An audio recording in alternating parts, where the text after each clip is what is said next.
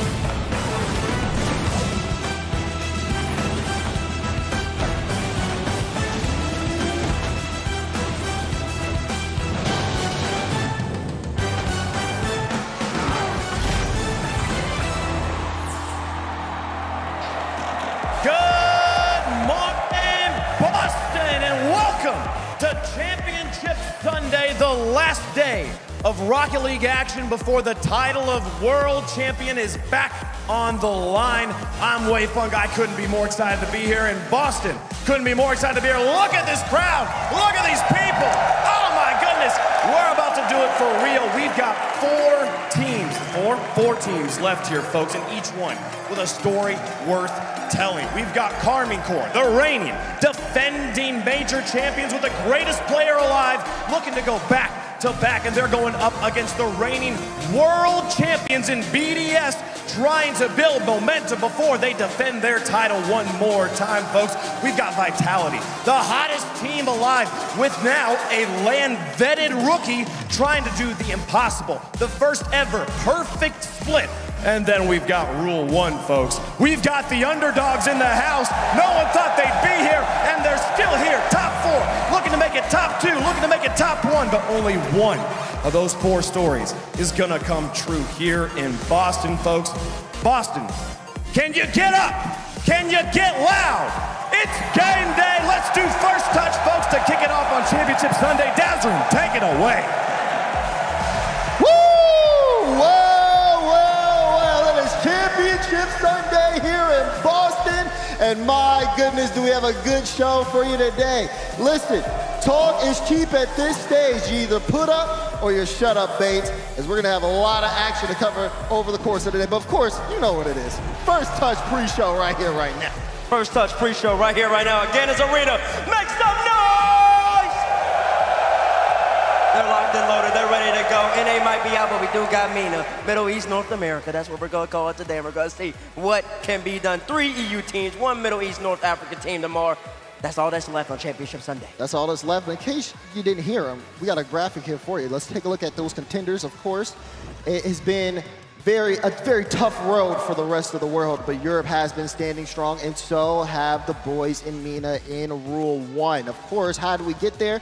That's why we have the bracket for you as well, because again, double elimination bracket. We started out things earlier in the week, and of course, we got to where we are today. Those first round matches hit hard, and then again, things kept going at that pace for the rest of the week, Bates. And sure they go keep pace the rest of the weekend. As you can see, on the upper side, Vitality, the turning favorites, drop down to BDS and an upset of the ages, but then they bounce back against Genji in the crowd with a 106 decibels. It wasn't enough to end up taking out Zen and the boys. They move on, and now we basically have 3 French teams and 1 MENA team. It's gonna be really, really good Rocket League today. I'm excited to get into it. Exactly. Let's again take a look at the pricing graphic just to see exactly what these guys are all playing for. Of course, first place, $100,000, and of course, those points that we've been talking about all season long, trying to get that best placement possible for the World Championship here as well. But not only are they playing for that, they are also playing for that beautiful Spring Major trophy and medals that were created in partnership with Swarovski. It's glistening.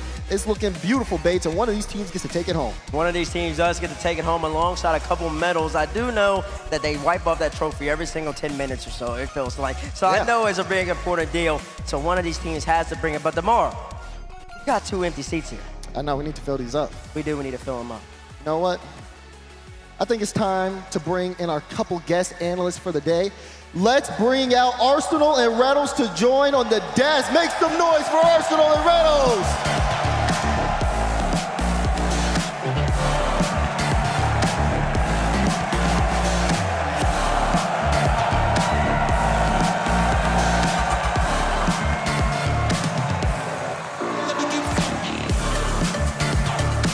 Look at the boys coming in. Optic Gaming, SSG, you know the storied history. They're both here right now. Boys, what the business is. What's good, baby? What's good, baby? Yes, sir. Yes, sir. Let me turn the chair for you. You know the vibes. Thank you for turning that for me. You're welcome. Oh, behind me, right? Don't miss it, though. My name is Scooch over, though. You got a little close. Ooh. Yeah. We're going to be buddies today. We're right next to each other. All right. Well, well, well. Arsenal Reynolds, welcome here. Of course, it's good to have you. How you feeling today? Bro, I'm feeling good, bro. It's a little cold in the arena, but I'm ready for the games. I'm telling you, the game's going to be great. There's a lot of fan action going on as well. And we'll wait for Reynolds to kind of figure out his headset. He got a little tangled up there real quick. Oh, it became unplugged? Unplugged? Oh, good. Oh, no. This man's an engineer, though. He's got it all together. Test that real quick. Say something. Yo. The wrap around this. Yo. I think I'm too Who tall, wrapped bro. this? My Someone legs set me up. don't even, you Someone feel set me? me up. All right, you're all good. It's all right. Gentlemen, Now. Oh, man. they struggled to get here on the desk just like North America struggled this tournament. Let's talk about NA because it wasn't pretty. Just like what we saw just now. Obviously, you know, some loss today, yesterday, the Rule 1 complexity. I mean, how y'all feeling about North America, man? I'm not gonna lie, bro. North America gonna go out of the greatest bounce back in history, bro. We down right now. Yeah. And when we up, I'm with that. I'm with I that. don't want to see no bandwagons, I'm bro. with that. When NA is back, we gonna make noise, bro. Let's get loud, y'all. Let's get it, Come on man. now. Come NA on on now. top. Come on now. That's It's all I looking needed. grim. It's looking grim, but, you know, it's a major. You know, LA had, what, 4 NA, 1 SAM, 1 EU in the top 6, so it happens. It's, you know, I don't think it's as big of a deal as everyone's saying. I do think EU probably has the 3 best teams in the world right now. I do think BDS, Vitality, Carmine are probably, you know, I don't mind that take. But there's definitely, you know, some sleeping giants in NA right now that didn't make the major. You know, you have the big 3 of First Killer, Daniel, Beast Mode that aren't here, and I'm excited to see what they can do at Worlds. Yeah, I'm excited as well too. I mean, but let's take a look at that recap here. Of course, we want to talk about what Europe has been doing so well, because of course we had this matchup, Rule 1 Complexity. I mean, general thoughts on Rule 1, especially in this series, because they, Complexity came out hot, but Rule 1 had a pretty good bounce back, Reynolds. Impressed, definitely impressed. I didn't have much faith in this team coming in. They exceeded every expectation I had, and you got to respect it. That's 3 young dudes that, at first major, first LAN, I think, in the U.S. and top 4, first one champ Sunday. Got to just tip your hat. Yeah, it's very, very impressive what Rule 1's been able to do. Ended up taking out Complexity, which was a big upset in my eyes. I think Complexity was playing really good Rocket League the whole entire weekend, but then they carried that momentum in and they took out Moist as well, which I think Rule 1's probably a better team than Moist at the current moment in the current meta. Well, one North American team did eliminate a European team. It was Gen G. That went to 5-game series, of course. Team Liquid. They did look pretty strong over the course of this tournament, but of course, when it came down to it, when the ice factor was necessary, my boys in Gen G, they showed up and they showed out. Yeah. We know they showed up and they showed out. T-Shock, man, if y'all ended up getting that W against Gen G, would you still be playing today? I'm not gonna lie, bro. Of course, bro. I would have been locked in off that one dub, bro. They can't guard, bro. They can't guard? They can't guard. Yeah, they had a close series against the Liquid. This Liquid squad they had to pop off in order to win. You hear the crowd and everything. Chronic was locked in. He's ready to go. But it wasn't enough. And then we got to these boys right here. BDS, Vitality. Slater, did you think BDS was going to win this? I actually did call this dub. BDS slammed us in scrims. This was the team I was most impressed with coming into the tournament. They look great. Monkey Moon Rise, 2 certified LAN boys, Seiko world champ. You just can't.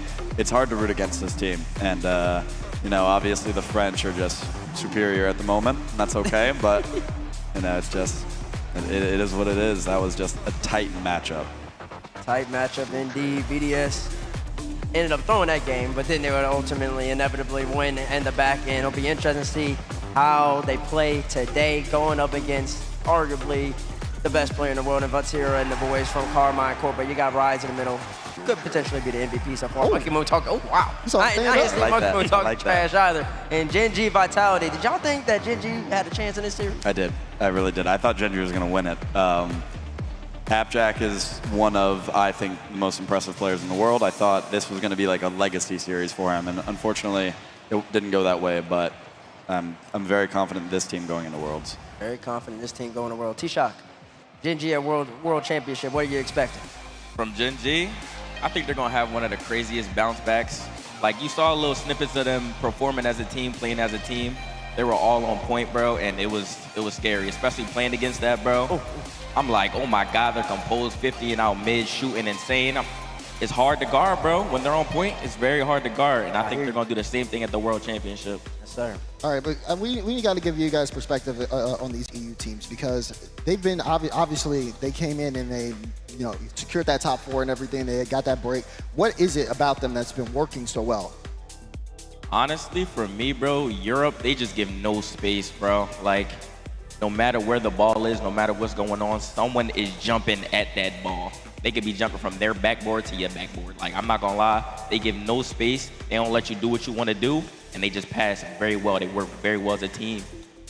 It's very scrappy, and I respect it a lot. I mean, not as many demos, but someone's always on that ball. Even playing 2s with them, you can notice it, you can feel it, and it's tough. Monkey Moon, I think, the fastest player in the world. You watch a Monkey Moon replay, you're just like, what? Wow, he doesn't flip into the ball ever. He just double jumps every single time, and he just flies. So I'm very, very impressed with the speed that they're able to play at, because I think some of us can play at that speed, but not with the precision they do, and it's impressive to see. I mean, like, talk to me about like how the game changed though from when y'all first started playing, because that was a long time ago. You were a baby. I know. Both of you were. I know. Yeah, I'm not gonna lie. Like, when I first started playing, bro, it was like one player can kind of do it all, or they could take over a series. But now you could be the best player in the world, and you're still going to need help from your teammates. You're still going to need to work together, have that little system, and just perform as a team. One player can never do it all. Yeah, it feels like that too from time to time. A lot of people talk about putting superstars all together on a team just to make it like, oh, if these three people teamed up, it's going to be unbeatable. But it doesn't necessarily work in that manner. You always have to have somebody who facilitates and somebody who may not even have that spotlight, but they're just as important as a superstar on the team. What do you think, Bates? Yeah, I think that's very accurate. I think you need all three components. Two, not enough. One, not enough. You need everybody to be in synergy and locked in. That's the only way you're going to be the best of the best teams. I think EU, they're proving that. They're showing that. That's why they keep making all these roster changes. Speaking of roster changes, what can we expect from North America in the offseason? Boy. Don't hurt the fans out here, man. Anyways, You might not want me to speak then, man. I think NA is... NA's exploding. It is. I think It is. we're in a good spot right now, pretty sure. Pretty confident Optic Gaming is in a great spot right now. I'm confident in this roster. I don't, unless the team doesn't feel the same way, but I'm very, very confident in the two I'm with and the two coaches I have. But for the rest of NA, it's going to be, you're going to see a lot of new rosters next year. I can guarantee you that. Doc, how you feeling? I'm feeling good, bro. Everyone was thinking we was going to be a bubble team. They was counting us out. We lost Daniel. They was like, oh, they done. They about to be top 16. And then we come in as #1 seed. Now, who said that? Everyone, bro. Everywhere, bro. They said SSG's done. They not even going to make the major. They got to get lucky. We #1. So shout out to everybody who supported us, who stayed true to SSG, to the fans. Wait. Everybody, all my RC babies out there, you feel me, in the crowd. Thank y'all. I appreciate y'all support. Wait, so tell me this. So Optic versus Liquid, if that was in front of the crowd, what would have happened, Slater? It was, we had our staple, start the series slow and lose the first two. Make that a best of 7. And with the crowd behind it too? Dude, come on now. Come on. What are we doing here? I think all days need to be crowd days, bro. At least Friday. At least Friday, but at least. At least Friday. Listen, I think it would have been a little bit different too when you had a Gaines Arena all behind you cheering as Reynolds get a big demo, T-Shot get a big demo, big reset or something like that. If Arena would have been erupting, I think it would have been a little bit different today. But it is what it is, and now we're here. We're here. We are here. We have to work with what we got left. So I think it's time to roll into our MVP conversation. Who is the MVP of the tournament so far? Listen, those of you who are watching at home for the first time, chat will get to help us determine our offensive and defensive MVPs. Ahead of the grand finals, we'll have 5 nominees for each category for you guys to cast your vote on in chat. Final MVP will be revealed at the end of the show, of course, and then chat will be able to vote on who they believe is MVP so far. That being said, again, it's Arena. You guys will also get to have a say on some of this as well. You've seen the decibel meter that we've been using in the Jumbotron all day yesterday, and of course, we're going to use it today to measure your noise in terms of who you guys think is in the MVP conversation. First things first, it's Monkey Moon on the table. If you think Monkey Moon is the MVP of the tournament, we need to hear your noise right now. I'm with Monkey. I'm with Monkey. This They is said no. my vote. I'd be loud right now. They said no. I'd be loud. They got 90 for Monkey Moon. 90? That must be my voice, because they ain't make no noise. They don't All right, let's try this here. What about Vatira? If you have Vatira as the MVP, make some noise. Where the blue wall? Where the blue wall, man? You know they support it, man. Even if that dude had a 0.6 octane rating, they're screaming. They're screaming. All right, we'll get this next one set up here. It's going to be for Rise. If you think Rise is the MVP, make some noise. The man who took out the trash from the arena. Big Rise, baby. This makes sense. He basically NA. He basically NA. That's facts. We got one more, though. We do got one more. I need y'all loud. Funny. If you think Chronic is the MVP, make some noise. Come on, NA, please. We got to win something today. Come on, please. No, we gotta win something. We gotta. No, man. They said Rise is MVP so far. That's a good shout. At least it's not biased. We don't have a bias. Who y'all think is the MVP? Monkey. Monkey right now for you? I'm gonna go Rise. Rise? Don't miss shots. Rise, don't miss shots. I hear you on that. It's gonna be interesting to see what happens throughout the day. Yeah, it will be really interesting. I mean, out of all the 4 teams left, which one has been the most impressive? Is it BDS for you, Slater? Absolutely. Not close. Definitely BDS, bro. They're gross. We got Rule 1 in that lower bracket. What do you think of that run? Can they do it? I mean, they got Vitality today. Like, it's going to be really tough, especially because you saw that bounce back from Vitality in that lower bracket against Gen G. It seemed like they had just clicked. So, I mean, what do you think of Rule 1? Honestly, Rule 1, they remind me a lot of Falcons. Like, they're so composed, on defense is locked down.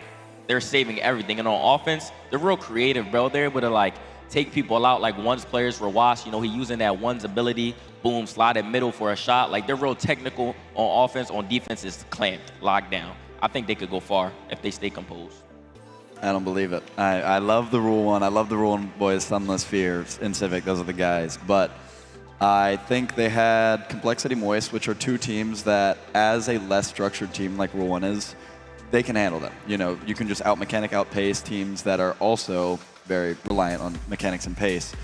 With Vitality, great system, 3 very good players, a great coach Farah behind them. I do think their run ends here. I hope it doesn't, because I really do want to see this team, the Cinderella story, but I think it ends here for them. Ain't nothing wrong about saying that. Who y'all think winning before we let y'all go? BDS. I got BDS. I had them coming into the tournament. They looked most impressive to me last 2 weeks, and I'm going to stick with them. I think it's going to be close, bro. It's between definitely BDS and Carmine, but BDS looks so good, bro.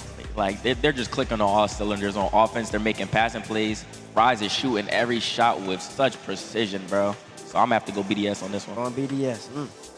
I like that out of y'all. BDS have been looking really good, and I think that they may also have a chance here as well. That being said, of course, gentlemen, thank you both for being able to join us here on the desk. Can we get some noise here for Arsenal and Reynolds, please? Let's go!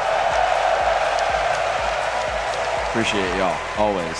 Love y'all, bro. Always. Hey, man, he's some of the best fans in the esports, the best fans in the esports, actually. The amount of love and support, I know we already have.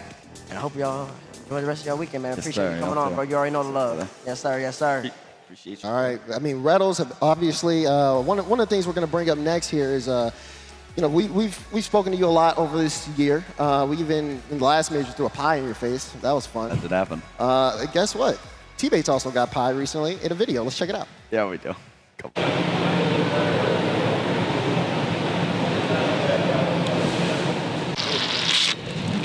forgot the lyrics, bro. I want it over with, bro. Ladies and gentlemen, Professor DeBab back here again. Listen, we had first class summer school. We had Principal Bates and Rise. They ended up losing. We have a Chronic here. A Chronic is going to do the pieing day. He's got both pies. Arsenal, he had to do some other things, so we've got a Chronic doing double here. A Chronic, congratulations on the win. How do you feel about the opportunity to be able to pie these two gentlemen? I think it's going to be really good. 1, 2, 3. Oh! It's still Oh no, bro, that looks so horrible. Bates is next. Hopefully it's not as bad as it was for Rise. We get him up, cleaned up quickly. Oh no. Bates, are you ready? No. Chronic, are you ready? Yes. 1, 2. Oh, hell no, bro. Oh, it's stuck! Oh my goodness. Well, ladies and gentlemen, this is what happens when you lose first class. Hopefully our next contestants make sure to do some studying. Wait, you need to keep your head still. I'm closing things out here. We're done. 1, 2, toodaloo. And now we're back. Don't ever do that. I suggest nobody ever get pie. Don't put birthday cake in front of people. You can't breathe. You can't see. You can't think. My eye was burned afterward, bro. Did you need any like cotton swabs to get the things out of your nose, or My waves that looked pretty bro. involved? Yeah, and it didn't fall off my face. I just don't suggest that to nobody. Well, don't lose. Yeah, don't make dumb bets. Oh. Let's welcome James and Stubby to the desk. James and Stubby, it's good to have you guys here. Obviously, the pieing was not ideal, but yeah, that is why you make sure you don't lose first class there. Know your math. So that being said, we gotta switch up the tone. Ladies and gentlemen, here in the Guinness Arena, you got loud from yesterday. I want to see it again. Are you guys ready for the top 10? Sounds like they're ready. I think so. Let's send it down to stats for the top 10.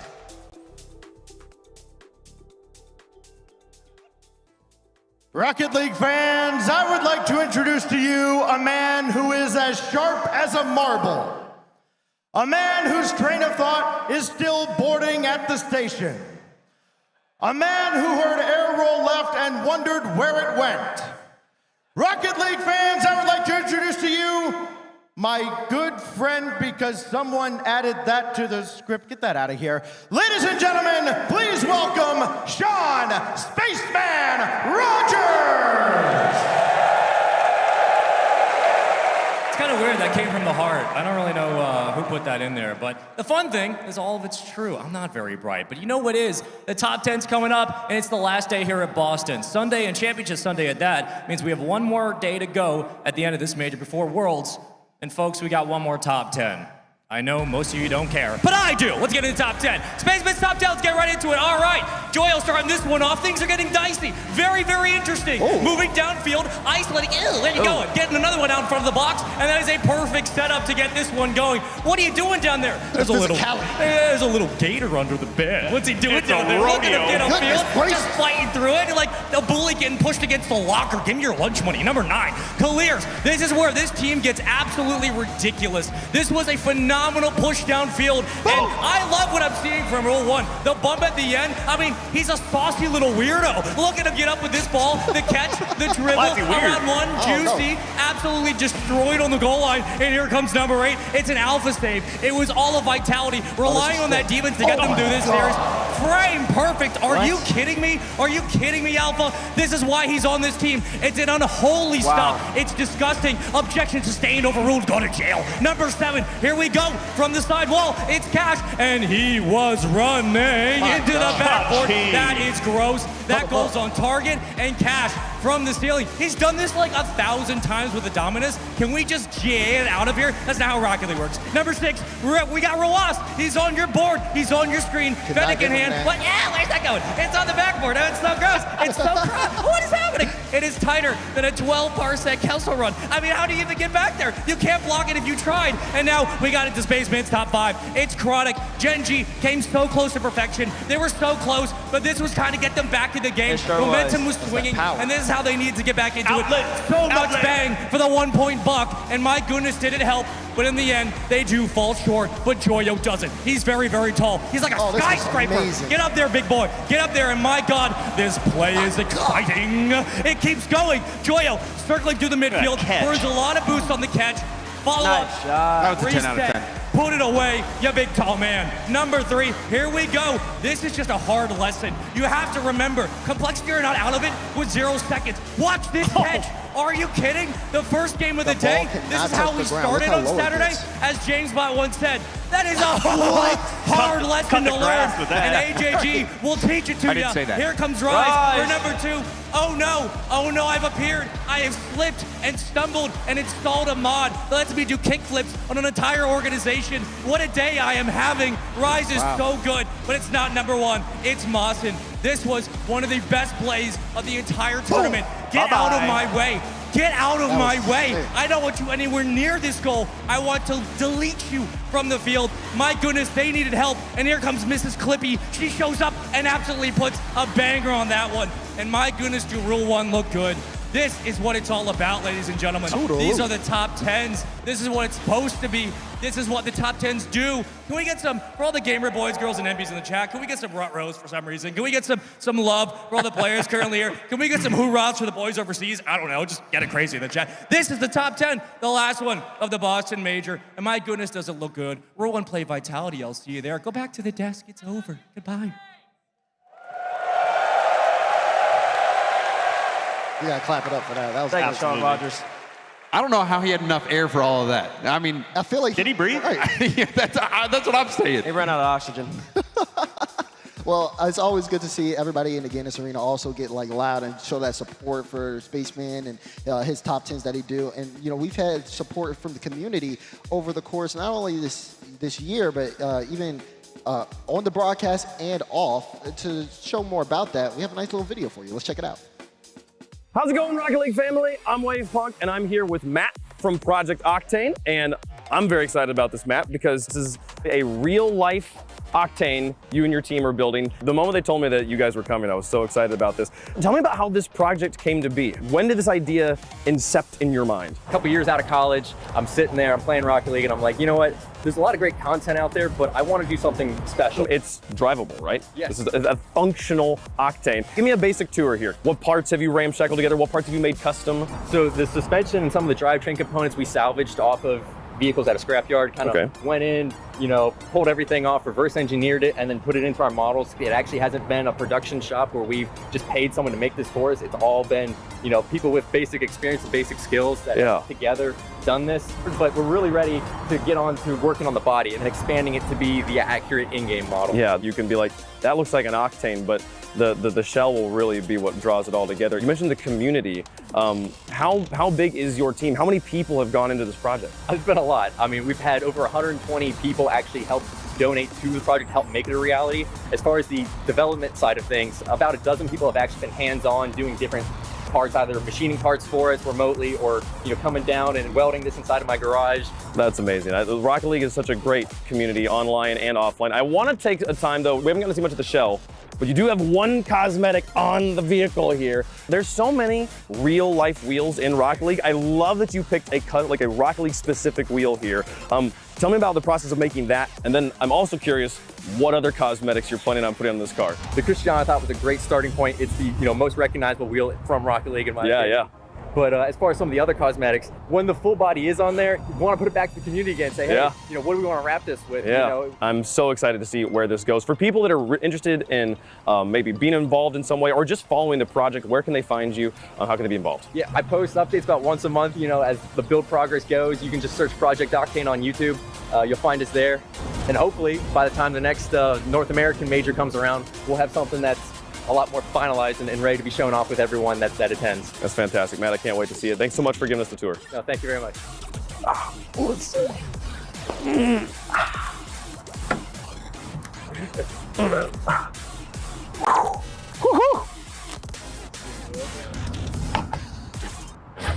Yeah, there you go.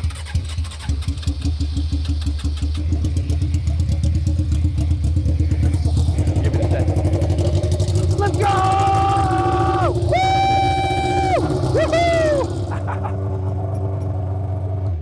Oh, that's so cool. That's so sick. That is actually pretty sick. Also, the fact that Wave could fit in there. That's what I was going to say. Most impressive thing. I don't think that's why they couldn't put the roof on it. Yeah, probably. I mean, well, it seemed like he was kind of snug in there. Oh, no, yeah, it looked like he fit. He didn't look like he fit. And I mean, I guess that solves whether, there's a driver's seat and a passenger seat behind those windshields. I could never see through them, so that's glad we know. Yeah, now we do know. Now we're getting into the lore. How big are Rocket League cars actually? Are they miniature? Are they full size?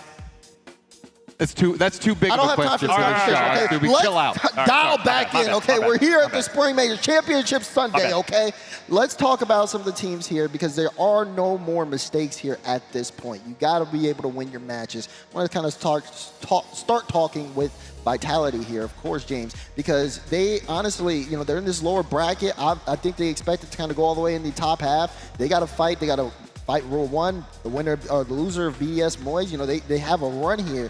I mean, how do you feel about their standings? I feel like we still have yet to see the very best of Vitality. And we saw them get a slow start. But, even just for me, going into this whole event, I looked at this as the Vitality practice run. Like, they don't really, I know that they're focused on Worlds. And it did look, though, the LAN was affecting that team. Radosin was making a lot of mistakes. Zen, there was one play specifically where Rise got a flip reset at the midfield, and Zen is just driving up to it, and Rise taps it around him. Somebody told me that Rise stood up and said, where are you going, Zen? And that was kind of the whole overall encompassing thought for me on Vitality during their upper bracket run is where were they going? But after we saw what they did against Gen G, I think it's fair to not count them out at this point. We still have yet to see the best of them, but I know they can bring it. Yeah, exactly. I remember talking to Turtle, or Turtle was on the desk here at some point. He was talking about how, Vitality, when they lost, they were in like a break room, and he said you could feel the tension in the air. And I know a lot of us always wonder, what do teams talk about when they are down and they have like lost or something like that? Actually, we have a little bit of insight for you because we have a video with Moist during a timeout.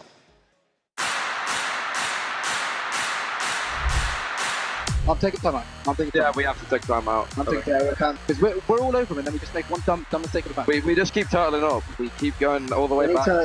We'll just keep not calling and everything. When we play third, we literally go into the back of our net. We literally just go all the way back to the corner or sit at net, and that's all we do. We don't take pads. Turn, bro. If you've got the ball, you have to support your teammates. That's it. There's no point defending your teammates' touch. Like, what are you going to gain from that? What are you going to gain from that?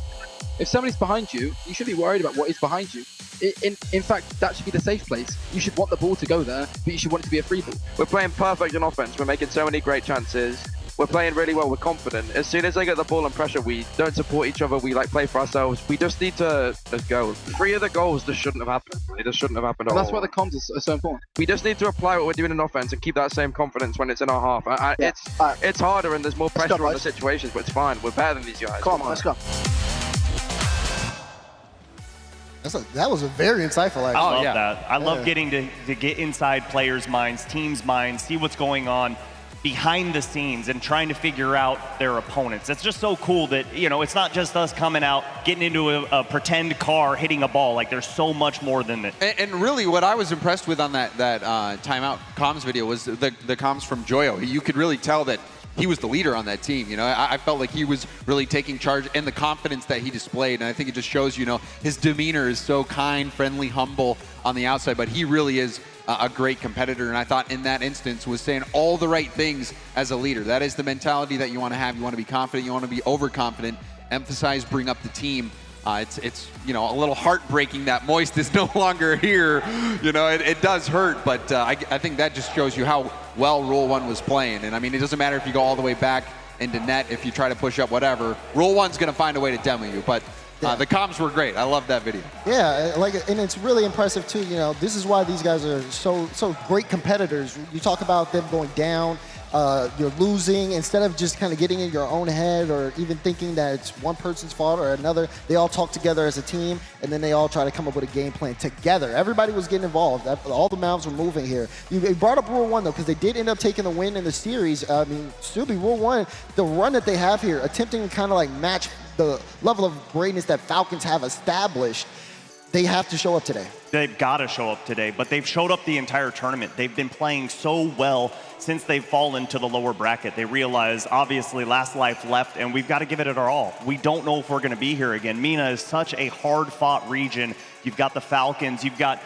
Tainted Minds or Twisted. What did you say? I said Tainted Minds. That's right. It's because CJ was casting with me, one of the greatest of all times on Tainted Minds. But yeah, Twisted Minds. Twisted Minds, there you go. But it's so cool seeing this team come out and overperform and exceed expectations, in my opinion. I feel like this is a team that I didn't expect a lot of. I didn't expect to see them in front of a live crowd. And the fact that they're here on Championship Sunday playing against Vitality, come on now. Well, it's a funny dynamic because I had a chance to actually talk with Fear, who does the Rule 1 streams, does a lot of show matches. So he watched a lot of Rule 1 this season. He says, you know, it's a little bit weird for me getting to see them play on this international stage because back in MENA, they're just dunking on everybody. They're like going to town. There's no stopping them offensively. They own the pitch over there. But then over here, we've seen a really different dynamic because of how defensive they are. So Rule 1, they have a big bag of tricks. Yeah, you're right about that. We've done a whole bunch of yapping, but now I think it's time to get into the game. That's right. Again, it's Arena. Are you ready to watch some Rocket League? Let's get into it, the Bab. It's kickoff time. Let's take a look at the bracket again to see where we are right now. Championship Sunday of the Spring Major is upon us. And of course, you have Vitality and Rule 1 in the lower semifinal. The winner of that will play the loser of the upper final, Team BDS and Karmine Corp. And of course, if a lower team beats a team waiting in the grand final, there is that bracket reset, which we will also have. But of course, let's take a look at the schedule. We will, of course, end with the grand final crowning a champion, but Rule 1 will take on Vitality a little bit later. First match up of the day, Karmine Corp taking on Team BDS. This one has so many implications. You got to talk about BDS, reigning, defending world champions against Karmine Corp, a team that won the last Major City. Yeah, this is so exciting for me. You've got the defending Winter Major champs. You've got the defending world champs going head-to-head in the finals. All right, it's time to kick this show off. Let's send it to Stacks at center stage. Hello, Boston! It's been a long time coming, but we're finally here. Welcome to Championship Sunday. Let's kick it off with our winners bracket final.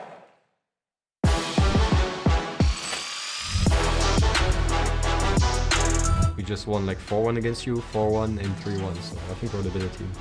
We're better.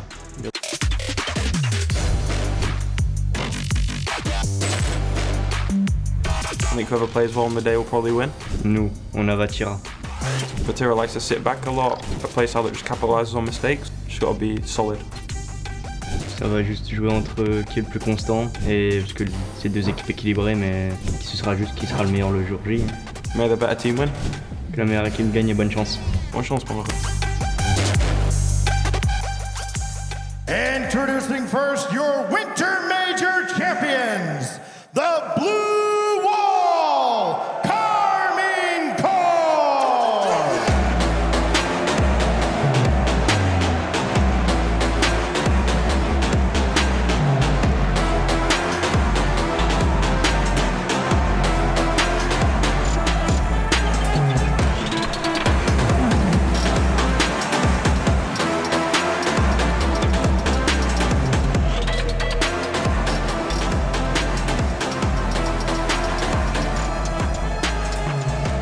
Vatira leading his team out of the tunnel.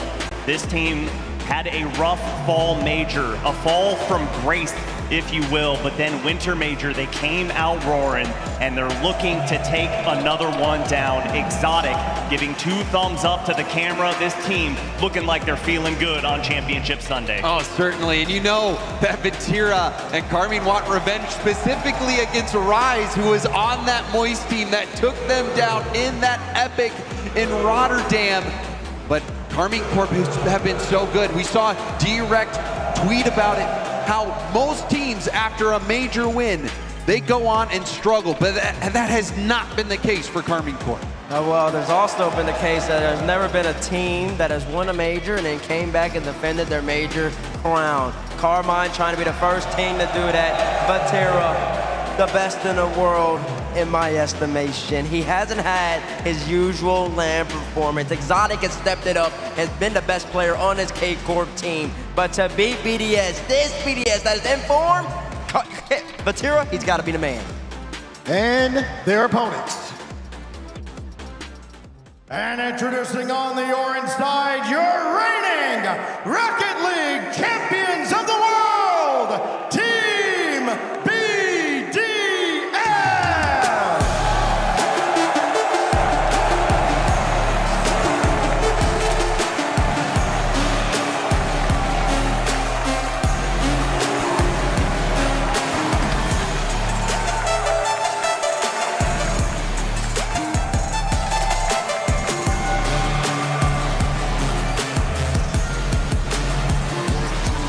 Team BDS have shown up and taken over the Spring Major. You see Seiko there getting set up. He's been locked in as well. It feels like on the side of BDS, there has been no shortcomings. There's no shortcomings indeed. Seiko, the Rookie of the Year last year, World Championship MVP. Also got a World Championship to his name as well. He's been balling out, but it's all been about the young man in the middle. I am waiting for this camera to pan because in my opinion, this is the difference maker for Team BDS. There have always been questions surrounding this team in a live environment, but when you put Rise on the roster, the all-time overtime goal leader for a LAN, it just unlocks this team to a new potential. Oh yeah, and clearly the crowd favorite as well. You could even hear it on the decibel meter.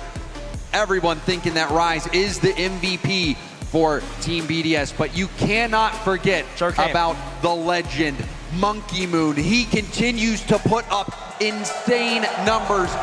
His average score out of this world, look at that. He said, I could do that too. well. Monkey Moon not only doing heavy lifting on the pitch, off the pitch as well, you can tell. Yeah, he's been in the weight room, and he's a big man on the pitch as well. You talked about the numbers, James. Monkey Moon's averaging 481 points per game. It's just what he does. Every single tournament, always getting numbers, always making it this far in the tourney. And the first time since he's been back on North American soil, he won the last land. He's trying to do it again. This guy is looking to cement himself as one of the greatest Rocket League players of all time. He surely made a case, but winning this spring major would do a ton for him to cement that legacy.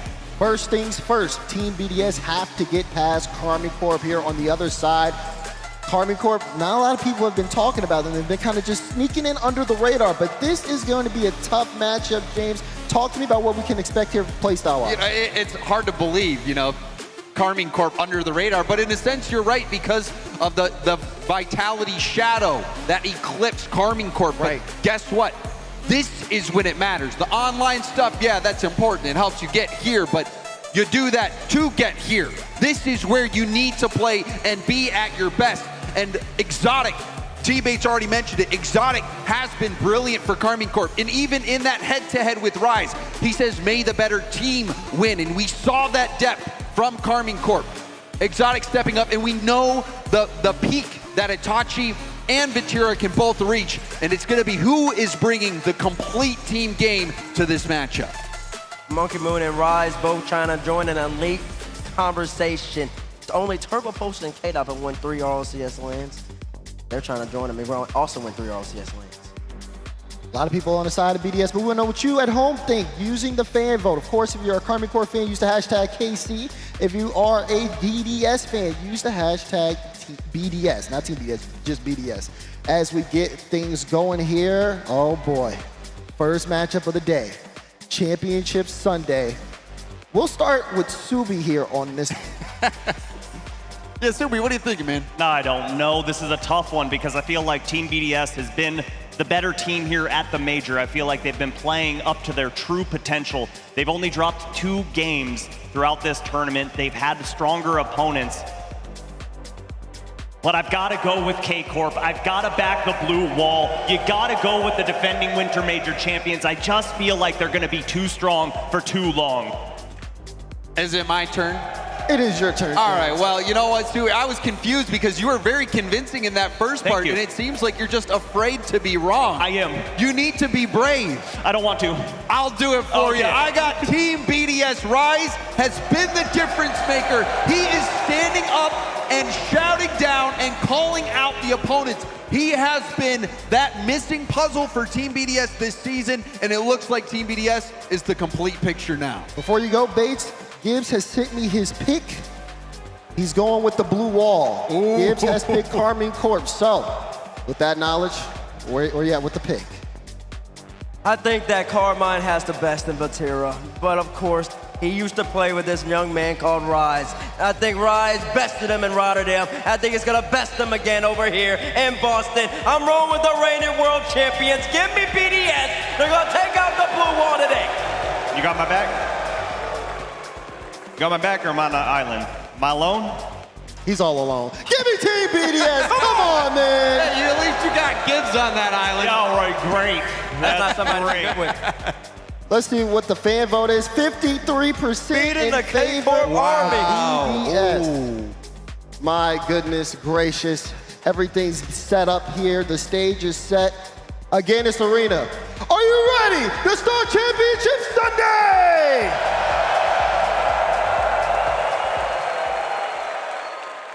Survive and advance. The mantra of every team when faced with a bracket as tough as what the teams have faced this weekend. 4 teams have done exactly that. And now, we've finally reached the home stretch.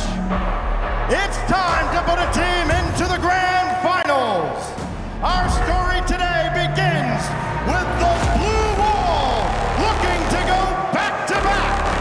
In their way, the reigning world champions looking to claim another major.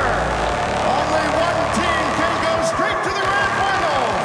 This is Championship Sunday. This is Rocket League. And this is Otherworldly.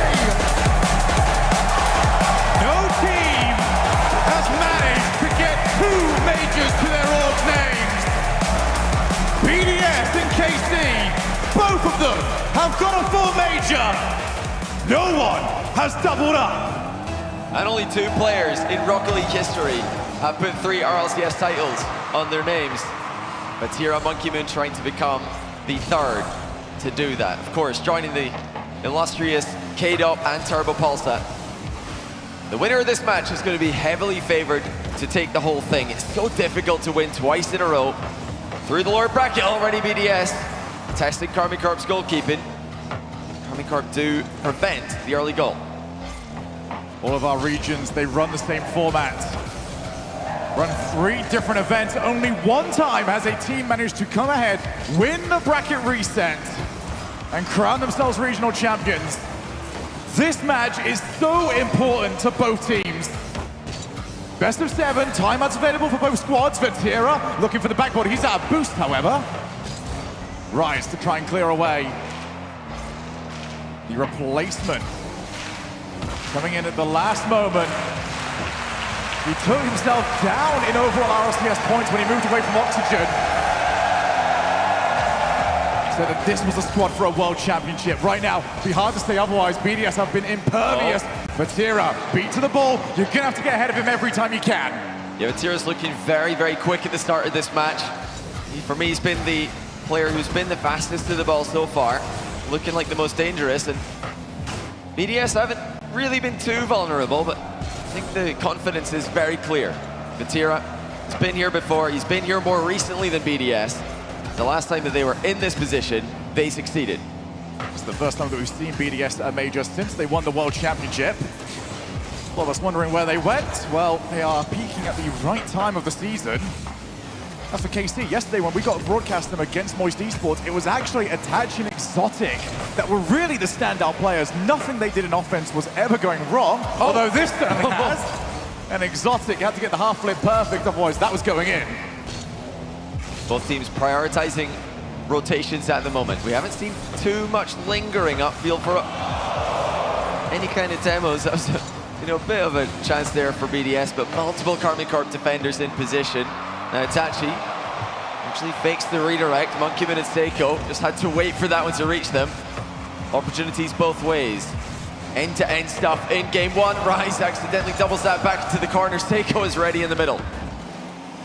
Love that we saw from earlier on from Itachi, just giving that look. You can just jump up, you don't have to make contact, you just have to make the defense second guess. Now on target, what a save! That pass in field has been Karmine Corp's main weapon. Many events, many series this season. Oh, big chance, Seiko puts it in! That's the mistake from KC. They couldn't keep the ball in their back corner. Itachi looking to chaperone it into a safe position, gets dunked on. Just nowhere to go for Itachi. So much great work done though from Monkey Moon. Had 2 players surrounding him. Did not worry. In fact, he looked like the more dangerous player in that spot. Dared anybody to head towards him. Now it's Itachi's turn. Goes backboard, leaves it. Exotic was moving on in, but that backboard from BDS is a no-fly zone. Now Rise, looking for the mistake. Here comes Monkey Moon, pops back out to Seiko. Backboard, who follows? It is going to be KC, preventing the 2-0. Karmine Corp at the Winter Major took the entire tournament without ever going to Game 5, never going to Game 7. They didn't make an ace match at any point in the tournament. Didn't need it. BDS are currently the team attempting to repeat that. Karmine Corp take it to Game 5 in their very first match. They've warmed up now, but BDS from the get-go have been the in-form team this weekend. We heard it on the pre-show. Rettles and Arsenal think that this is the team to beat. They do look like they've got the advantage for now, not just in the scoreline. Oh, great fake by Exotic though. That's going to be a big chance for Karmine Corp. What can Vatira do here? Oh, what a shot. Whoa! Crossbar off the post. Well, that one deserved to go in. We stay at 1-0. KC, will the frustration start to bubble up? There's nobody on that far side. They'd all start to surround. In goes Vatira. Has to get the block. Itachi and Exotic takes their time. Go low. That's now playable for Itachi. Decides to try and step a teammate. Instead, off the post. Follow Vatira. He's not won it. Has to get there in time because Rise takes the shot. Yeah, Rise missed the top corner there. He had to be quick with the shot, but another shot comes in. That one's not going to miss. It's Seiko again for BDS. The BDS special. Never allow the clean hit. 2-0 to BDS. And KC starting to feel like it's all going against them. That was Vatira being, completely caught out of position there. He had the ball on top of his car, got dunked on big time. You'd expect Vatira to see that kind of thing coming. Vatira didn't really have the boost to get on the end of that center ball. Exotic opting for the back pass. It's going to be a back pass to himself. Quick look behind him there to see where the BDS player was. You notice there, had a look back, saw the pre-jump, took the ball back down low. Great awareness by Exotic, but with a little time left, that is really not a lot to be writing home about. KC need a goal of at least a second on the clock. And as you can hear from the crowd, that time is ticking away. Rise in field, the time has gone. BDS have got game number 1. And KC walk away from it with nothing. BDS are just that team this weekend. Can anybody stop them? They've already destroyed Vitality. They've sent Rule 1 to the lower bracket. That's 2 of the teams in the top 4 sent to the lower bracket by BDS. Carmine Corp also in the upper bracket right now, but all the teams they sent to the lower bracket are eliminated, indicating that BDS came from the stronger side of the bracket and they dominated it. All the signs are there. I mean, it wasn't too difficult for them. Just a very simple opening goal with Itachi being pounced on. Monkey Moon just centering it towards Seiko. The second goal as well. Seiko completely crushes Vatira, who's looking to catch that ball and get a 1v1 dribble started. No time. BDS are not going to sit back. They lunge in. They've made their intentions known. They absolutely deserve the opening game. It's just the same old, isn't it, from BDS? We are so used to them playing this style of just, hey, do what you want, but we're going to do the fundamentals. We're going to do it well. What I have found quite impressive, by the way, is throughout this series, it does feel like the crowd is more on BDS's side. Oh, part of it. Not this corner. No, that bit over there. Not this corner, no. We've got a very, very Carmine Corp favorite corner. I mean, the noise that area is making, I think, probably the loudest quadrant, or probably the loudest section. I think the rest of the crowd's got to step it up if they're going to match the Carmine Corp area. But, like you said, BDS have really deserved, I think. They've earned the respect of the Boston locals. They've earned the respect of the audience here. I think they are, like you said, the favorites here. Not just in terms of who's likely to win, but who I think Boston wants to see winning at this point. Quick reminder as well for anyone joining us, this is the upper bracket, which means that whoever does lose this, not out of the tournament just yet. They'll drop down to the lower bracket where they will take on either Rule 1 or Team Vitality. Both those teams have a lot of work to do this weekend, and Rise has a bit of work to do here. He's been putting a rough spot, and now his car is gone for. KC probing for their first goal of the day. You would have noticed a little clue as to how BDS dominate their opponents there. Monkey Moon accidentally getting too far forward. That's the big chance. Oh, great bump. Vatira makes it very easy for Exotic here. Flip reset.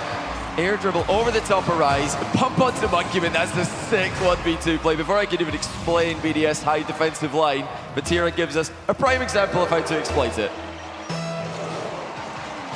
BDS do some things very well. KC have got the best player in the world. And he has got quite the cast around him. Well, here we go, Rise straight in. Seiko looking for the chase down, does well. And actually, that might be an opportunity. Exotic has to dive back. So important now for KC to get this follow-up game. My goodness, Rise was needed. Exotic's got to be careful here. Does not double tap this. That means he's wide open for the shot, but he does save. So Exotic making up for his own slight error there. Yeah, look out for BDS. We saw it yesterday against Vitality. We saw it in this game as well. Pushing up to that midfield line and looking to intercept clears early. Now, of course, if clears go high over their heads, that does mean it's very easy to redirect the ball back towards your own goal. Monkey Moon has already done it once this game. I think Monkey Moon and Seiko both did it yesterday against Vitality. Hard clears for Carmine Corp will be crucial to prevent BDS from getting comfortable, just advancing for free. Another big chance, but that's well blocked by BDS, and they've managed their boost brilliantly here. They're going to break free with Seiko's air dribble. Oh, Seiko, that's on target! And who else but Vatira? We'll see chance creator on the opposite side of the field, scurried on back. My goodness, was he required? Still 1-0. KC, one of the toughest teams to break down. Once they've got that lead, it's the exact same for BDS. Just squeeze the life of their opponents, force them to get desperate. And the moment you do, that's when you're caught. BDS not just playing for tournament favorites right now. If they can win this series, they clinch a World Championship spot. No wild card needed. That would also push Moist into the wild card, who currently sit in a direct qualification spot for Worlds. The Moist fans are Karmikart fans right now. They might be Vitality or Rule 1 fans later on today if BDS do make a run through the lower bracket. All BDS need is top 2 in this tournament to clinch a direct qualification to Worlds. Considering the season they've had, that felt like a long shot. Where's the goal steal? That, however, was a long shot. Well, I think Exotic's got to try and steal this. Vatira's got so many points already. I reckon Exotic just maybe put a tiny little touch on that. Maybe not. I think that might annoy Vatira. Put the shoe on the other foot. Vatira could have stolen that. Absolutely. Oh, Vatira would have stolen that goal. He would try and delay the goal as long as possible to let the assist time out. Of course, we're joking, but Karmikart happy to get a goal no matter how it happens, and they might get a third one here. It is a hard clear straight down the middle. BDS advancing as they like to do. This time they're caught out on the interception. The infill passes work so well for KC against Moist. If BDS are going to hand them over to as well, then they will be more than happy to take them. What an answer. I mean, you look at the rosters of both these teams, how quickly the experience has risen. When we came out of the pandemic, these are the players that we have seen everywhere, gaining that experience, knowing how to play on a stage. If a crowd is booing, if a crowd is cheering, if the crowd is silent, no matter where these teams are, they know how to play. Big 50-50 by Exotic, and again, BDS are caught too far forward. This is their own wrongdoing. Look how long left we have in the game. Did they really need to take those risks? Advancing all the way up the field with their third man, conceding 2 pretty careless goals. I mean, now it's completely too far gone, you would think. That's, you know, it is what BDS like to do, though. They have played Karmikart many times this split, and in none of those series have they sat back. They like to be the aggressive team. They like to really try and fight for the midfield. I think that's partly due to their preference, partly due to what they know about Karmikart. They know if they back off against KC, they're not going to have a good time. Both the games we've had, the team that was trailing ended up not scoring a single goal. BDS would like to change that now. At least get that little bit of consolation. This game is very likely to be on the ball. Oh, Vatira, that would have been on the highlight reels for some time. A beautiful double reset by Vatira. Trying to really destroy the BDS mental. The double tap, mate, it's 5-0. What a statement by Karmikart. Just watch. Enjoy it. It's brilliant. Whenever Vatira takes to the field, 5-0, and BDS, who looks so great in game number 1, start not just from the beginning, but maybe even a couple of steps back. How about 6 goals? Oh, this is not a team that ever takes any time off. KC will ramp up that scoreline. They'll be all smiles before they get into the match, but they will embarrass you given the opportunity. This is exactly what they did at the Winter Major as well. I think they 7-1 Team Liquid. They put so many goals past pretty much every team they played, at least once in every series. They just don't stop. They don't sit back and let teams come back at them. They keep on pressing forward. They keep on playing for risky interceptions. But when you read the game like Karmikart do, is it really that risky to play for the interception? I don't even know if it is. Exotic, absolutely phenomenal this game. Vatira completely destroyed BDS. And Itachi did not put a foot wrong. Just a really perfect game by Karmikart. Let's have a quick chat as well about Vatira and the run that he has been on, because he wasn't really around in the top echelon when we got completely back, when we got to Stockholm. He was kind of like on the outskirts looking in. Since then, it would have been Winter Major Final, London Major Champion, Winter Major Champion, and if he can win this event, another Spring Major Championship. All of that within the 5 tournaments that he got an opportunity. Rise is not far off. Yeah. And Rise has got to do some work to deny him. I mean, they're just by far the most consistent LAN players in the Open era. I mean, Monkey Moon as well, when he's made it, he's been very consistent. It had one blip, of course, at Spring last season. This season, he's trying to have a good Spring Major to make up for that. Really, I think it's a little bit personal between Vatira and Rise. Vatira wants to get his revenge for that loss that Rise handed to him in the fall when he played for Moist.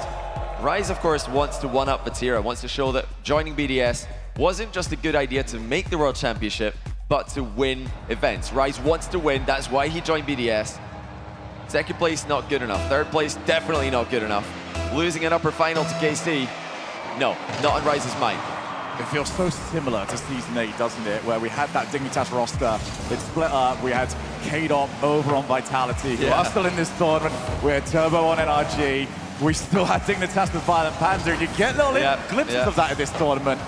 When those rosters, those fan-favorite rosters break up, it's not, oh, it's great to see you, it's, I'm going to prove I was the reason that roster was so big. Just the entire reason that they're playing is to prove that they weren't the problem. Not our fault we lost to Furia. Oh, that one still feels raw.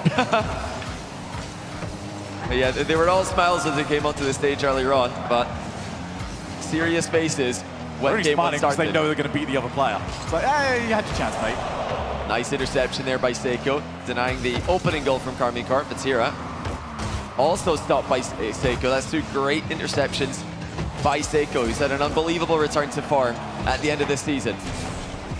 Yeah, somebody questioning whether or not it should have been him or Extra that was moved on. To bring in Rise, while Seiko has proven that, at least when it comes to live events, he's one that can be trusted. Exotic caught himself in a little bit of a difficult situation. Now off the backboard, Monkey Moon. Oh, he's always going to hit those, and look at how close to the ceiling it gets. That's why you get Monkey Moon on your squad, because he sets all of this up.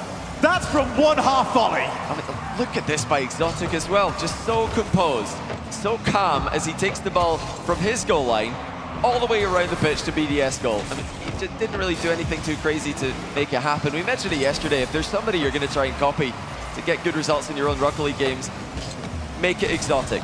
He is one of the absolute best in the world, if not the best player in the world, at the fundamentals. Hitting the ball hard, getting good 50-50s, being in a safe position. And look at this again. It's not like he's just directly hitting the ball at BDS goal and hoping for the best. He's sniping passes, he's aiming his 50-50s. Really an underrated player, and I think he has been for his entire career. Well, BDS have at least managed to stave off what was a poor end to the last game. Now they want to try and get a goal. In comes Monkey Moon. Vatira having none of it, but there's a demo on the goal line. Here comes Rice, delays. And Exotic goes high on the challenge. That was the correct decision. Danger goes. And great call by Karmine Corp. If you know Rise, you know that he loves to mind game on LAN. He loves to watch his opponents flopping past in a panic. Karmine Corp kept their cool, played the ball.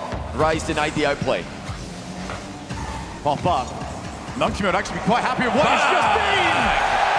Thank you, Itachi! I'll take that! Not the assist Itachi was looking for. That's supposed to be a back pass to Vatira, who's right underneath the ball there. Had to just half flip and try and retreat. Monkey Moon, no nonsense, just puts it into the goal, safely underneath the crossbar, safely inside the post, with no chance for Vatira to catch it. So we're going to see now whether or not the storyline continues. Can the team that concedes first fight back? It was dominant in game one. It was even more so in game two. Good catch there from Rise, but he does need some support. Monkey Moon with Seiko to aim for, and he has found him. Always try and keep an eye on those passing lanes. That's the difficult part about being a defender, is you've got to make the right decisions. Rise decisions to get it back over to Seiko. Seiko goes ceiling, Vatira's waiting, he's challenging. XD would love to keep this pressure on. They have got the quicker follow-ups. Exotic wanted the drop-down pass. That's not going to happen. Instead, Vatira delays, flips, and Monkey Moon through the smoke screen's got the ball. It looks like Exotic's hit it the wrong way, but he's not trying to pass to the second man. He's bringing the third man into the play. 1 minute and change to go. Karmine Corp looking for the comeback. And what's Monkey Moon got in mind? No, he wanted Vatira to jump there, but it's fine. Exotic's got the clear covered. Only that, he finds Itachi, who finds Vatira, who wants to go for the ceiling double. It's briefly blocked, but here comes Exotic. Seiko again. He has stopped so many Karmine Corp attacks. One more to add to the list. That was so chaotic, but he got it right. 1 minute left here. Off the backboard, can BDS double up? Seiko sort of mistimed his run forwards. Now it's Vatira, Exotic, the passing option. Exotic went a little bit late. Bit of a miscommunication there by KC. They are running out of time. And Rise this time, the one who's just playing the ball on his rotation back. He doesn't leave his teammates out to dry. Just make sure to stay active in the play. He's more than active in this play. Monkey Moon taken out of the picture though. Now Exotic with a blocker in front. Looks for the pass to the back post. Monkey Moon blocks it, but it's still in front of the net. Seiko, of course, there to stop it. Seiko didn't just win that challenge, he destroyed it. 10 seconds on the clock. Itachi, flick, he's got nobody to aim for. Off the backboard, pops up. Casey can't let this ball hit the floor anymore, but it has not been their choice. BDS adds the back in a big way. And the teams are trading shutouts. 2-0, 5-0, and now 1-0. Phenomenal stuff by BDS in that game. They answered every Karmine Corp attack. The Karmine Corp, they tried the back passes, they tried the infield passes, they tried run-ahead demos. Really just completely nullified by Rise activity in the midfield, Seiko's stellar defense, and most importantly, I think, the speed of Monkey Moon. Everybody talks about it, how quick this guy is. He's got ferocious controls with the ability to get up in the air extremely quickly. Sometimes it's better not to air roll too much. Monkey Moon knows all about that. Timeout KC, early in the match. Only down 2-1. They need a break here. They need to slow this one down, try and stop the BDS momentum, although it didn't really look like they had that much momentum. One goal, and a lot of Karmine Corp shots to after that goal as well, but KC want a moment here to talk, discuss what they can do differently. Just get it done before you're potentially on triple match point against you. Yeah. Team BDS, I mean, both these teams look great. I'm terrified for whichever team has got to go on to play against them. Whoever wins this gets to the grand finals. They will have to be beaten twice in that grand final, something that I'm very close to seeing in London, as I'm just keeping an eye over in that corner. Yeah, can you guess who that is? Yeah. No real prizes for getting that one correct. Trying to energize the Karmine Corp players. I do appreciate there's a couple of like lingering ones popping up as well. I appreciate everyone trying to get involved. Definitely in the line of sight of KC as well. You'll notice that they've positioned themselves very well on the stage to see their supporters. Some of the most passionate fans in the esport, full of passionate fans. Great balance there. Look at the technique. Phenomenal stuff. Elevated squats. I think that's a new height that we've reached.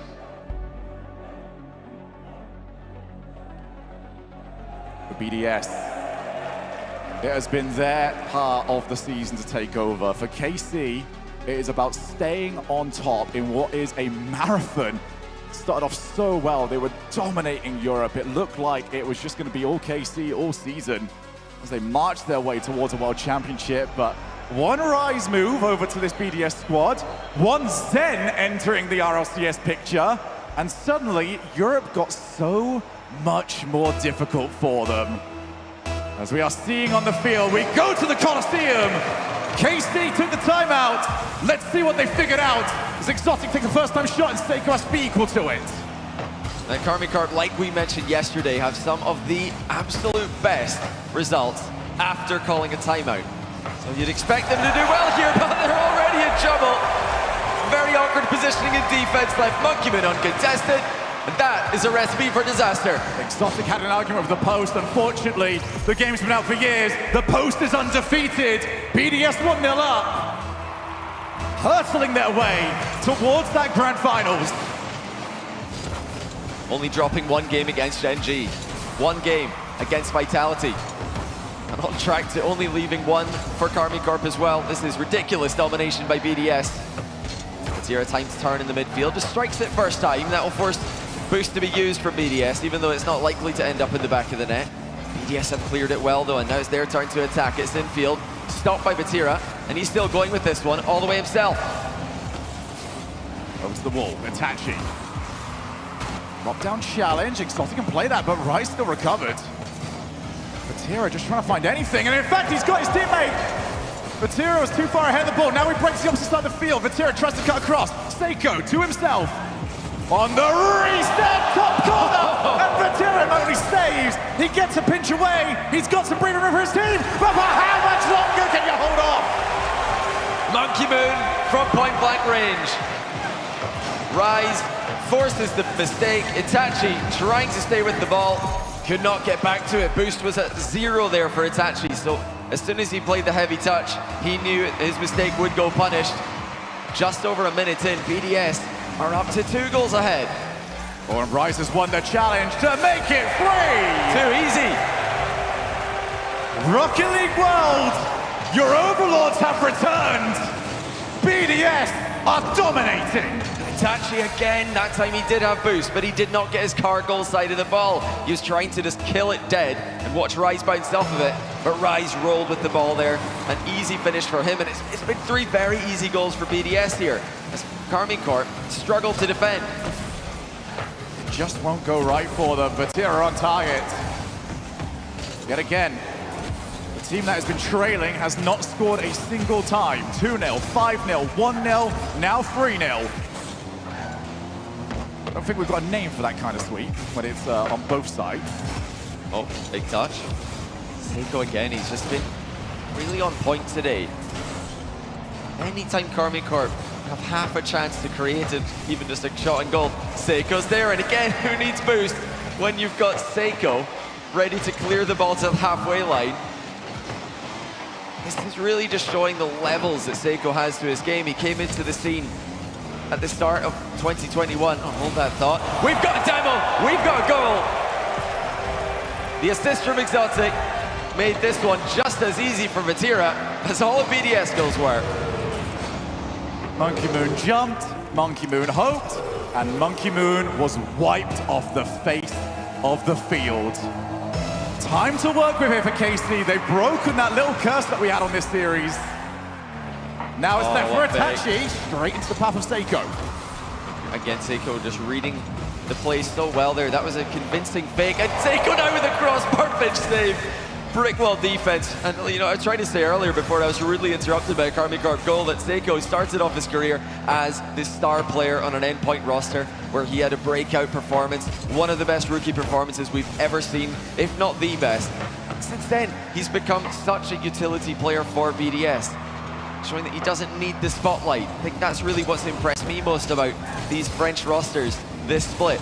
No one's trying to be the guy. Oh, Rise is just crossbarred what is essentially an open net there. I mean, it was not completely open, but it may as well have been. How much is he going to regret that? Pops out, Itachi has got the passing option. He's gone for it, but Monkey Moon on the pre-jump. Now he breaks the opposite side of the field to try and put this game away. And that's the kind of crossbar that you want from Rise, where he's just going to beat his man, and he's got Monkey Moon there to finish it. Hat trick for Monkey Moon. Big Evan is here to play. Karmine Corp are in massive trouble. They've already called their timeout. They just called it, and they're losing 4-1. This does not happen often. Timeouts are usually a buff for most teams. Karmine Corp especially. BDS are a special roster this event. If they're going to make anything of this, they need a goal soon. BDS, you would not expect to ever drop a 3-goal lead at this kind of level. It'll have to be forced. It'll have to be something incredible from KC. Right now, they haven't even got a hold of the ball. Vatira tries to get over to Itachi. You can see Monkey Moon just shadowing the entire way, but he has got past. End up having the defensive presence of a shadow. Exotic to the wall. That's a nice challenge. Up goes Itachi. Seiko will meet him. 40 seconds burnt off. 1 minute left on the clock.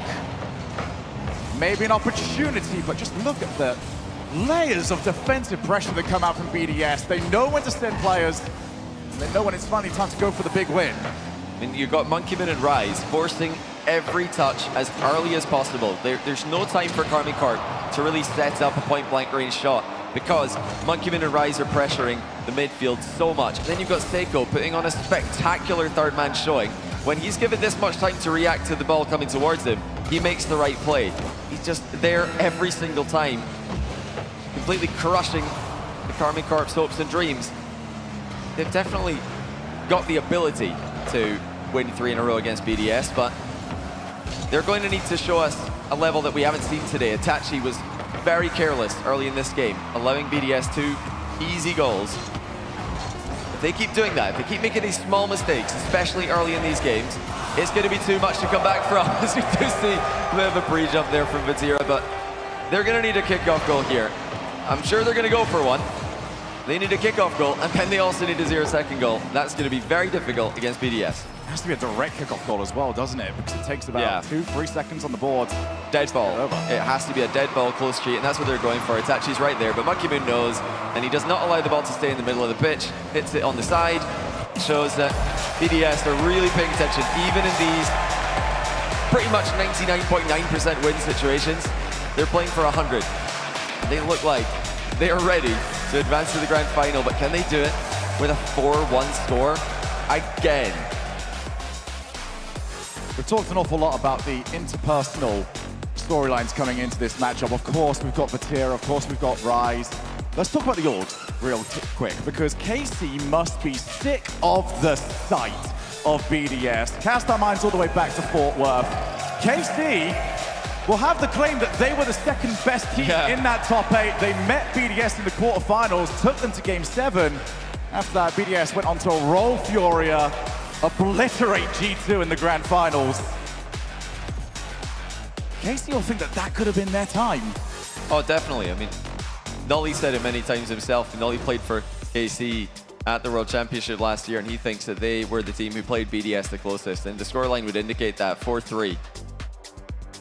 But not what they're looking to do today. I think BDS have started this tournament, and they've really continued that form all the way through. In the fall, Vatira and KC lost 4-1 to Rise and Moist at the time, so this is maybe a little bit of flashbacks for Vatira. Just not the series that they wanted back then. Today, not lining up to be the series they want either. Won't be over for KC. Lower bracket awaits unless they can win 3 straight. Let's find out what KC are made of. Oh, as we get Vatira needed. Well, BDS will not let the foot off the gas. Now we break to the opposite side of the field. Not the respawn that Vatira wants to see. Not only does Monkey Moon get the ball, he's got the boost. And now BDS have got their time to try and play what they want forward. Wow, Rise had no boost there. And look at the result he's got for his team. Just getting so much for what little he had available. Seiko and Monkey Moon quick to join the attack, but Karmine Corp off the back of Vatira's defensive double. Break free briefly. Tachi's got to be careful here. Just not wanting to leave that one in front of the goal. He gets taken out of the game for his trouble. Now it's Rise, infield to Seiko. Seiko to himself, blocked twice. Itachi now, offloading to Exotic, back to Itachi. Brilliant passing by Karmine Corp. BDS likewise. Yeah, Exotic only had 8 boosts, so he realized he wasn't gonna be able to get the power. Maybe a layoff to his teammate would. Rise now up. Strong first touch from him. Just decided to dare Exotic to come and challenge him. Just Seiko, poor first touch, but he's actually been helped out by Exotic, who didn't really help himself either. Now the reset! And of course, it's Vatira again. Now the break. Great interception for Exotic. He's got one demo. He waits for the ball down. And BDS have recovered in time. That's just great positioning by Vatira there. He knew that if he's in the goal, he has enough time to react to Seiko's flip reset and get it clear of danger. Itachi dunked on, not for the first time. I'd love to see Itachi a little bit more goal side of these 50-50s. Usually something you can guarantee when Karmine Corp are on the pitch. BDS have exploited them multiple times today, anticipating Karmine Corp's low 50 game. Often does seem like KC are the team reacting more. BDS setting the pace. Vatira wants to go far side, double commit. In field, and even that's not gonna work out. KC looking better though.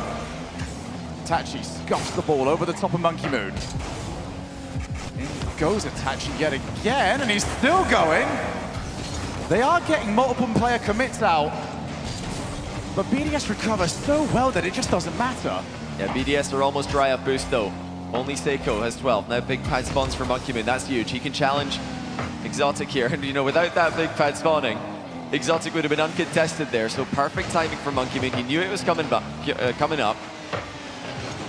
That's all BDS needed to break free. Vatira, point blank double. It's in!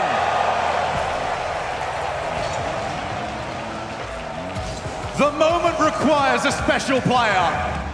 Vatira has always been considered one of the best in the world. He needs to be at that level for KC. And now for KC, they hope that the story continues. The team with the first goal has always gone on to win the game. Now can they add a second one? It drops nicely, but Rise recovers well, and he sets up for another save. BDS now find themselves on the ropes.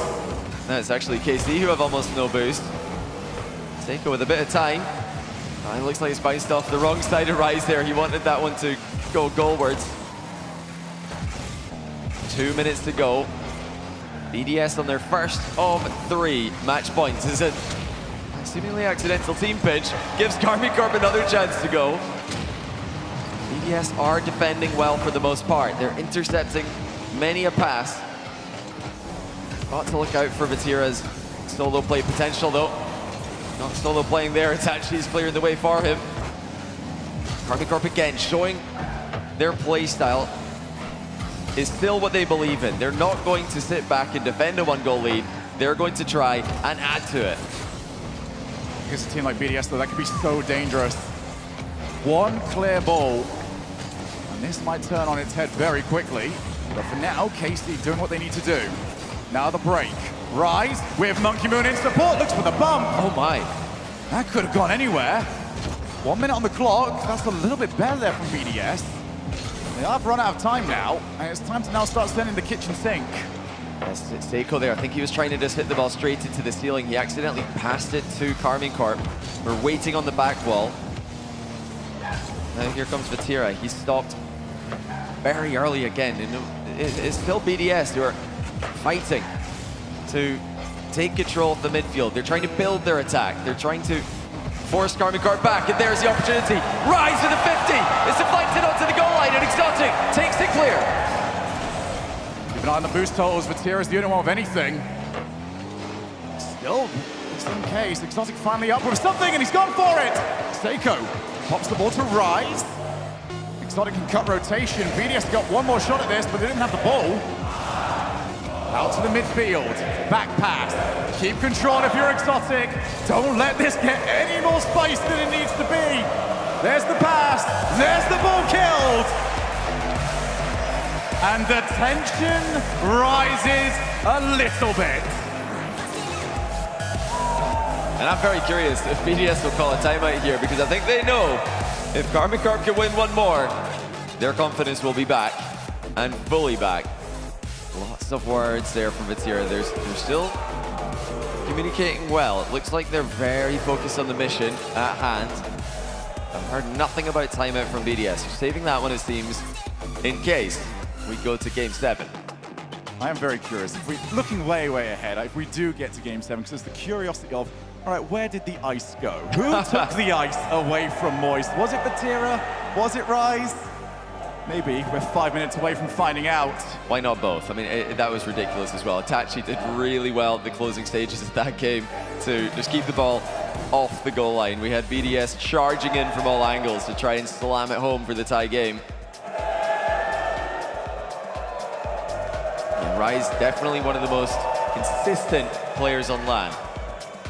Vatira, also one of the most consistent players on LAN. We talk about LAN ice, I think it's just consistency. Can you play like you would with no pressure, with nothing to play for, no stakes at all? Rise and Vatira produce the same play as they do online on LAN.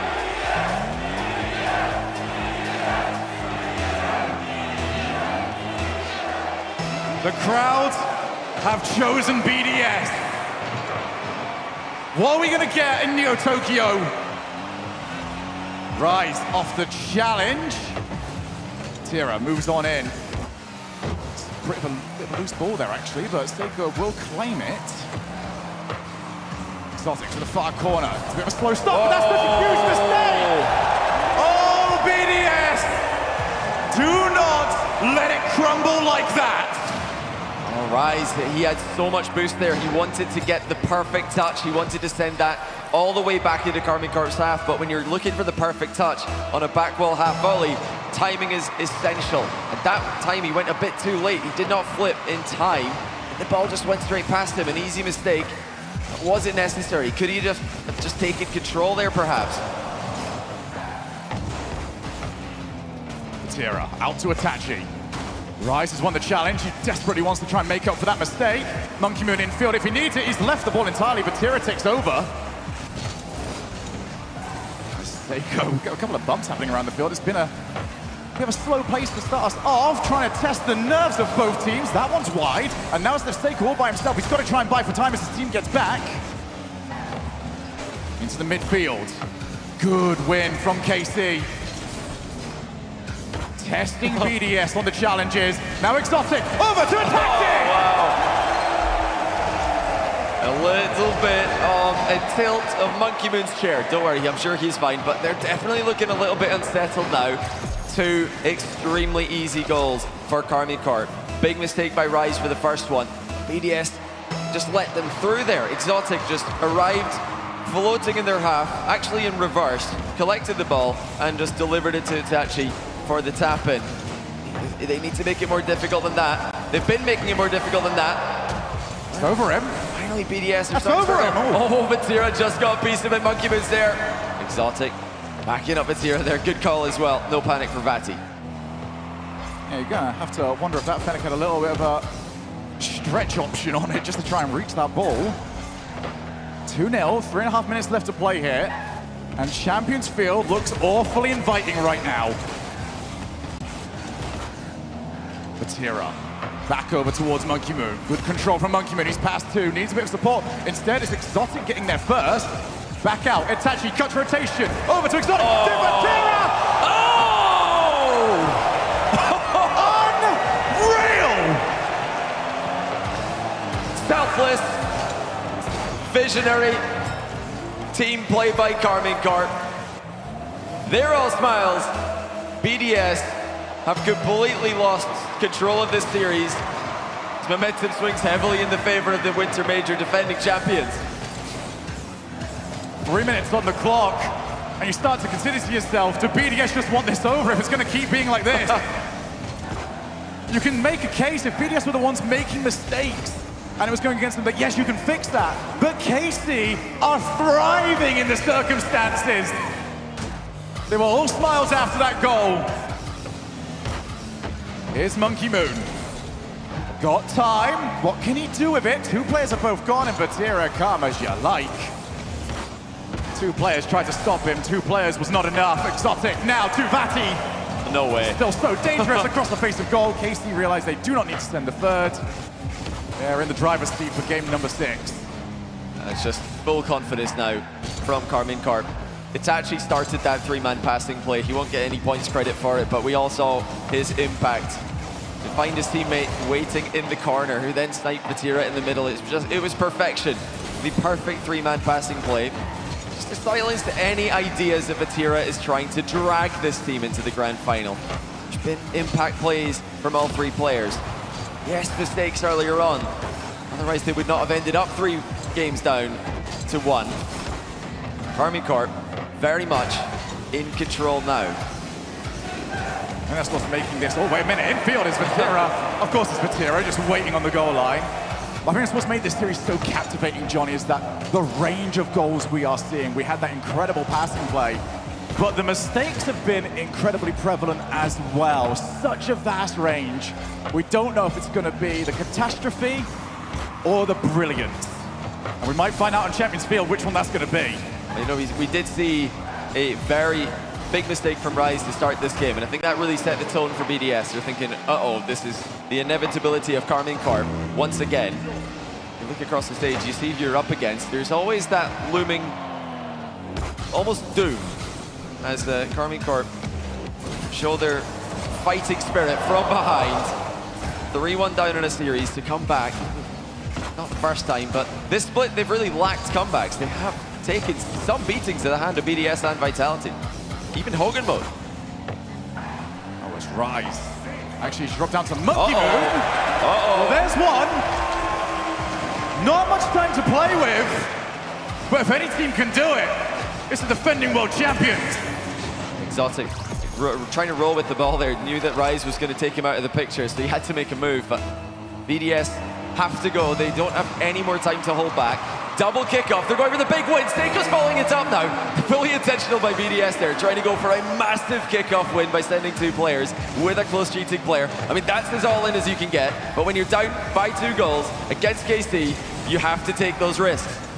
Exceptional there by Exotic, just getting an extra tap to take the ball away from the KC end. First one to it, Seiko. They need a play, and they need it to be very quick indeed. He went for the pinch, pops the ball up, Monkey Moon, time ticking away, and they are out of it. Champions Field, here we come.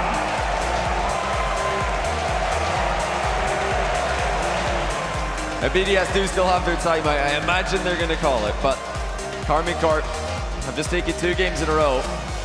The second one was the most convincing. Starting with a mistake from Rise. Yeah, Vatira's taking his headset off here. Timeout BDS.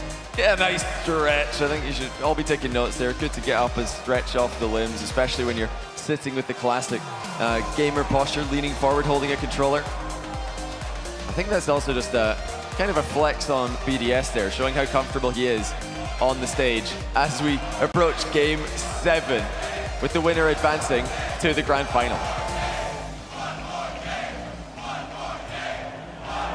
The first goal has proven pivotal every single game so far. We've seen it run close. We've seen utter blowouts. What does Game 7 have in store? Johnny boy, we've got 6 incredible players on this field. I'm gonna ask you to limit it down to 2. Who are we looking at when we get into these kind of situations? I feel like in this matchup, it's almost too easy to say Rise and Vatira. It's the personal rivalry that they've got, the history as teammates, so much success together. Now, one of them will succeed at the other's demise. It's Rise, elevating BDS back to their former glory. Karmine Corp trying to do what no other team has done in the Open era. Go back-to-back RLCS victories, like the great Gale Force Esports and Team Dignitas of old.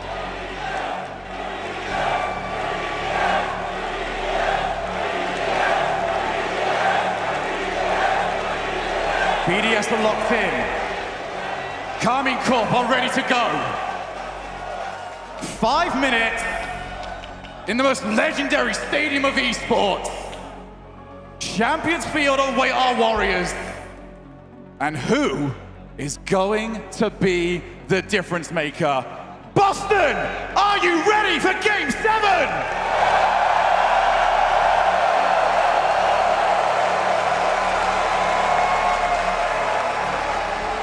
They're ready. We're ready. BDS are ready. KC are ready. I hope you at home are ready. Let's get to it. Champions Field. Let's go. If history's to be trusted, the winner of this should win the event. And maybe timeouts are cursed today.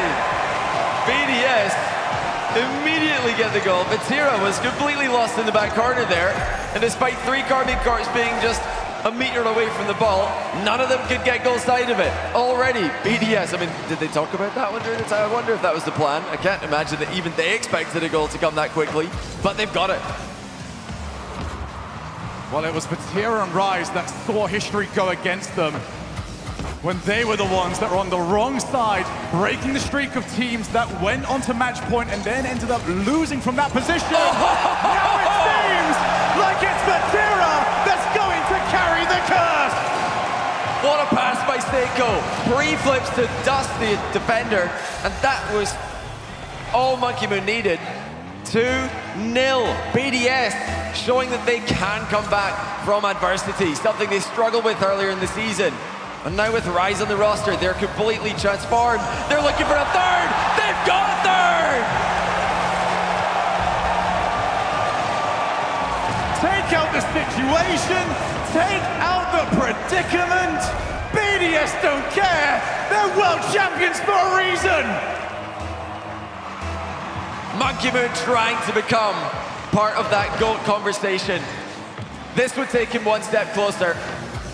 Remember, this would also qualify BDS for the World Championship directly. It would relegate Moist to the wild card. Karmine Corp have got a long time, but a lot to do.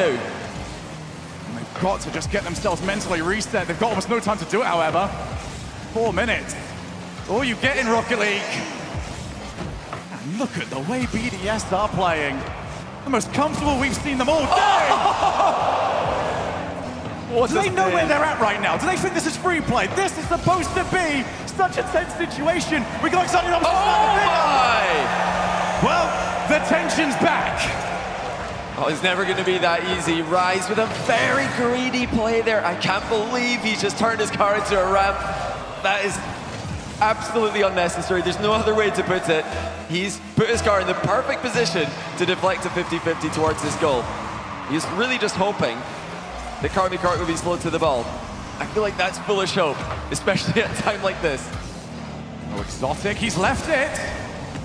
Actually sees that challenge go wide. 2 goals in 3.5 minutes. That was a lot more doable. 1 goal, just over 3 minutes left. Oh, wait a minute, here's Tira.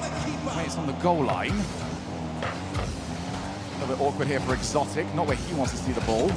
Preferred for it to be a little bit close to the wall so it was easy to control, and now this team's losing all the challenges. A pinch attempt not happening, but BDS, they weren't anticipating that. Tachi looking to center for his team. Now Exotic doing the same thing. Tachi goes straight back into the play, cutting a rotation in front of Vatira. They're just trying to create a little bit of space for Vatira there. Get him a free ball to attack. Karmine Corp swarming BDS. Monkey Moon narrowly dodges a demo that would have taken him out of the game. Seiko with once again a perfect clear, just arcing close to the ceiling. Rise with a necessary block there as Karmine Corp intercept once again at Origin. They're not holding back. Well, we're in a very interesting spot now. A BDS team that don't need to attack against a KC team that will feel very little reason why they ever want to defend. Off the bump, it's over! Oh! Monkey Moon is back to the big stage! Well, that is not the direction Itachi wanted to go. He's looking to go down the line, but he accidentally curves the ball inwards, and Monkey Moon is there to send it into the open net. BDS are not turtling up here. They're going for a 5th goal, but oh, they're going to get it. The miss from Exotic leaves it wide open. The blue wall is crumbling before our very eyes. This is the issue. When you're in a high-pressure situation, you make a mistake on defense, it's in your net. BDS are all over them. Look how much time we've got left. They've already scored 5. Rise is going to try and get a 6th goal, but wisely plays it over the diving goalkeeper. Well, if we thought it was bad coming out of the first minute, this is horrifying. This is horrific. This is worst-case scenario for KC. Is this gonna be another one? It's a victory lap for BDS. On their way to Brazil. They just can't not stop them. Karmine Corp's defense is big swarm. Monkey Moon's flexing on them. 5 goal difference. Karmine Corp have to produce something otherworldly to come back from a scoreline like this. They'll be spoken about forever if KC can do this. There's one. Okay. 4 more needed. You know, John, we come into these Champions-Field matches, I'm just like, all right, 1 goal might be the difference maker. We got 8 in over 3 minutes.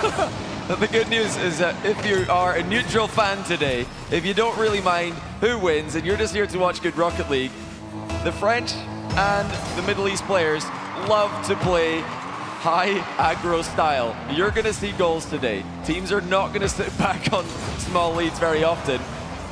They might happen every now and then, but 8 goals in the 7th game of the upper final will give you a clue as to what to expect for the rest of today. And if the result stays as it currently is, this could be so deflating for KC. Might be the best possible result for those 2 teams that we have still got in the lower bracket. An exhausted, deflated KC might be waiting.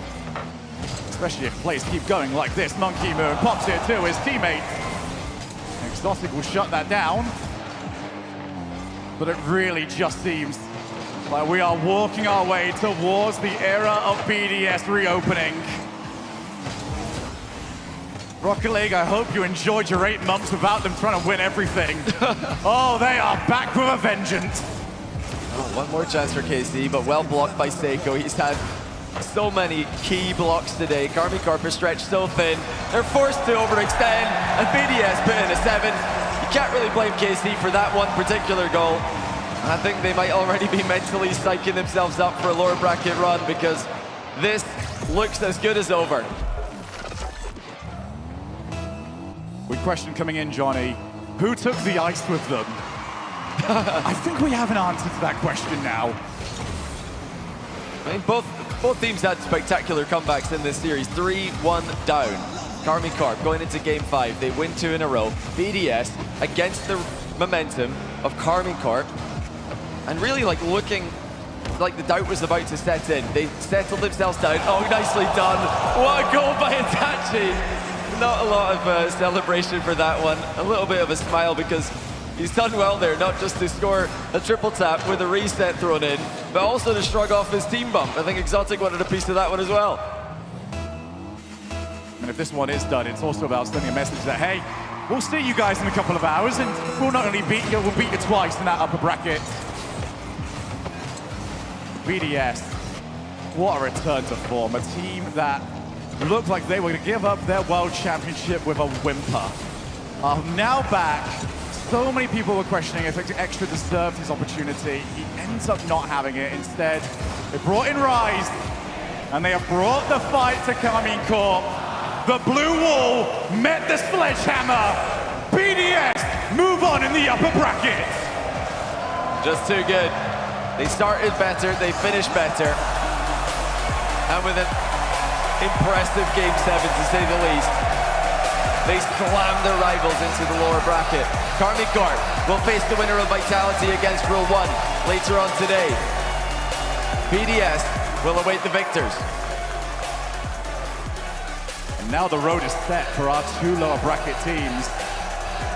The Rule of Vitality beat the other, beat KC, beat BDS twice. That, I can consider easier ways of going about my day. I mean, Rule 1 really do have Mission Impossible right now. They've just eliminated 1 European team to get into Championship Sunday. Now they've got Vitality, Karmine Corp, and BDS twice. That would be some run by them if they could pull off the Cinderella story. Karmine Corp are not done. That was really impressive that they were able to dig their heels into this game and show that they can come back from a deficit. But BDS as well, just too good. You saw Seiko with immaculate third-man play. Rise and Monkey Moon looking aggressive and dominant in the midfield.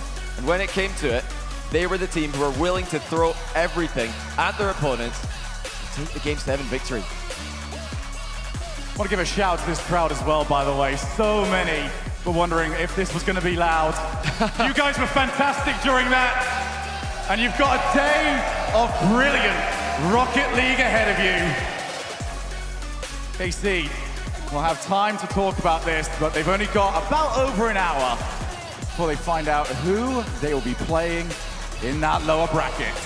It was just a bit too hesitant in defense by Karmine Corp in this game.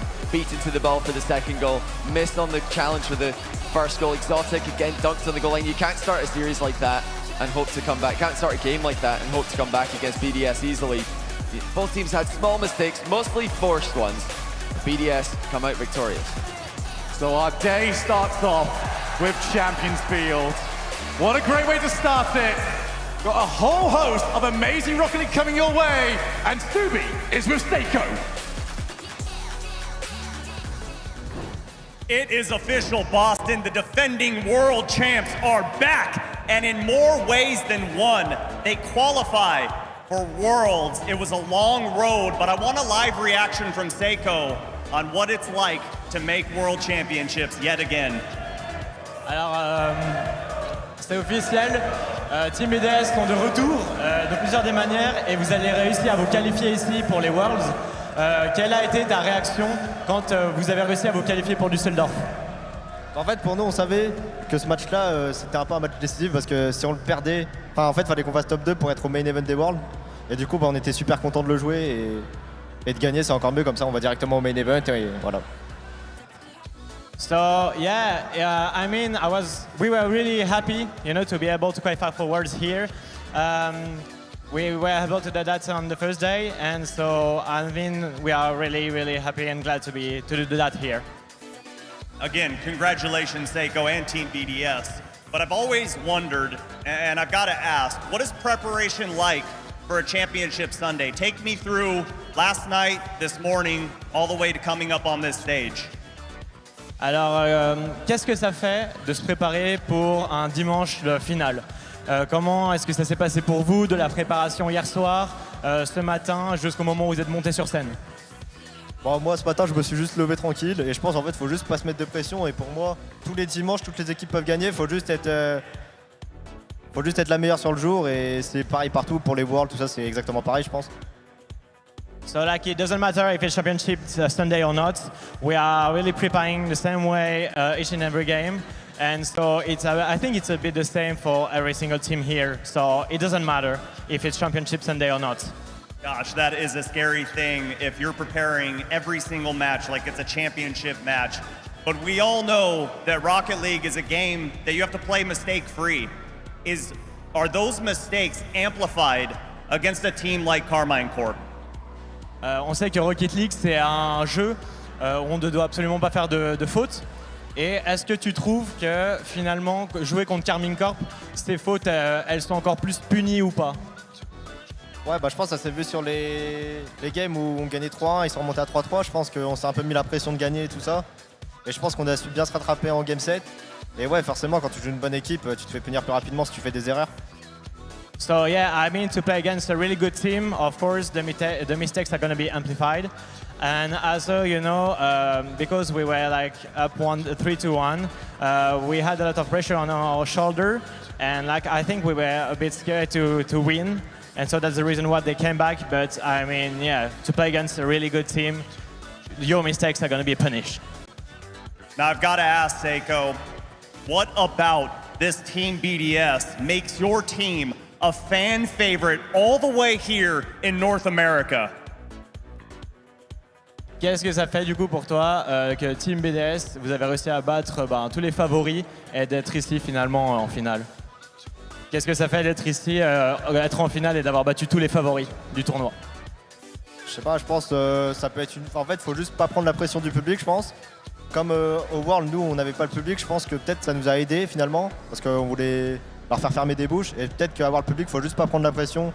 Et je pense que si t'as le public ou non, juste faut jouer son jeu et être confiant. So yeah, so I think it's helped us to not be the favorite here, but I mean to win against every single team. Like yes, we felt that we had less pressure, and so I mean I think it's helped us to not be favorite here, and now we are more than ready. Now Seiko and Team BDS have officially pushed their ticket into the grand finals. Again, congratulations. But we're not done. We have Vitality and Rule 1 waiting in the bullpen. Vitality versus Rule 1 will be the next match we play here in Boston, but my goodness, Rise versus Vatira, it had to go to Game 7. It did, but I mean, Rise, I didn't think this was Rise's best series. He made a couple mistakes. To me, he played well enough to help the team get this key victory, but I thought Monkey Moon was my favorite out there. However, Seiko had some big passes in those first 2 goals in Game 7. He was working those corners. He got demoed on one of the plays, but still got the pass through. And this is the start of it. This was just a miraculous game from Seiko and BDS. It's the performance. Game 7, everything on the line. To go and score 6, 7, whatever they scored in that game. I mean, that's a statement. It's a statement to whoever comes out of that lower bracket, get ready. You saw Monkey Moon, his 2 teammates at 0 seconds had stood up and were hugging each other. He's like, no, I'm scoring. He was trying to score another one. More. Yeah, I love it. I love that mental. I'm excited. Man, that's team here. Bates, we met Rise and Vatira on Moist, then formerly Queso. They were known for their clutch factor. I'm starting to wonder if it's just Rise. He is now 3-0 with BDS in Game 7. 3-0? so far? Has not lost one this season. I mean, he's great. He's great. He always proves it. And I think Vati, he's got a kryptonite. His kryptonite is Rise. He can't beat him on the land stage. Played against him in Rotterdam, couldn't best him. Played him here, couldn't best him again. BDS, they move on. They're playing absolutely phenomenal. And now this is 4 out of the 5 majors that Rise has been to. He has gone to the grand finals. Yeah. And now Team BDS will have that extra life making it through the uppers. So they are now the wide and clear favorites to win it all here in Boston. It's crazy. It's crazy. I mean, coming into this, I feel like they were Vitality was the favorite, but BDS in my mind was right behind them. I mean, I thought it was KC was right behind them. You know, you've got Vitality, Karmine Corp, who had just won the last major, Vitality destroying everyone, but now it's Team BDS on top. Europe is just that good. It seems as if a very, very big French Big Three it's inevitable at this point. I mean, you have Rise, of course, but, you know. We're going to have to figure out how to say that in French. I don't know. I mean, so to ask, yeah, I'm sure that's how they would say it. A question I did not think I was going to be asking: what does Vitality need to do to win to get their perfect split now? Now that BDS has all the momentum, beat Rule 1. That's the first step. They gotta beat Rule 1, and then after that, then they gotta go up against Carmine, who, honestly, BDS, they had the harder road the whole entire tournament. Carmine had a little bit of an easier road, and then I think even in this series, BDS, they started off hot. K-Corp, it took a little while to get into it. And then Game 7 came down to kickoffs once again. Kickoffs determined it. 2 quick goals right after the kickoff. It's hard to come back when you concede 2 like that. And talk about a difficult run. You're right. Team BDS has already beaten everyone that is left at this point. They took down Rule 1 back in the quarterfinals, Vitality in the semis, and now Karmine Corp in the upper. They have had to run the gauntlet, but they have done it with class. So this right now, this is Team BDS tournament to win. I mean, we don't usually talk about upper bracket runs because they're so much shorter, but they beat all the teams that are still here, and they're going to continue to go, folks. We're excited to see what team ends up there.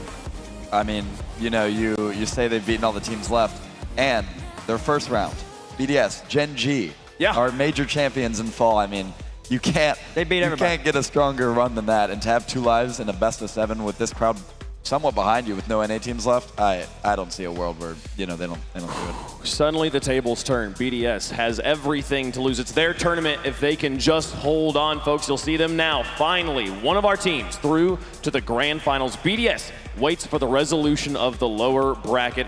Vitality versus Rule 1, though, gonna be our next match, Bates. Yeah, Rule 1 finally going up against a team that's a little bit more structured. Later, you were talking about it over on First Touch earlier today. Vitality, one of the best teams in the game. They're gonna be more composed. It's gonna be interesting to see how Rule 1 style goes up against a European giant. We've doubted them in every match, and they have proven us wrong every single time, folks. We're gonna take a quick break. When we come back, the underdogs of the tournament take to the stage, taking on the hottest team in the game. Can they do it? Boston, we're about to find out.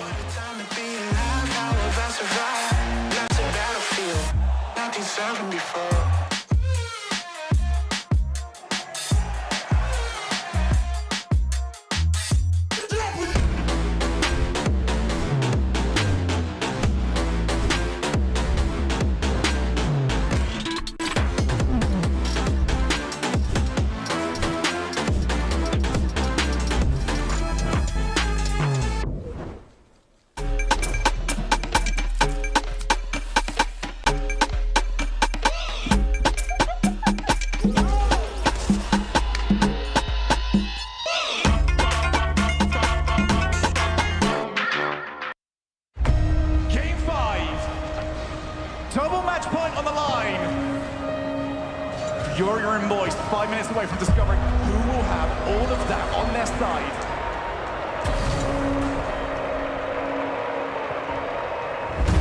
Rotation back. Forced it. Hit one another. Rises under pressure. That was a forced mistake. Matrix is around the demo.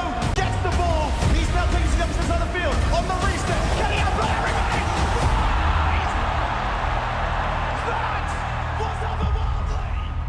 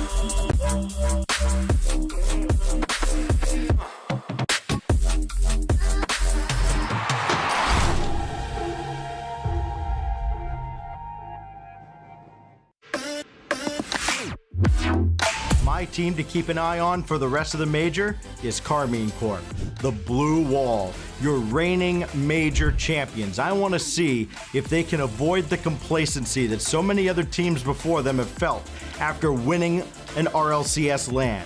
I want to see if K-Corp can go back-to-back, winning the Boston Major and taking all that momentum into the World Championship. They got the best player in the world, the hungriest player in the world, Vatira, determined not to fall short this time around. And with Exotic and Itachi by his side, they looked unstoppable in San Diego, they look unstoppable here in Boston, and they're going to be unstoppable at Worlds in August.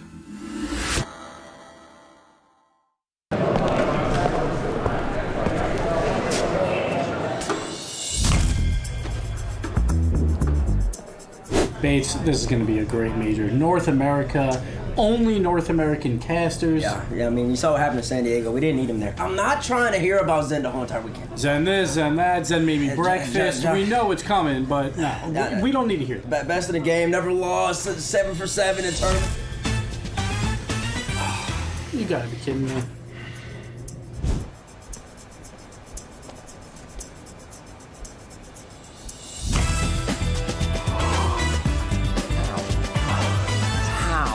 He is so good. No. He's perfect. He's perfect. I've seen Daniel do this. Oh, listen to this guy in North America. Wow.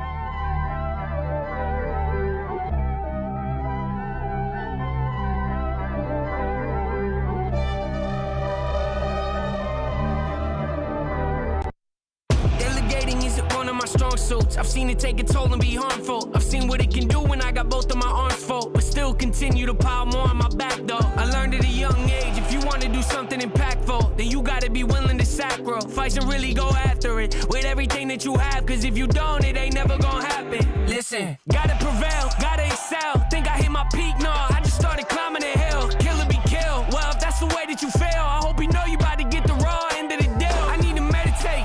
I ain't got no room to grow, I would never say. Conversations with the Lord should be every day. Reconnecting with my core, get my head on straight. Praying on my downfall, let him pray. Resume, check the resume. Set the pace, I don't hesitate. Yeah, just get it done, let me demonstrate. Demonstrate, demonstrate. Let it soak in, let it resonate. Blood, sweat, and tears on the 808s. See him praying on my downfall. Let him pray. Let him pray. See him praying on my downfall. Hey, let him pray. Yeah, let him pray. Let him pray. Hey, see him praying on my downfall. Let him pray. Sentimental, influential. Every step I've ever taken in the wrong direction helped me get to where I am today and led to monumental moments in my life that I would not have got to experience if I'd have let the mistakes that I made rob me of my full potential. Life will test you, don't forget to remember the fundamentals. Woo! I gotta get back to those. Be surprised what you find when you climb out your comfort zone. I get uncomfortable when I get too comfortable. You corner me and that's all she wrote. I'm in a headspace I ain't never been before. You don't bring nothing to my life, then I exit yours. Let's get right to it, yeah, I ain't with the back and forth. You either with me or against me, an easy choice. The momentum building, I can feel it. My resilience, cannot hide it, can't conceal it. Made me suffer some, but also made me brilliant. Pass my brilliance down and teach my children. Life is precious, life is treacherous, life is filled with dead end roads. Keep on pushing, keep on healing. See you praying, all my downfall gone. Keep on praying, God ain't listening to you. Resume, check the resume. Set the pace, I don't hesitate. Yeah, just get it done, let me demonstrate. Demonstrate, demonstrate. Let it soak in, let it resonate. Blood, sweat, and tears on the 808s. See him praying on my downfall. Let him pray. Yeah, let him pray. Woo. See him praying on my downfall. Hey, let him pray. Woo. Let him pray. Yeah, let him pray. Hey, see him praying on my downfall. Let him pray.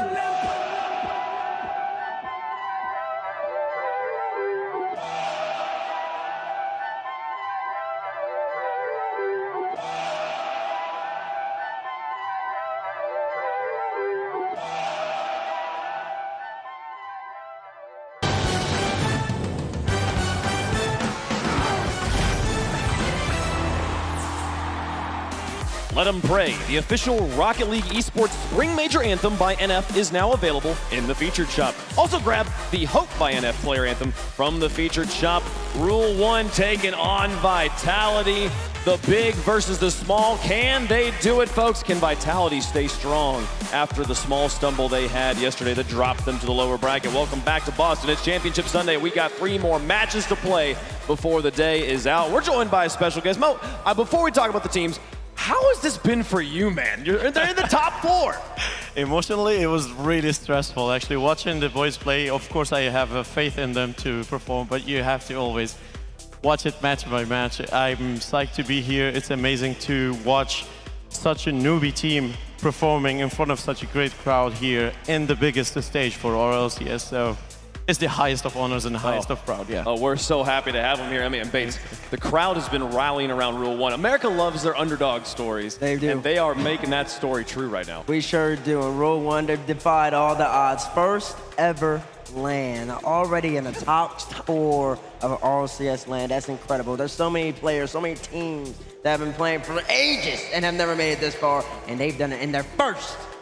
And it's incredible to They're see. first, folks. Take a look at the bracket. Take a look at that Rule 1 team starting up there in upper round 1 against Crew. They take the win there, and then they lose to the team that is in the grand finals, BDS, but they have not looked back since, taking down Power, Complexity, Moist, and now they are up against Vitality. This is their biggest challenge yet. Oh, it certainly is their biggest challenge yet, but they have been overcoming hurdle after hurdle, and they really even broke the heart of NA fans out there, specifically version 1 fans, who you know, most people that you talk to did not expect Rule 1 to be able to overcome these challenges that they faced. Complexity was looking so good. They had almost taken down this Vitality squad that Rule 1 is now facing. And Rule 1 still managed to get past Vitality. Moist, we thought Europe, you know, everyone's talking about how good Europe is. Surely this is where Mina's journey and Rule 1's journey ends. But no, despite all these monsters, you have this knight of Mina who is armored to the teeth.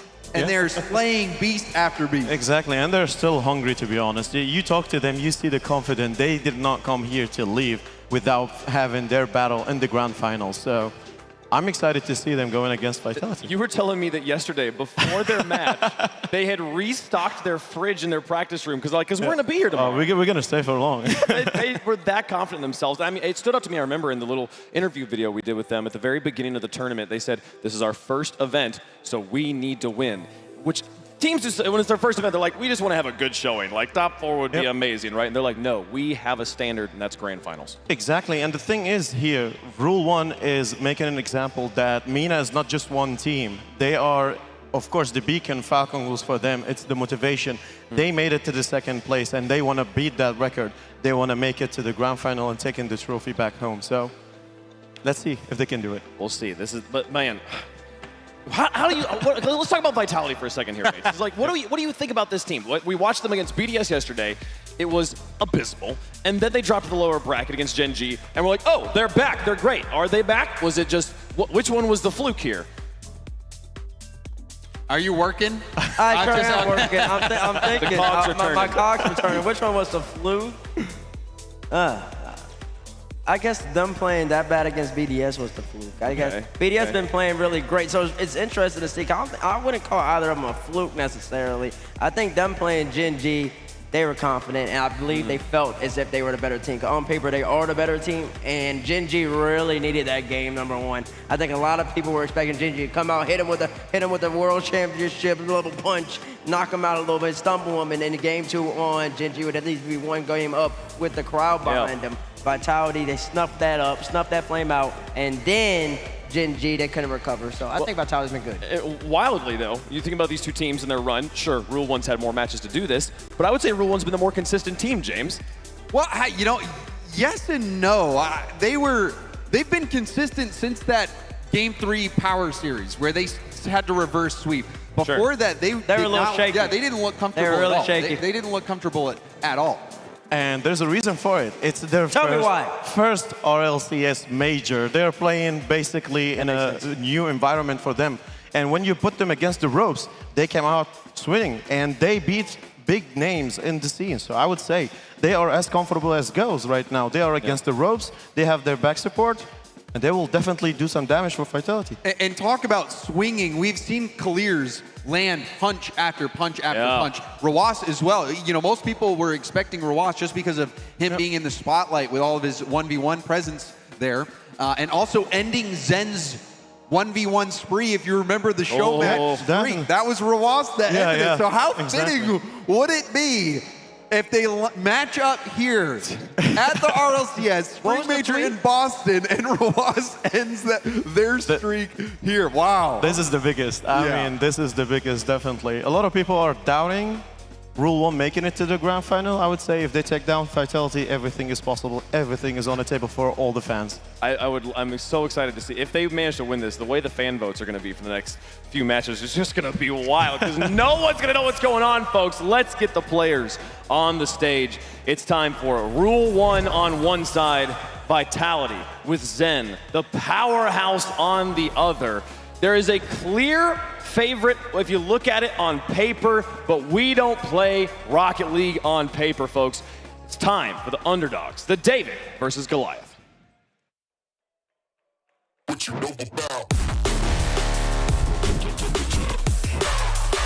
Je pense que c'est nous parce qu'on est juste meilleurs. احنا جهزنا كثير عشان نفوز هذه المباراة. Rien nous craint, on va te battre toi et ton équipe aussi. كل اللي قبلكم تكلموا بس ما يفعل في الميدان. Je pense qu'on est meilleur offensivement contre vous parce qu'on a juste beaucoup plus de mécanique que vous. هجومكم ما راح يأثر على دفاعنا وهجومنا راح يكسح فريقكم. Je suis vraiment pas sûr de ça. Wait and see. Introducing first, the rule breakers, the risk takers, representing and carrying MENA, it's Rule 1!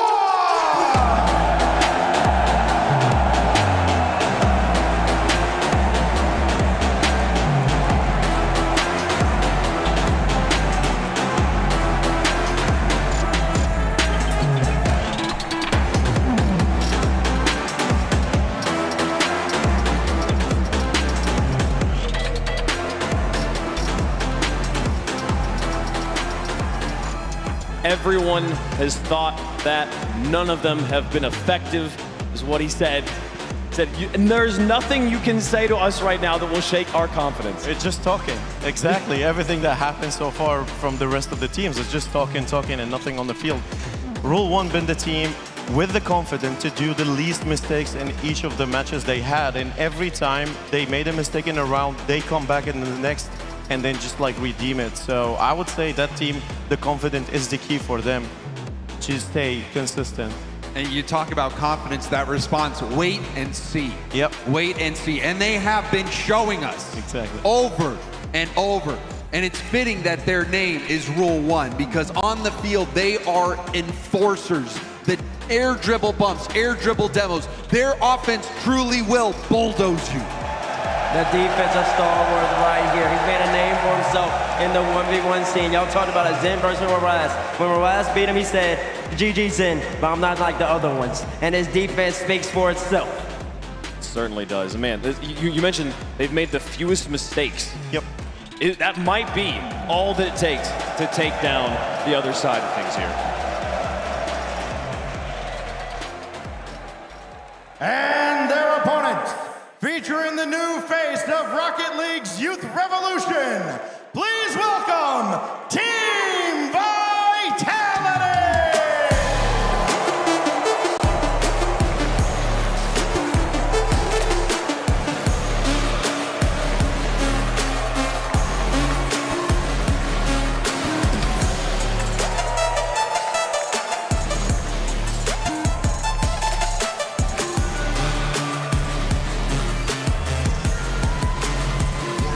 It is clear who the fan favorites are as Vitality takes their seat up against Rule 1. Zen, the player we've all been waiting for to see how he responds to the pressure of LAN in Europe. Vitality were unstoppable, achieving history with their 3 straight regional wins. But the major is what this journey has built towards. This major is what the journey has built towards. They're trying to win all 3 regionals, trying to become a major champion. And Alpha 54, he means business. Going up against Gen G, his stats speak for themselves. 564 points per game, 1.75 goals per game, 1.25 assists per game. Alpha 54 stepped up. The captain, there's a reason he's in the middle. We've been seeing that theme lately. The person who sits in the middle usually has been falling. And they're gonna need something great out of that young man right there in order to beat them boys from MENA, because they won't go down without a dogfight. This is a battle of 2 3-headed dragons, though. Both sides, every player can do it all. And Rado here, he has had a day. He has had a tournament, and he's looking to add to it. Well, he absolutely has had a tournament. One day, at one moment, he can hit the net. The next moment, he's in double touches. You don't know what you're gonna get out of him. You might even get a couple own goals from him this series. I know Mina, I know Mo over there will love that. So it's gonna be interesting to see how Rado plays. We were a little hard on him on the dash yesterday, but there's a new day. He balled out against Genji. He needs to continue that level of performance up against Rule 1. Man, you're talking titles, competition, being involved in so many lands, and still they are gonna storm. Like they're gonna fall against Rule 1. That's for sure. You are having the newbies. They're writing history basically here. They're writing their own story. It couldn't be more dramatic. I mean, we got to see online the face-off between 2 of the major representatives of these regions, but really the world comes together at these majors.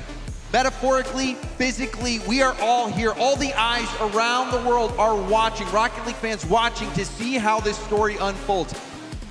Rule 1, as confident as you are, Mo, they are the underdogs here. I don't know, man. I don't really know if they're underdogs. You don't think so? I think like Vitality is the favorite, but when we say underdog, it's like you're saying like a 70-30 rule. The reason they're the underdog is because you can't dispute that Europe is the most stacked region. It is the most competitive region.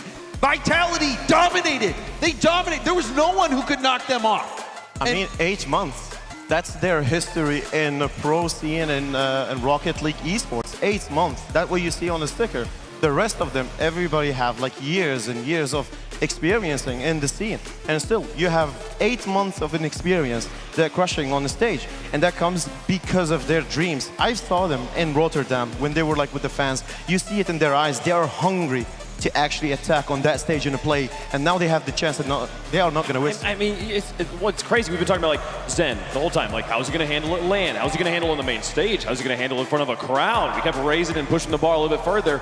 Rule 1 had to go up there with 3 LAN rookies and do it match number 1. They didn't know what this crowd was going to be like. They didn't know the noise they were to make for Complexity, and they still took Complexity down. It's not an underdog as much as it is a giant versus a David here. It's an even match, but it feels like there's different powers on both sides. And the thing, you know, I doubted Rule 1. I doubted them, I'll be honest. I mean, we were even talking about it, Mo, before the Complexity series. I said, I'm biased here, so it's okay. 90-10 were my odds that Complexity was gonna win over Rule 1. But Rule 1, they have converted me. They have convinced me that they are the real deal. And, you know, they have been armored to the teeth. There is no apparent weakness on this Rule 1 defensive team. There will be times where they're stacked right on top of each other, but, you know, I don't know if it's that telepathic communication between the twins. Somehow Boston's tapped into that, but they don't really double commit. Even if they stack up, the defense is amazing. Oh, look at that, Bates. There's only 3 matches left for Gibbs to catch up. I know, he's not catching up. I'm pretty confident he told me beforehand he's picking Vitality on this one, folks. So we'll see how that goes. Hashtag Rule 1, hashtag VIT, hashtag R1 there if you're voting for Rule 1 on this. And we're just going to go down the line. Mo, I'm going to start with you. I know where it's going to go, but say your piece, man. Rule 1 all the way to the world champion, man. All the way to the world champion. To the world champion. I love it. Boston believes in him too. James. You know, like I said, Vitality, they're the best in Europe. It's the most competitive region. They're the clear favorite. But Rule 1, they won me over. They took down Complexity. They crushed Moist. I think that streak continues here. They are taking Vitality down. Bates. I feel like a hater. Man, I don't like the feeling of this, but I just got to keep it real. I had Rule 1 finishing top 4 in my bracket, but unfortunately, the run ends here. They're going up against Vitality. I do think that Vitality is a little bit better than them. I think the structure's got to come out. I think it goes 7, but I got Vitality winning.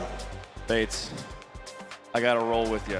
I think Vitality is too strong to make Rule 1 the favorites up here. They have the power. We saw them stumble against BDS yesterday, but they bounced back against a rallying, crowd-supported Gen G and managed to finish them off in 4 games. Sure did. But Rule 1, they're the favorites in chat. Everyone wants to see it happen. They're the favorites in the arena as well, folks. Let's get to the stage for the match. The world is full of Cinderella stories, and Rocket League has their fair share. Oh man, but this is David versus Goliath, with implications that would rock our world. The mysterious challengers. Rule 1 is more confident than ever, but Goliath looms tall to block out the sun. Every battle tougher than the last. Neither team can afford to lose here. Rule 1 versus Vitality for top 3. Look around you, Rule 1. Feast your eyes, Vitality. You own Aganis Arena. Now show us why you wear your colors at the pit stop between Dynasty and Destiny. 1 lap closer to a date with the championship trophy. We're underway. We've witnessed soaring highs and plunging lows from both sides of this pitch space, man. I mean, Vitality experiencing their first upper bracket loss all split long. their spar against BDS. And Clears, hello, welcome to the game. Starting us out hot. And speaking about BDS, Rule 1 have also gotten a taste of defeat. They're the ones who knocked Rule 1 all the way into the lower bracket earlier on in this tournament. And now they've both risen from defeat and forged their way forward to face off in this lower bracket semifinal. It's going to take all the might of David to slow this Goliath in Vitality. 3-time regional champions in Europe, the best team in their own spot. But Rule 1 have something special cooking, and Rawas leaves it on a self-serve before Vitality get back out to the midfield. And this is already a counter-attack game. Zen, this ball was back and forth. You said yesterday, Spaceman, coast to coast, and it happens once more. Small counterattacks from Vitality that happen so quickly. They blossom out of nowhere. This team's known for it. They continue it. The story lives on, and the players thrive off of it. Such little time killed in game 1. A best of 7's a marathon. And in front of the box, here comes Mawson, pulling his way forward, but Zen denies for the first goal. No, it's such an awkward situation for Alpha 54 to recover. I'm not sure why he hit the brakes. Clearly knew something I didn't, as it did work out. Mawson, another shot, fires away, saved, and Roas is going to take the boost. All the pressure mounting for Rule 1 as they're hungry to neutralize. Rule 1 love playing low net, hitting it right up the gut, getting physical. And of course, Mawson, so good yesterday, continues here. And you can tell why they're the Boston fan favorites. Vitality knocked down North America out of the tournament, and everybody is jumping on the bandwagon of Rule 1. They want to see this team eliminate the villains of North America. They do neutralize, leaving the fake from the corner. Radosin has to get the save. Ball popped up. It's floating. Another critical touch from Radosin. This was the litmus test early on, trying to keep Vitality at bay, and you respond with a quick goal on the opposite end. Nicely done by Rule 1. With that midfield pressure from Alpha 54, being the catalyst for the offense, allows them to find space on the side wall. When Vitality starts to push up, they can burn you down quickly. You give them an inch, and they'll take a mile. And obviously you have to talk about the 1v1 ability of Zen. This man with space can do almost anything, but it's the same for Roas. I mean, he's the player who's beaten Zen in the past 2 1v1 matchups, and he is the nemesis of Zen specifically. How fitting, like James Bott said, that he would be the one to take down Vitality, but is it even possible? Farah, in the interview, he mentioned nobody can take down Vitality if they're in peak form, and Radosin wants to show that by faking it and leaving it for another striker. Rule 1's defense has been so good this weekend, potent as ever, just like their offense. Leaning into those fundamentals, it's going to have to be the same in this series as well. Knowing how long a best of 7 can be, they've done a nice job shutting down Radosin in the offensive third, and that 50 will just be a little bit wide, but the counterattack starts for Vitality. Such an explosive game, Spaceman. This is everything that I've wanted and would want out of this series. Huge clears down the other side. Not one team finding most of the possession. Quick shots in succession needed in order to break down the defense. Here it is, popped up into the midfield. Radosin, potentially a flip reset, can keep following and looking for the double. No possession granted, and back down the other end we go. Mawson had to track all the way through the midfield. Rawas was low on boost, so he fell back to make sure the island was secured. Vitality playing it one at a time. Zen ready for the connection, but quick cut down. Rawas now moving into the lane. The number's still up. Rule 1 have an opportunity into the air, burning it all, looking for the final touch. Mawson on target, saved away by Zen. It was on target, but not the most accurate. A little bit of space to the left side of the goalkeeper. But just seeing Rule 1 hit a couple of shots in a nice sequence is going to give a lot of confidence to those watching at home, wanting to see Rule 1 take down Vitality. If Vitality aren't getting a lot of rebounds off the backboard, it's keeping Radosin Alpha at bay. Zen's going to try to work through those counterattacks, but nicely done by Rule 1, keeping the ball in front of them and keeping Vitality on their back toes. Alpha with a huge 50 at the midfield. You'll rely on Clears to clear this one way, but uh-oh, it's a mistouch, and Vitality should be able to capitalize. All 3 commit, still alive. Vitality start their press. And that just shows the amount of respect you have to give the striker from Vitality. Zen wants something off the backboard. A weird bounce, corner shot, missed. Another one letting it fly. And Rule 1 stand tall, but they're still under pressure. The door is still locked. It's going to take a barrage of shots from Vitality to open it up. On target. Great touch from the elbow, down to the ground, and now it's up to Clears. We've already seen 11 shots from Team Vitality, 17 shots from Rule 1. An absolute shootout here in game 1. 52% of the possession to Rule 1. It hasn't really felt like it in the past 30 or so. Under 20 to play here in game 1. Clears to the backboard where Dosen reads it in time. And Alpha looks for the pass. Here goes Vitality, making their move, their march, but the cavalry is in for Rule 1, clearing it back out, and now a chance. Roas fighting for possession.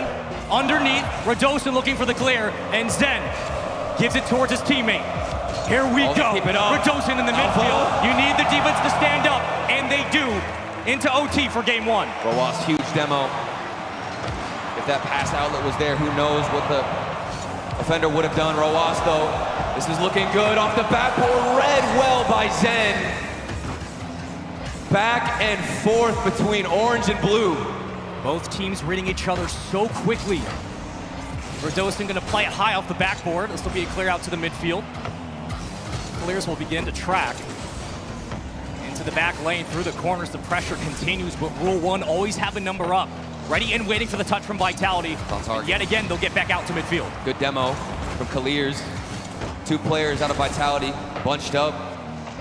Concerned a bit for the spacing, but look at all this time wasted from Zen, and he gets the follow-up. This is exactly what Vitality want. Hoping to force out a mistake from Rule 1, but good composure and stoicism out of them. Another good situation. Roas is hunting for a demo. Stoic Clears behind the ball. That's the classic play out of Rule 1, the mid-air demos. They want that physicality to lead way to this win here in game 1.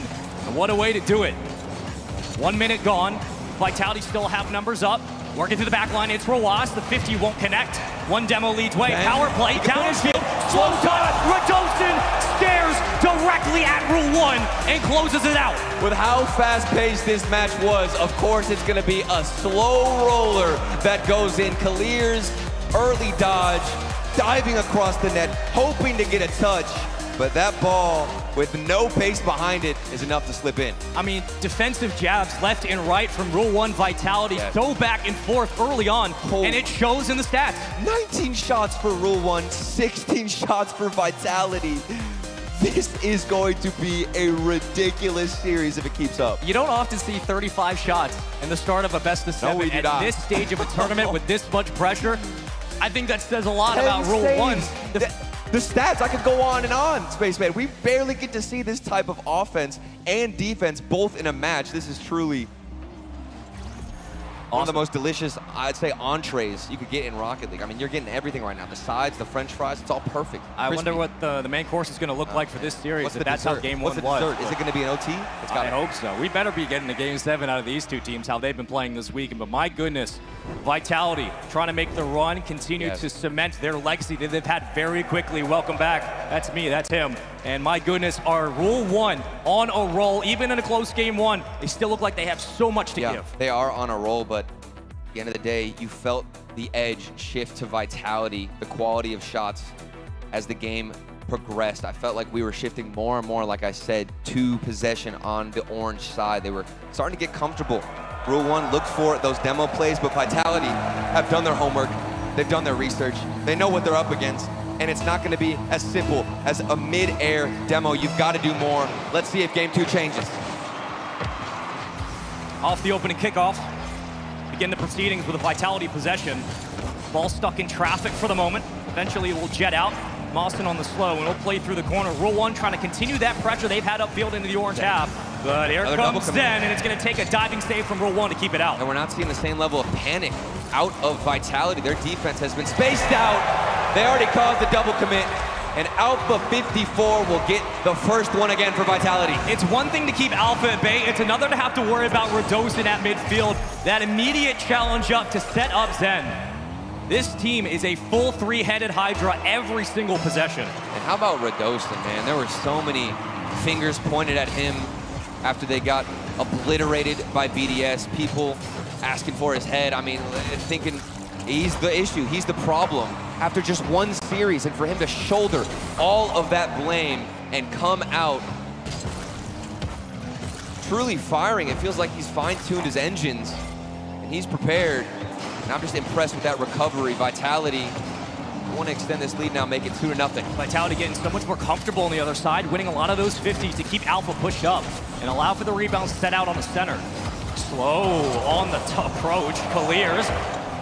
But the clear from Vitality for the moment. They can breathe for how long, though? That's the question. It does look like the midfield boost has been in favor of Rule 1. That's going to bode well as they're trying to mount some form of possession. 2 players in the same spot out of Vitality, which means there's more space. Clears wants to fire the cannon, but can't get behind the ball. Zen, easy carry out, and nothing to be tested on the defense of Vitality. I mean, Rule 1 can't even break out. They're constantly worrying about these extra challenges at midfield. The steals, the interceptions from Vitality have made it absolutely chaotic. And that's what you want if you're a Vitality fan. For Rule 1, the defense has been pretty good so far in this series, but they need a counterattack to slow the bleeding, and the double tap from Zen just makes it even more difficult. Doesn't even need the setup, Spaceman. Alpha 54, good 50-50 challenge. Roas came in and out of the net, but of course not gonna get a touch. If it's Zen behind the ball, man, I don't think you're gonna find anything you're looking for. 2-0, Vitality. Well, physicality from Rule 1, one of the staples has gotten towards this point in this tournament. Needs to start showing up. Off-ball offense is huge. Oh, look at the dribble. Roas and Mawson known for it. So Roas in the center box, beautifully played, and there's the goal. Maybe it's a grounded approach needed. This is from one half of the Twins. Roas behind the ball, flips past one, and gets it between and threads the needle. Vitality just had to sit and wait. They knew the pass was coming, but Rule 1 played it better. Here's the response you're looking for. Looking for the equalizer now off the kickoff, off the crossbar, it bangs, and back out to Alpha on the transition. There's the 1v1 plays. I think Zen's getting flashbacks. A little bit traumatized in this game. Do not give that man any space on the ball, on the ground. Control unmatched. As Zen wins another 50-50. We're still within one. About half the game to go, Spaceman. And Ross does a nice job cutting that one down. It shuts down the push from Vitality. You try to play the 2-on-1 down the other side, but here comes Zen. So easy on that open space. More numbers fly forward, crash into the box. And a slow approach on the back line. Rule 1 trying to slow the pace down. Just feels like they have to organize a little bit more on defense. Not seeing the best spacing. 2 players from Rule 1 consistently stepping over each other. Not sure who's going for the ball at certain times. Here's another example because you're getting suffocated. Another double commit, and that's 3 cars in the same spot. These mistakes cannot be happening against Vitality, who looks to be back in that peak form. And once Vitality have possession, they're already rotating out, getting boosted to the midfield. So these extra rebounds, these extra touches, make it so much more difficult for Rule 1 just to break away from the chokehold they have, as Vitality will play this one-on-one game towards the back wall and constantly win it, circling it around to the adjacent side. Roas now popping it high, skying towards center field. Hilliers can't get it away. Vitality cut it down yet again. Little dunks like that, small moments are going to be huge for Vitality, and look at what it leads to. Several more shots on target. Speaking about shots, 10, make it 11 for Vitality. Continuing the onslaught, the shootout that they want to play against Rule 1. This ball has been stuck in the blue side, and it might just result in some security for Vitality. Rule 1 finally gets some boost, but they still can't get out from the ceiling. Alpha 54 was trying to put on a highlight reel. And you keep this pressure moving, you're probably going to find a Game 2 victory. Rule 1, a necessary clear, and Colliers will get the call. I think at this moment, the only way I see Rule 1 getting back to this game is going to be through an overextension out of Team Vitality. Do they bite? That is the question. 50 seconds to get one booming clear down the other side. And right now, Mawson didn't think anybody was home and was hoping nobody was, but Radosin, he's in position. And those are the challenges you're going to need if you're Rule 1 on the sidewall, just to help break up the monotonous grind from Vitality.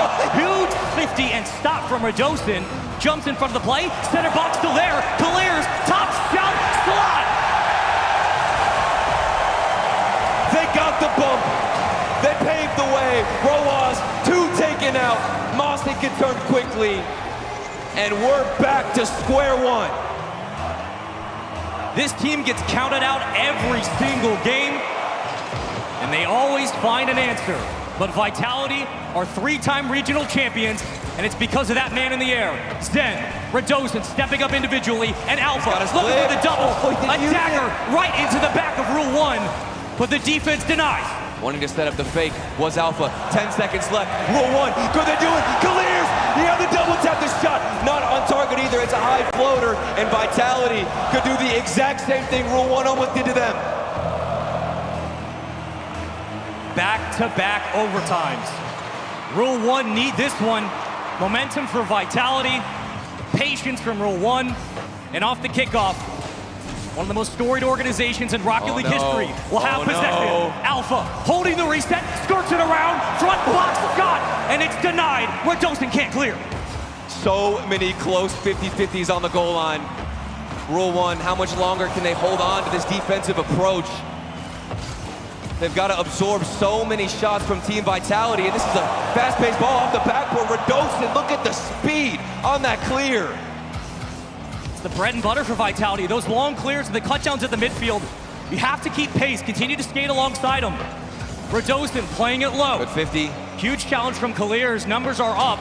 Rule 1, thinking twice, but here comes Zen. He's done it before. Can he do it again? It falls through, and Zen lets him know, standing up tall. He's just got to remind Roas who he thinks is the best 1v1 player. 3-2, overtime ended, and Vitality continue their tear. You get Vitality on the brink, they get an answer right back. Rule 1 so close in back-to-back games. They had so many opportunities. But every single time, this is the difference maker. It's Vitality who are just a little bit better in the clutch. The midfield pressure, the presence, getting clean touches and extensions towards their teammates. That has been the difference maker in this game with how close it's been, 15 shots to 10. Vitality, they had a little bit more, but they always seem to have that extra spice. It's so true, Spaceman, but I think you'd be a crazy, crazy person to believe that Rule 1 did not look like they were within inches of winning that game. They had so many opportunities, and I personally think they could have won that OT before we even got into it. I mean, we didn't have to go into OT given the setups that we got out of the blue side. It says 53% of the touches were for Rule 1, and I believe the stat, but it didn't feel that way. No. Vitality's pressure in the blue half was overwhelming, and it had to feel like that. Rule 1's defense stood tall, but it wasn't enough. And even though they had great counterattacks on the other side, something's got to change going into game 3. But they've shown that it can be enough, Spaceman. That is the key point. With this defensive approach from Rule 1, it is risky. It's a double-edged sword. We don't get a timeout. Rule 1 continue on, and into game 3 we go. Will it come back to bite him, or Kalir's can't get off the kickoff. Was looking towards the ceiling touch, almost a double tap to open up proceedings. Cleared out by Vitality. Everybody starts to take a breath back to the midfield. And I really like this call of not going for the timeout, if I'm honest. I don't think these guys are playing poorly whatsoever.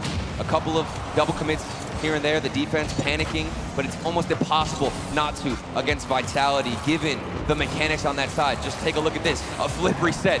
Opportunity pinched off the corner. Zen trying to control it. Doesn't get the best touch. Another double commit. Rule 1 shaky in game 3. Well, they've done a nice job of limiting the mechanics in the space from Vitality, but it really came down to, again, that midfield control and the constant rebounds players like Redosin and Alpha 54 are finding. Sure, the OT goal could go either way, but in the end, Vitality still have that space to work through as Zen burning all of his boost to keep this one moving. Reset, juggle, almost inside, but not quite enough to finish the play. Roas in and out of the net to get that clear. How many times have we seen that from Rule 1? On the goal line, last second heroics diving across, and now they make their march towards potentially getting that first goal. You're lucky enough, maybe a double commit, or you're able to bump a player off. You get a close enough look into the center box. Rule 1 trying to create havoc on the goal line for Vitality, as Zen looks for the clear to the corner. Numbers are up. Here comes Alpha 54, will win the touch. 2 minutes burned so far. And it's been really all of both teams, Rule 1, Vitality, both getting chances at the midfield. And it's been an aerial domination from Team Vitality. Every time this ball gets popped up into the air, I'm seeing Vitality win every challenge. They have the speed, they're outpacing Rule 1. Does this mean you stay grounded? I think so. You've got the dribble in Roas, but that's a mistouch, and it could set up Zen. Wants the 1v2 and squeeze it between everybody, but Boston has Rule 1 covered. Yeah, you have to play it off the backboard and just hope, a wing and a prayer, you have enough boost to find a powerful clear. Clear is right place, right time. The demo does hurt, but it won't kill Rule 1 here. That touch will! bounces off the crossbar so many times this weekend, so close yet so far. Radosin coming alive, that would have been a screamer. They're gonna have to try and try again. That's all we've seen so far. 6 shots, 0 goals. Half that for Rule 1. They've got to start building something. I know they want to play passive. It's almost like they have to. Again, keep the ball grounded. Look for these dribbles. Mawson, that's what we like to see, pushing out into the midfield.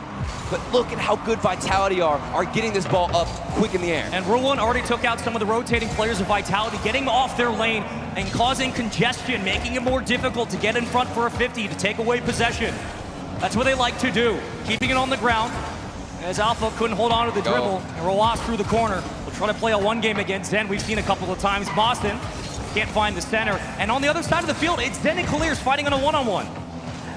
Don't you love to see that? I'm sure Zen is as comfortable as ever. Mawson clears is an outlet pass, cuts in early, still read by Zen, and I'm getting reminded of Vitality's domination against Gen G. Reading plays, understanding the passing lanes. They're repeating that in this best of 7. Really a lot of patience from Vitality on their own side of the field, doing a nice job of getting these long clears. Rule 1 expending a lot of boost to keep this offense moving. The extensions haven't been there through the second touches. They've been winning some rebounds off of those opening 50s, but other than that, it really has been Vitality with what seems like relatively decent control of this game. But Rule 1 have cleaned up. Barely any double commits. I'd say for the past few minutes, they seem to be spaced out. Does this bode well for their transitions, for their counterattacks? Can they find a position where they can strike? Off the backboard, here it goes, Kalir. There's the extra letter, 1 minute remaining. Vitality, just looking for the clear now, it's Zen. We've seen this before, onto the backboard, Clears will rotate out and clear it away. Still alive for Vitality, and they are continuing to put more pressure through these corners and winning those rebounds as well. The air is thick. The tensions are high. Clears, it's a high ball himself, all the way down the other side, but nobody's waiting, but it's the opposite story. Zen, high flying in the air, receives every single clear from Vitality. Back to boom ball. Vitality love this style. They can get so creative in the space, working through the sidewall, letting Zen get comfortable. Alpha has Zen on the wing, taking it on his own. Here's the commit. Radosin fights through the challenge, and Zen pops it high. Radosin will play it towards the side. Vitality still swinging through. Good carry, and regardless of all this pressure, Rule 1 can still hold their heads high. They've remained scoreless, kept Vitality scoreless, and with 1 second remaining, it hits the ground. Back into OT we go. 3 overtimes in a row, a golden goal opportunity yet again. Maybe 3rd time's the charm here for Rule 1. They need it now. You don't want to go down 0-3 against a team like Vitality. We know how difficult it can be to start that reverse sweep. Radosin has been so good on the rebounds this series, setting up Vitality time and time again. And I like this dribble from Clears. You want to set up a play, but if you're going for 1 massive hit down the other side, it's so easily read. Keep it to yourself. Didn't work out 100% the way they wanted, but still relieve some pressure.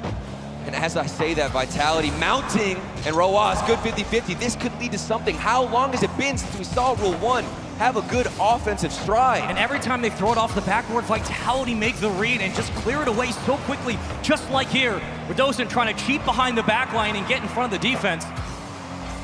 But Zen will play this one just as often as he does to Alpha on the other side.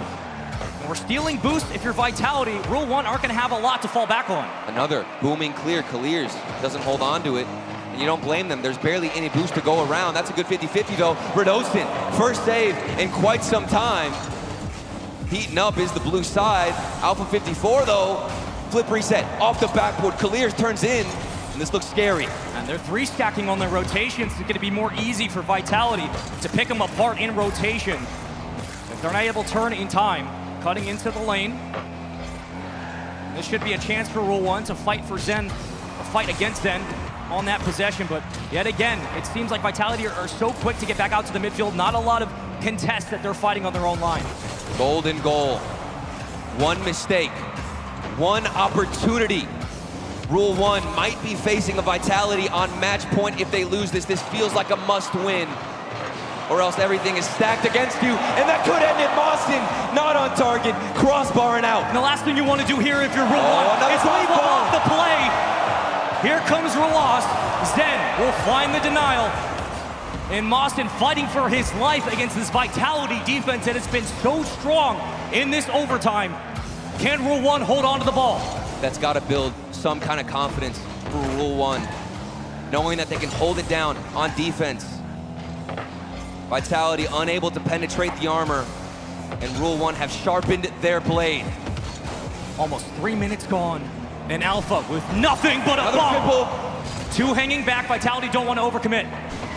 Scary situation, Rule 1 over each other in rotations, but how fast can they recover? It's ridiculous. They commit one mistake, have two players in the same spot, but right back into the rotation they go. Austin, this is a scary read, wants to keep it to himself. Radosin just applying pressure. Neither team wants to take the risky opportunity. So much at stake. The lower bracket, this is an elimination series, and Mawson, huge base, but it's dived and saved by Rule 1. The double commit causes panic. Zen, the must beat Alpha. Connection looked cool, but it wasn't enough for the moment, and Colliers will escape and give Rule 1 a chance to breathe back at midfield. But two already falling back and watching Radosin carry it forward. It just seems like they're a little bit hesitant to go up for those challenges. Feels like it's shooting practice for Team Vitality, and Rule 1 are glad to participate, booming the ball to the other side, letting Vitality go up for a solo play. It feels like a demo could change the tides of battle. The physical play, we haven't seen too many of it. Nice little pop-up, stringing together something, but Zen has them right where they want them. Colliers has been on a scoring streak this weekend. He's been red hot for Rule 1. The time is now for him to start contributing.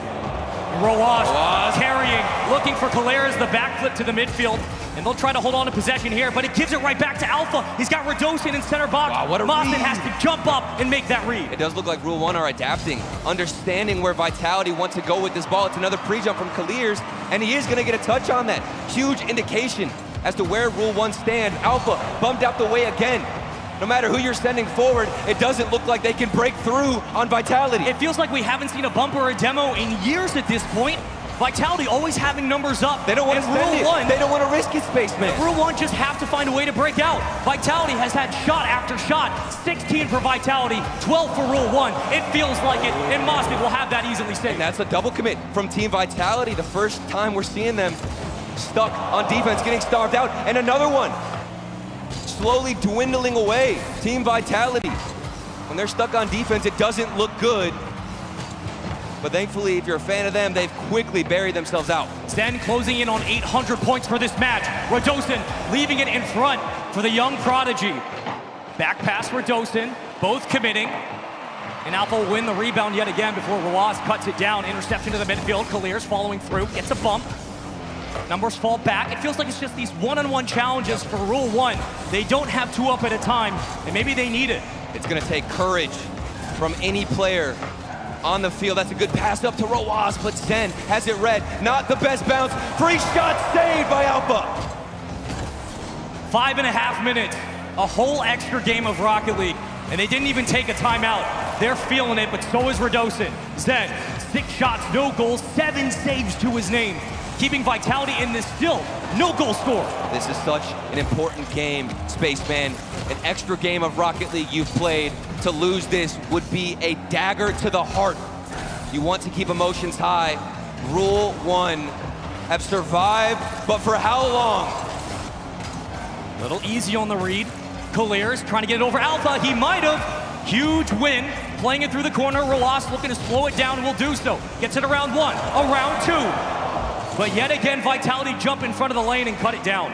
I think Mawson got that boost, which means Zen has to rotate all the way back. But another midfield challenge, Vitality.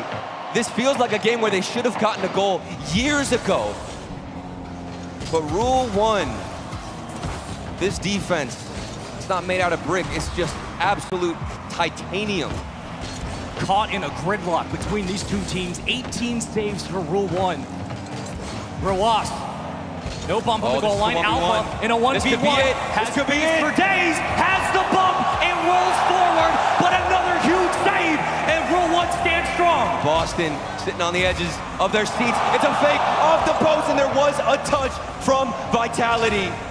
A taste of their own medicine. Big clear down the other side.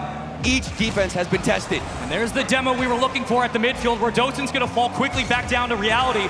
And it comes up to Roas, to Zen from the sidewall, burning all of his boost, can't get it past Clears, no one at the midfield. Hold on, a moment for Rule 1. Can they press the takeaway from Alpha and off the backboard? Here goes Rule 1 defense yet again. This might just be some of the best Rocket League we've seen.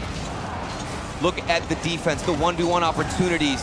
Everything has been getting denied. Still back out into the midfield, Zen. Stoicism behind it, around one, but that's not going to be enough to break through. But at least he gets the corner grab, so they have resources in the tank for Vitality. They can afford to expend a lot. Mawson, the only one up for Rule 1. Numbers fly back yet again. Zen is trying to get over the lone defender, but the safety Look at the pulls read. back and waits, and it's constant reads from Rule 1. I mean, they're pre-jumping. They have been stuck on defense for most of the OT. Of course they know what Vitality want to do. There's got to be a change-up, a switch-up on the pitches out of Vitality. Will it be a curveball, a fastball? Something unique is necessary because big clears like this are not enough. Neither team wants to overcommit, and you can't blame them. They have to play the 2-on-2. Oh, no. Alpha Oh, just has no. to play with his food, slowing it down yet again. We've seen this shot and attempt time and time again from Vitality, from the ceiling, putting it on the door, but another huge save. 23 saves for Rule 1. This is ridiculous. A defensive masterclass from Mina. A ridiculous amount of shots from Vitality. Alpha in connection. Back to the midfield. This ball jets laterally. And they'll play it towards the center box. Boston meets it on the connection. Here comes Roas. Rule 1 have numbers up. Here we go. Feels like the first time in forever. And finally, when they look to break out, you've got Vitality. And it looks like we had forgotten a little bit that they knew how to play defense, but they're reminding us they're not a team that's just an offensive powerhouse. They can do it all, Spaceman. Vitality are still jumping in front of these touches, denying so much extension from Rule 1. It's got to be so annoying to play against this team. But Rule 1 have answered every single call in this overtime. And my goodness, they are having to fight for this win. And we've got to bring up the fact that Vitality haven't overcommitted. They haven't been too desperate. Remaining calm in times of worry is what makes a true champion on that stage. It's Zen's rookie season, his first RLCS LAN, and Vitality still scoreless. Slippery stick to Lears, almost ended it, but we're still moving on. Mawson off the post, nothing can break through. It just doesn't get more difficult than this. Almost 10 minutes of overtime. What do you do, Spaceman? Rule 1 are fighting for their lives in this bracket. Vitality can't crack it. We have crossed the 10-minute mark, and Radosin plays it into the corner. Alpha trying to move forward. Another clear from Mawson. There's the demo in the back line. Power play for the moment. Both teams down and back to full strength. 24 saves now out of Rule 1. That is a LAN record for a team. Can they keep the story moving? Can they keep it pushing if you're Rule 1? Or will Vitality have the weapon that's needed? Add another, make it 25. Roas in the back line. Mawson just trying to keep pace with Alpha. Blowing the tank for the moment. Zen has a lot to work with here, but misreads it. Oh, there's and an option. leaves it. Left Clears he wants the bump. box. They were looking for the bump. Turtle, they were so close. Why didn't we go for the pass for Dosen? Is he gonna go for the pass? He fakes out one. Shot opportunity. There's no second man. Everybody's pulling back. Both teams are so safe in this situation. They don't even want to risk the outlet pass. It feels like a roll call with almost acrobatics and dangerous ones at that. Double commit that clears it The away. boost is gone. Vitality are still up. They can absolutely do it here. Alpha from the ceiling wins it 50 to Zen. Zen gonna catch this one and try to dribble around. You have numbers in front. It's clears. Mawson will call his own number. Here comes Vitality, but they can't break through. Rule 1, pre-jump into the air. They have it read. Vitality. You thought the mechanics were amazing, but Rule 1 know just how good they are, and every single spot is covered on the defensive side. Roas had to rotate out slowly. He was so far out of the play.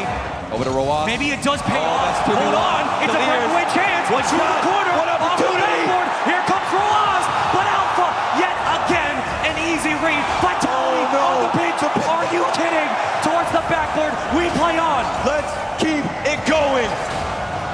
This OT just doesn't know when to quit, and neither do these teams. Do we break 30 saves? Do Rule 1 find one goal? Are you kidding? Top left slot! This ball is sent into Fenway, and Vitality, a 3-0 lead. The longest OT on land has been broken, and it's by Team Vitality. What a ridiculous game, a series, and a historic battle we got to witness. There is no esport on the planet like Rocket League. You will never find a more tense overtime, a masterclass of defense from Rule 1. 29 saves, just from Rule 1 alone. 29 saves. So you couldn't get it done in the first OT, it was close. You couldn't get it done in the second OT, it was close. And it took 12 minutes. We are seeing one of the best defensive showings from Rule 1, Mina's last hope. And no matter what they do, Vitality find a way. This team are regional champions for a reason. And listen, what do you even say? I need some water, first and foremost. Take a breather, brother. But if we're being honest, this game, this series, it's not over. And I know that Boston, they were excited about that. And Rule 1 are now taking the timeout after 12 minutes. I mean, that is Team Vitality twisting the knife. There's your look at your Mobile 1 high-performance replay. And here's the stat card. Take a gander. Look at that. 10-41, 10-43, across the board. Oh my God. That is one of the best overtimes in Rocket League history. I cannot believe what I'm witnessing. Roas, 12 saves to his name. We just witnessed some historic Rocket League here in Boston. And this is why, ladies and gentlemen, you want to be here. You got to grab your tickets. Has this not convinced you already? And yet there's still more Rocket League to play. And 60 more seconds as well granted to Rule 1. Spaceman, what do you even say to a team that just lost the record for the longest OT on land? You tell them that you're this close for a reason, and all it takes is one lucky bounce to go your way. Rule 1 are down 3-0, but they are not out of this series. Again, it's Arena. Rule 1, can they do it? I think the answer is yes, but they got to get through this juggernaut. They got to get through the juggernaut. They got to fight through the team that kicked North America out of the tournament. It's not over yet. Game 4. 5 more minutes on the clock. This feels like a best of 11 at this point. It's just 5 minutes. I'm not even worried right now. We went through 12 minutes. Another 5 minutes should be nothing. A very necessary tactical timeout, and maybe they played it as best they could because they needed that after a 12-minute overtime. If you're just joining us, welcome in. Vitality up 3-0 in our lower bracket semifinal. Loser goes home, winner moves on, and Vitality just need one more 5-minute match to get it done. Clears, that's a good setup. And for Rule 1, after the timeout, starting out on the right foot is crucial. As I say that, Team Vitality right back where things started, Spaceman. Alpha died for the cause. Zen was overextended upfield, waiting for that touch from Alpha. And it's so perfect for Vitality. Cool, calm, collected, and a 1-0 lead. I just can't get over the recovery from Vitality. Talk about this team. It went down against BDS. It was tough. It was abysmal. I didn't think they could bounce back with the inexperience from Zen, the poor performance from Radosin. But they are proving me, and I'm sure a lot of people, wrong. There's still plenty of time for Rule 1 to get back into this game. I really hope for them that the mentality isn't in the gutter, because Vitality will not hit the brakes. You can't keep Zen at bay for long. Everybody getting involved. The Globetrotters of Europe find their second goal. A minute gone. And as it continues to dwindle away, the reality sets in for Rule 1. We need something. They have not found anything in this series. We have to see a sparkle, a light, a ray of hope for Rule 1. Or else it's gonna be a landslide victory for Team Vitality, 4-0. Already on match point, already have the lead. This is truly your backs against the wall. Zen with so much space. The duality of Alpha and Zen together can break down teams piece by piece, atom by atom. An iota of difference between the two, but they are so good. And as Radosin has stepped up his game individually with so much on his shoulders from the Winter Major, that's what makes this team so deadly. And it's going to be that much harder, too, because Team Vitality are feeling confident. They've got a 2-0 lead. Security, the safety net, and now make it 3. Team Vitality. You can see Radosin on the camera. He wants to remain calm and just keep the powerhouse moving. That is absolutely vile. These are the villains, Spaceman. They're the best team in Europe for a reason. Rule 1, a Cinderella run. But they need to start scoring. Defense keeps you in games, offense helps you win them. They need the latter. Anything. Will it be one of the twins? Maybe Mostyn shows up. Whatever you have right now, leave it all on the pitch, Rule 1. There it goes! Mostyn! Rule 1 are back. Right into the offensive third, Kaliers worrying about Zen, does just enough to burn that boost forward and send the ball on its way, where Mostyn with the security cuts the lead to 2. And that proves to this squad that you can get through this defense, that you were unable to do so for 12 whole minutes. Another double commit, Rule 1's defense. They've got to be exhausted, but you need to use the reserves that are left in the tank space. And it's never been a question for Rule 1 about whether they can. It just came down to essentially closing out the play, finding one another. Hitting the Those infield passes had been sporadic through game number 3. And in a best of 7, you can't afford to slack off in that department. That does feel good to get at least 1 goal. Not sure where my hope for Rule 1 would lie, or if I'd even have any hope remaining. That helps. Had they not gotten a goal. Time running out. Rule 1 are against the clock. They're against the crossbar. Kaliers is against Zen. Can't get through. 2 demos at the midfield. The off-ball offense picking up for Rule 1. Causing a bit of chaos right now for Vitality as they'll double commit through the corner. No boost in the tank.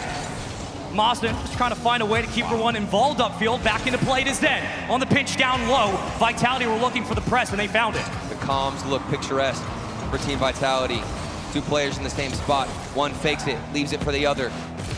The mind games, the illusions, the mechanics, the defense.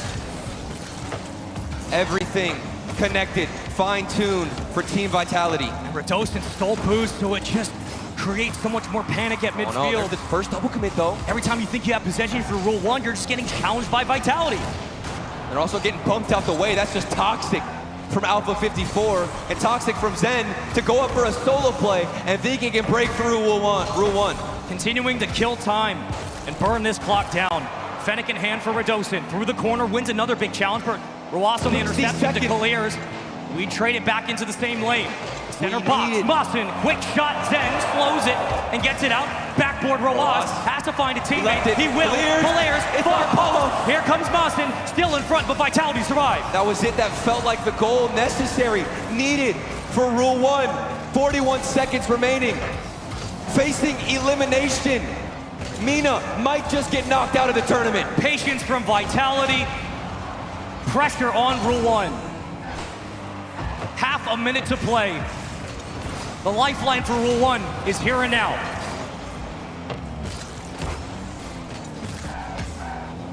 Can they get it out of their own corner? All it takes is one swing upfield. All it takes is one shot. One opportunity. This has to be it, Spaceman. They have no time now. This clear. A long clear from Kaliers. Radosin can slow it and kill this game where it stands. It felt like a back and forth match because it was, but in the end, your 3-time regional champions survive in this bracket. And they are the swift and terrible sword into the back of Rule 1. They evolved from the wreckage and have set their sights on the Spring Major Trophy.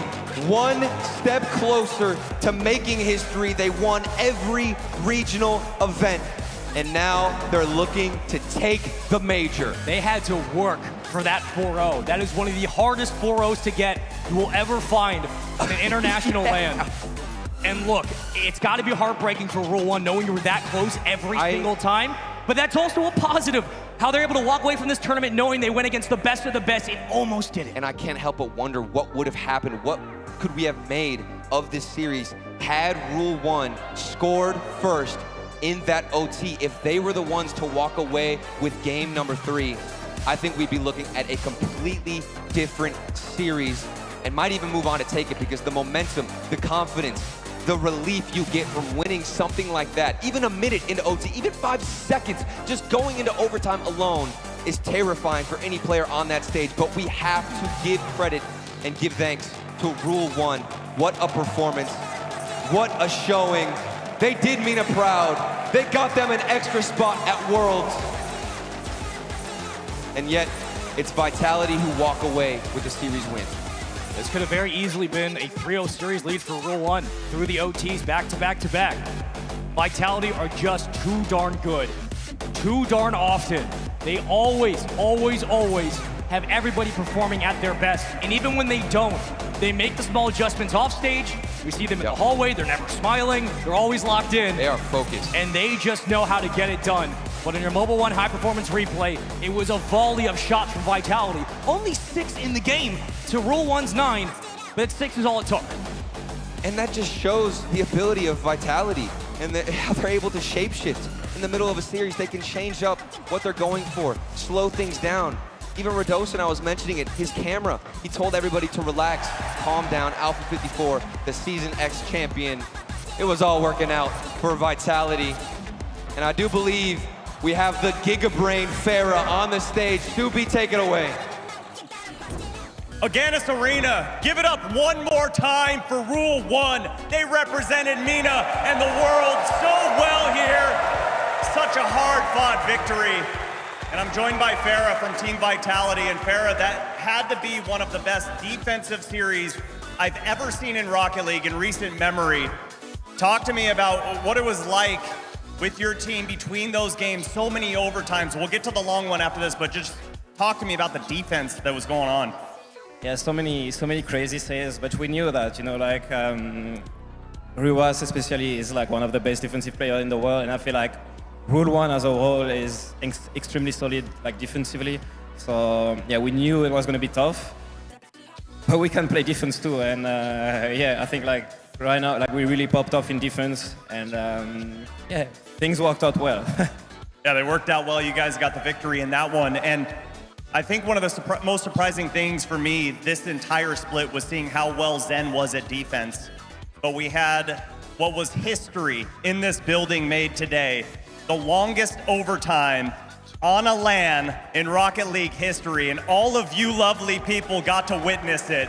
It was absolutely incredible. But Farah, you're a coach, you don't get to talk during the gameplay like that. 12 minutes long without setting down that controller. You used to be a player. Kind of take me through their mindset of going through something like that.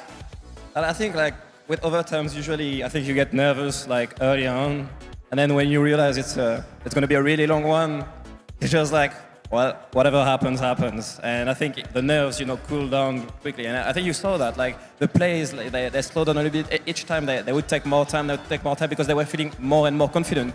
They were like, if we don't do something crazy, we're not going to score anyway. So they had to.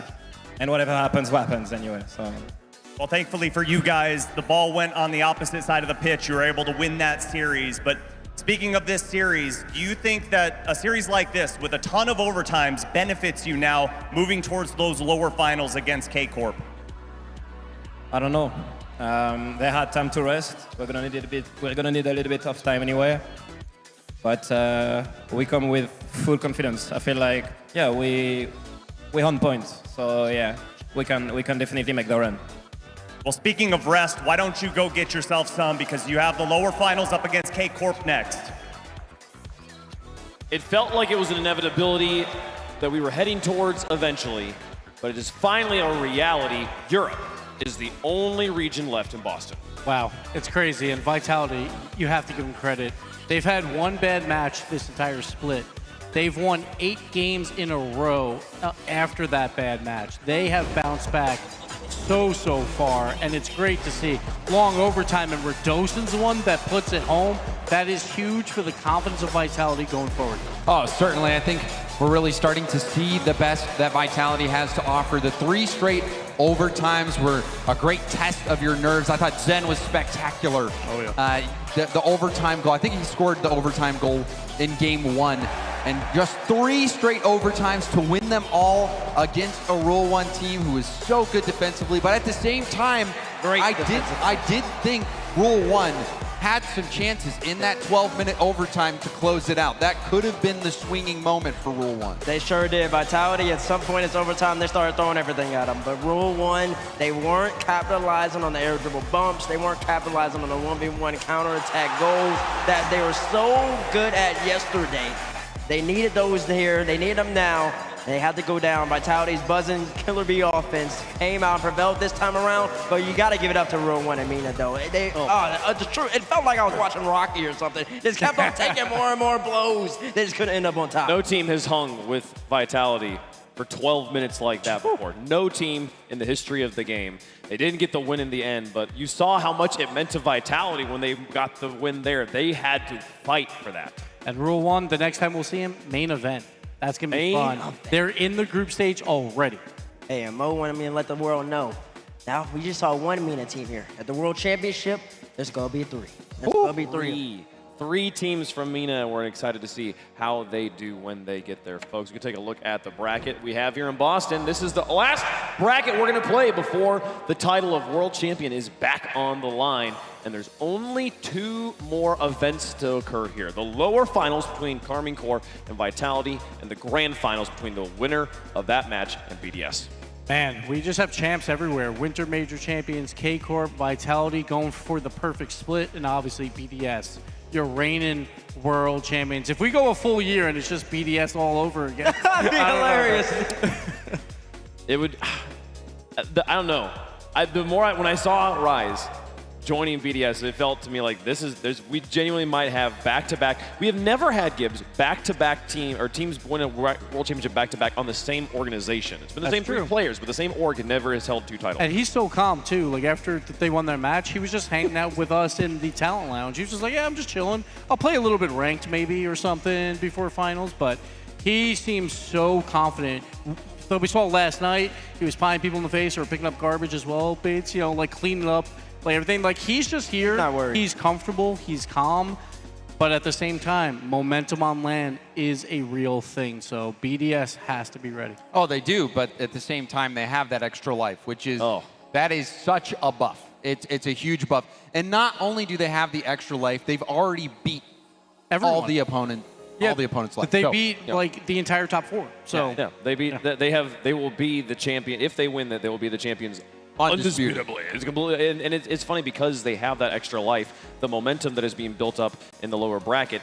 They get to play 7 games and then go again for real. Yeah. And then you have to talk about endurance skips. Yes, but we've had bracket reset opportunities 8 times on LAN, and only twice there was not a bracket reset. So 6 times. So momentum is huge. 75% of the time we get a bracket reset on LAN. Now that doesn't happen online very often, but the momentum with the crowd is so different. So BDS has to be locked. I'm going to put you on the spot on a stat you might not have. Of those 6 bracket resets, how many of the lower bracket teams won? 5. 5. So 5 times. The only time they didn't was G2. G2 versus Moist. That's right.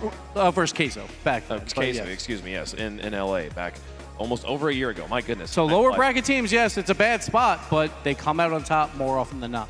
Well, folks, we've got 2 more matches to go. I know you're ready to get to it, so we're going to take a quick break and let the players get ready to try and hoist this trophy. Karmine Corp versus Vitality. Lower finals. Top 3 on the line. 1 more team going home before we are in the grands and the trophy is on the line. Congratulations to Rule 1 on their run. We'll see them at the World Championship, but for now, it's about Europe. 1974.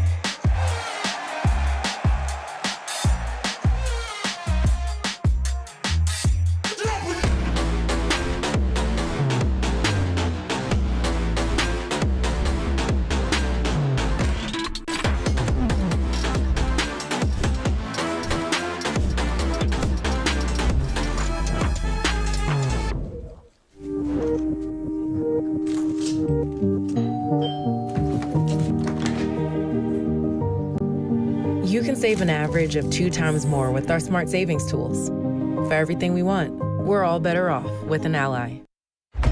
Game 5. Double match point on the line. Fury and Moist 5 minutes away from discovering who will have all of that on their side.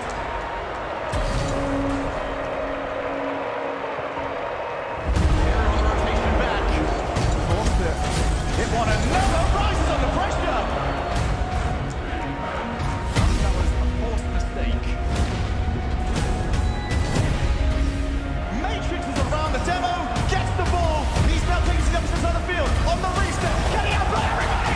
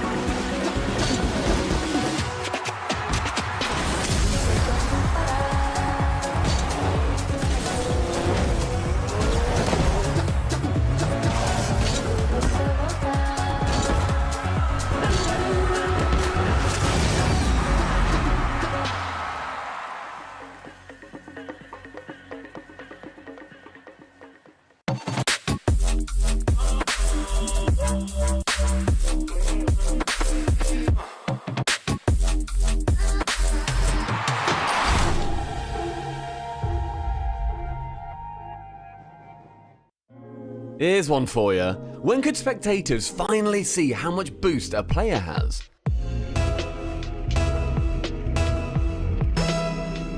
The answer, Season 3? Yep, that's right. As Cox here lined up his stunning Season 2 Overtime Worlds winner, we, and the casters, could only guess how much of the orange stuff he had in the tank. Season 3's Boost Gauge Edition was the first in a long line of UI evolutions. Season 4 upgraded down-the-line group shots into individual close-up cameras, so we can see every single sweaty pore on their little gamery faces. Season 9 tinted the boost gauge, depending on which team we were spectating. Oh my gosh, it's so blue. The RLCS Season X Regional Championships saw time for a whole custom overlay, baby! Look at this overlay. I'm so pleased that we get to see this today. It looks absolutely phenomenal. Player cams in online matches, bam! A sleek bar in place of the stats card, boom! And boost levels for every single player at all times, bosh! Even now we're seeing brand new additions, including this season's Winter Major showcasing the player behind the car. It's fair to say we've come a very long way. Here's to the year 2036, when a telepathic neural network will transfer our entire consciousness into one of the eggs in the crowd. Or something.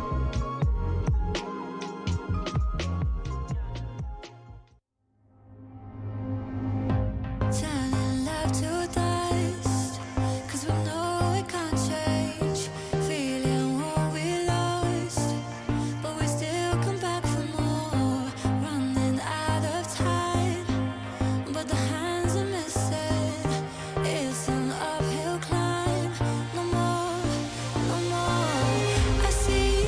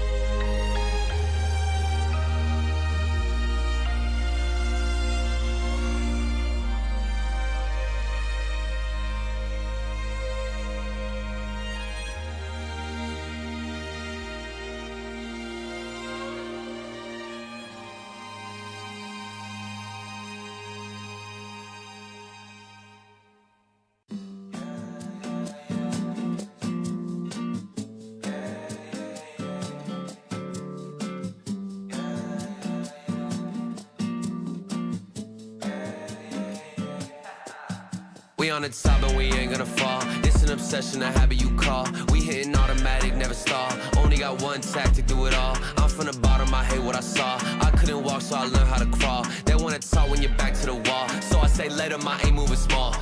Money grows from my intuition. I just bought a crib, that's my first edition. People hate it when you claim a vision, but I use a static when I hit ignition. Hungry moves, I'm faster in a minute. I stay fresh to death, I'm in a mint condition. Forge a heat, no matter where I've been, and give me any place and it'll be a kitchen. This how we flow to the top. I'm on a wave and it never gon' stop. I hit a 3, now we running the clock. 24 seconds, I still block your shot. I'm making this an eternal spot. Permanent stain in the flow, ink blot. Don't step to me when I get too hot. I'ma end your life and it's all you got. We on the top and we ain't gonna fall. It's an obsession, a habit you call. We hitting automatic, never stall. Only got one tactic, do it all. I'm from the bottom, I hate what I saw. I couldn't walk, so I learned how to crawl. They wanna talk when you're back to the wall. So I say let 'em, I ain't moving small. Homemade flow, I'm a PVC. There ain't one player out doing just like me. Heart rate froze, shake the EKG. I hate wasting time, no eventually. Routine work when nobody see it, but I ain't feel the stress, I know it's meant to be. 30 beats, I'm on a killing spree. I made every song in my discography. Yeah, that's every cent, every dollar. I ain't tryna listen to a broke scholar. Making moves to make the money taller. To the cash topping on the Eiffel Tower. Labels calling, I won't wear their collar. With my own drive, I can take it farther. Do it myself, don't ever bother. Been self-made now, shout out to my father. We on the top and we ain't gonna fall. It's an obsession, a habit you call. We hitting automatic, never stall. Only got one tactic, do it all. I'm from the bottom, I hate what I saw. I couldn't walk, so I learned how to crawl. They wanna talk when you're back to the wall. So I say let 'em, I ain't moving small.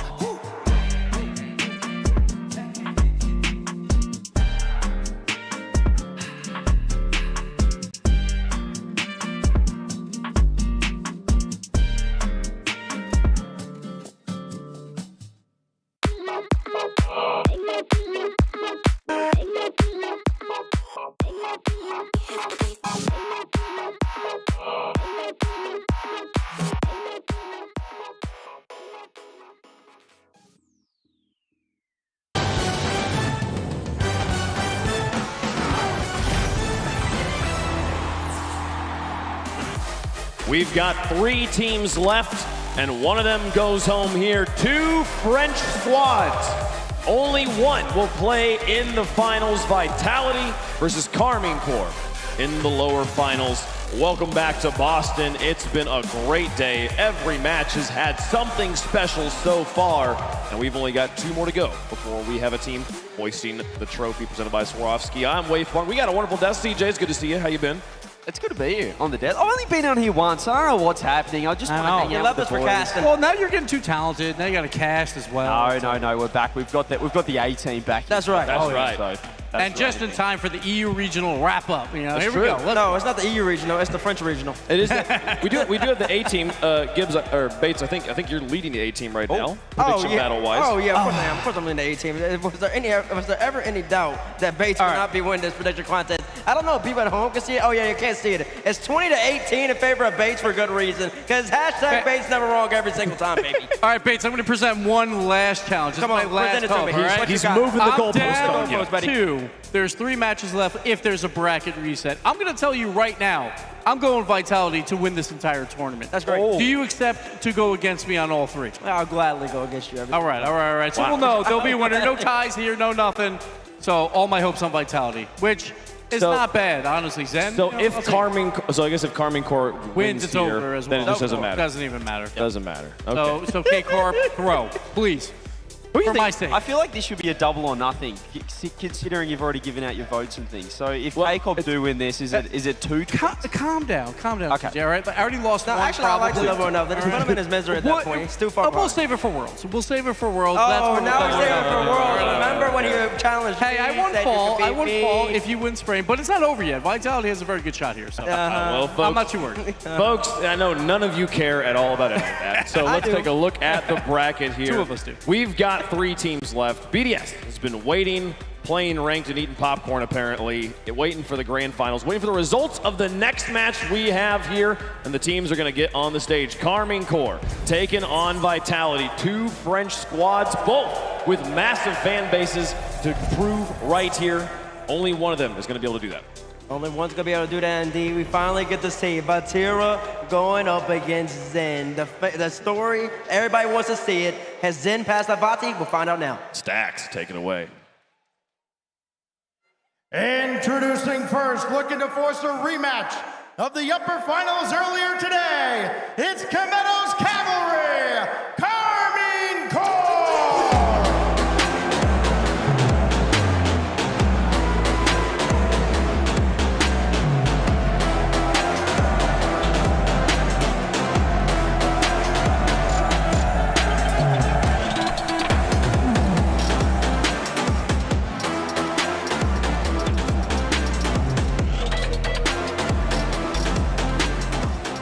The blue wall. I was over there in the corner for that first series against BDS. They couldn't get it done. They brought it back to 7, 3-1 down.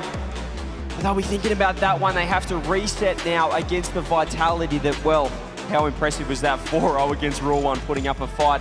Exotic, he has been that man for this team. I know we talk about Vatira Gibbs. Yeah. What an impressive tournament so far. But here's one positive. They did lose to BDS.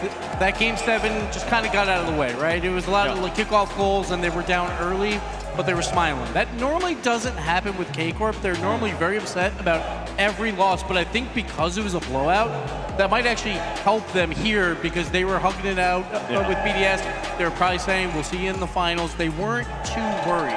So it seems like their confidence is at an all-time high, even through a loss. They're such competitors as well. I feel like because Vitality's in the lower bracket, they're thinking, well, we get a chance to knock them out down there. So I know Vatira will be happy to have this matchup.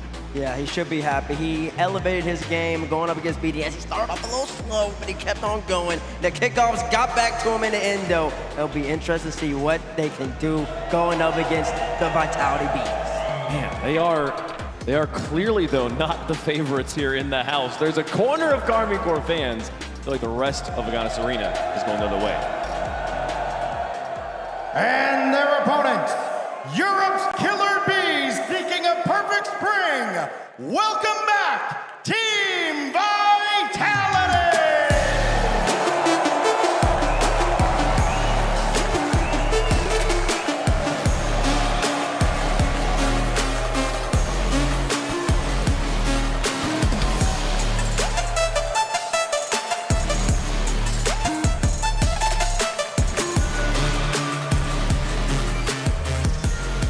And it looks like the crowd might be changing tides here. They were going against Vitality for so long, but it looks like they might be the fan favorite in this matchup. They've had one bad match all spring split.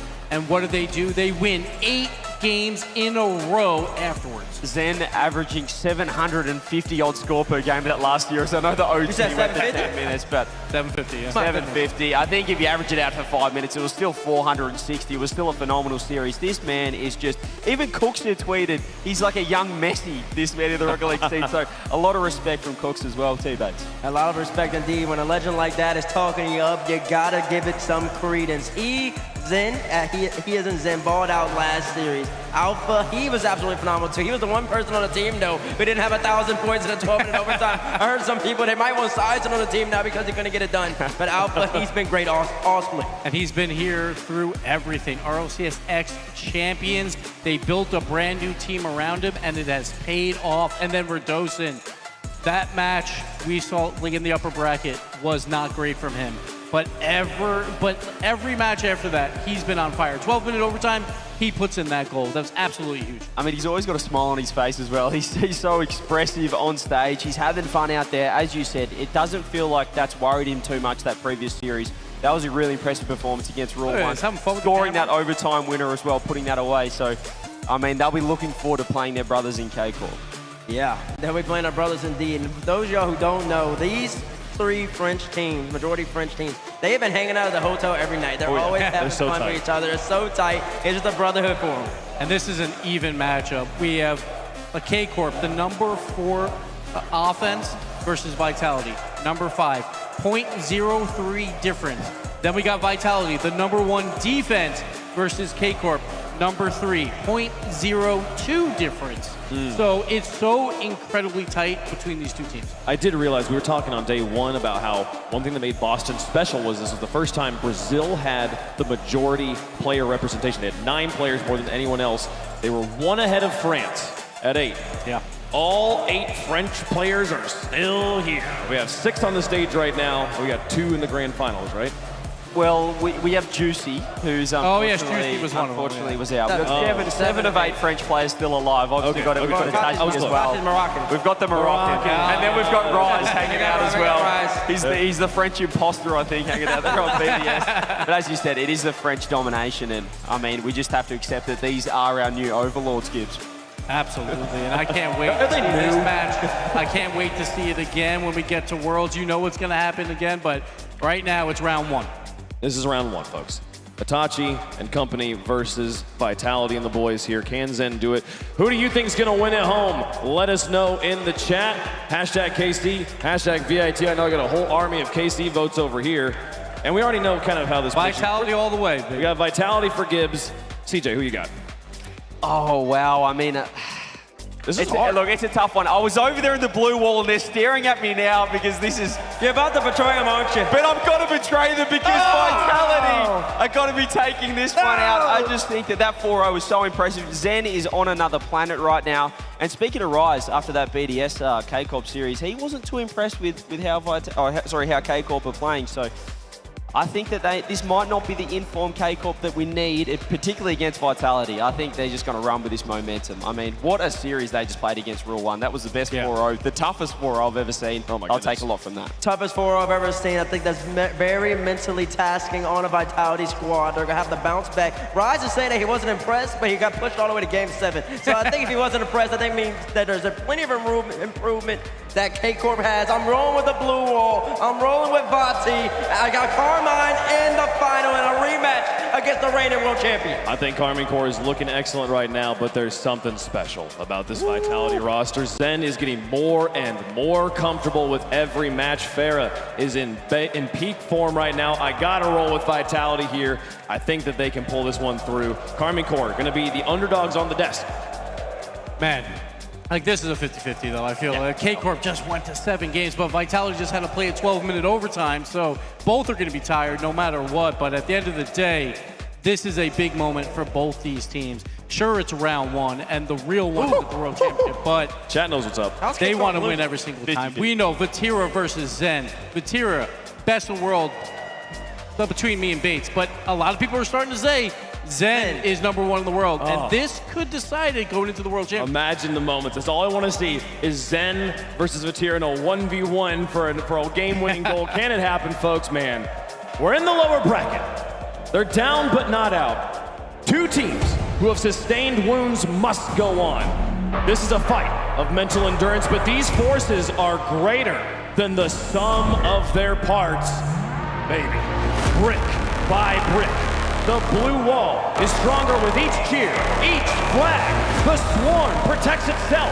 Each hornet rallying to overwhelm their mutual enemy. The battle for French domination is about to begin. Carmine Core versus Vitality is now. Greatness isn't given, it's earned. And at this stage of the game, only the best can go to the grand final. On one side is the blue wall, on the other is the swarm. This is your lower final. What a marquee matchup. Big names win big games, but something's gotta give because there are ginormous names all over the pitch.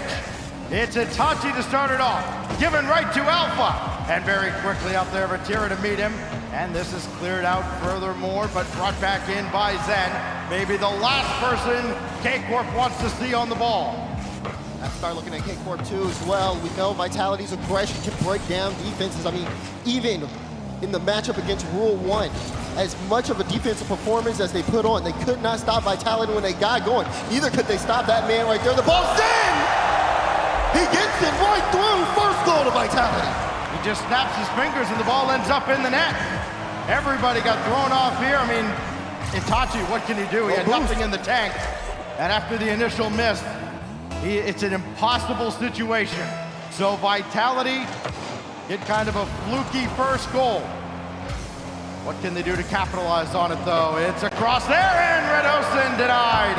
Another bid towards the K-Corp net. And Carmine struggling very early on in this series. Lots of things to look out for here, especially, I mean, of course, we've seen teams who give that respect to Team Vitality, then suddenly they don't even pay attention to other things that they have, like boost here. And Zen is gonna get another!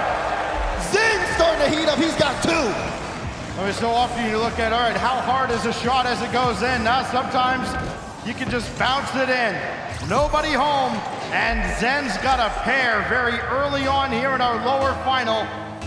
So often we see the team making a lower bracket run have all that momentum, especially when they play back-to-back. They're coming off a win. K-Corp got to stew a little bit after that near-miss comeback. As Zen is blocked out there, and Exotic will bring this across. It's Vatira with a wave dash to try and set up possession, met by Redosin, and now Exotic has one sail high and away from him. Itachi can't do a whole lot with this, and Vitality will clear.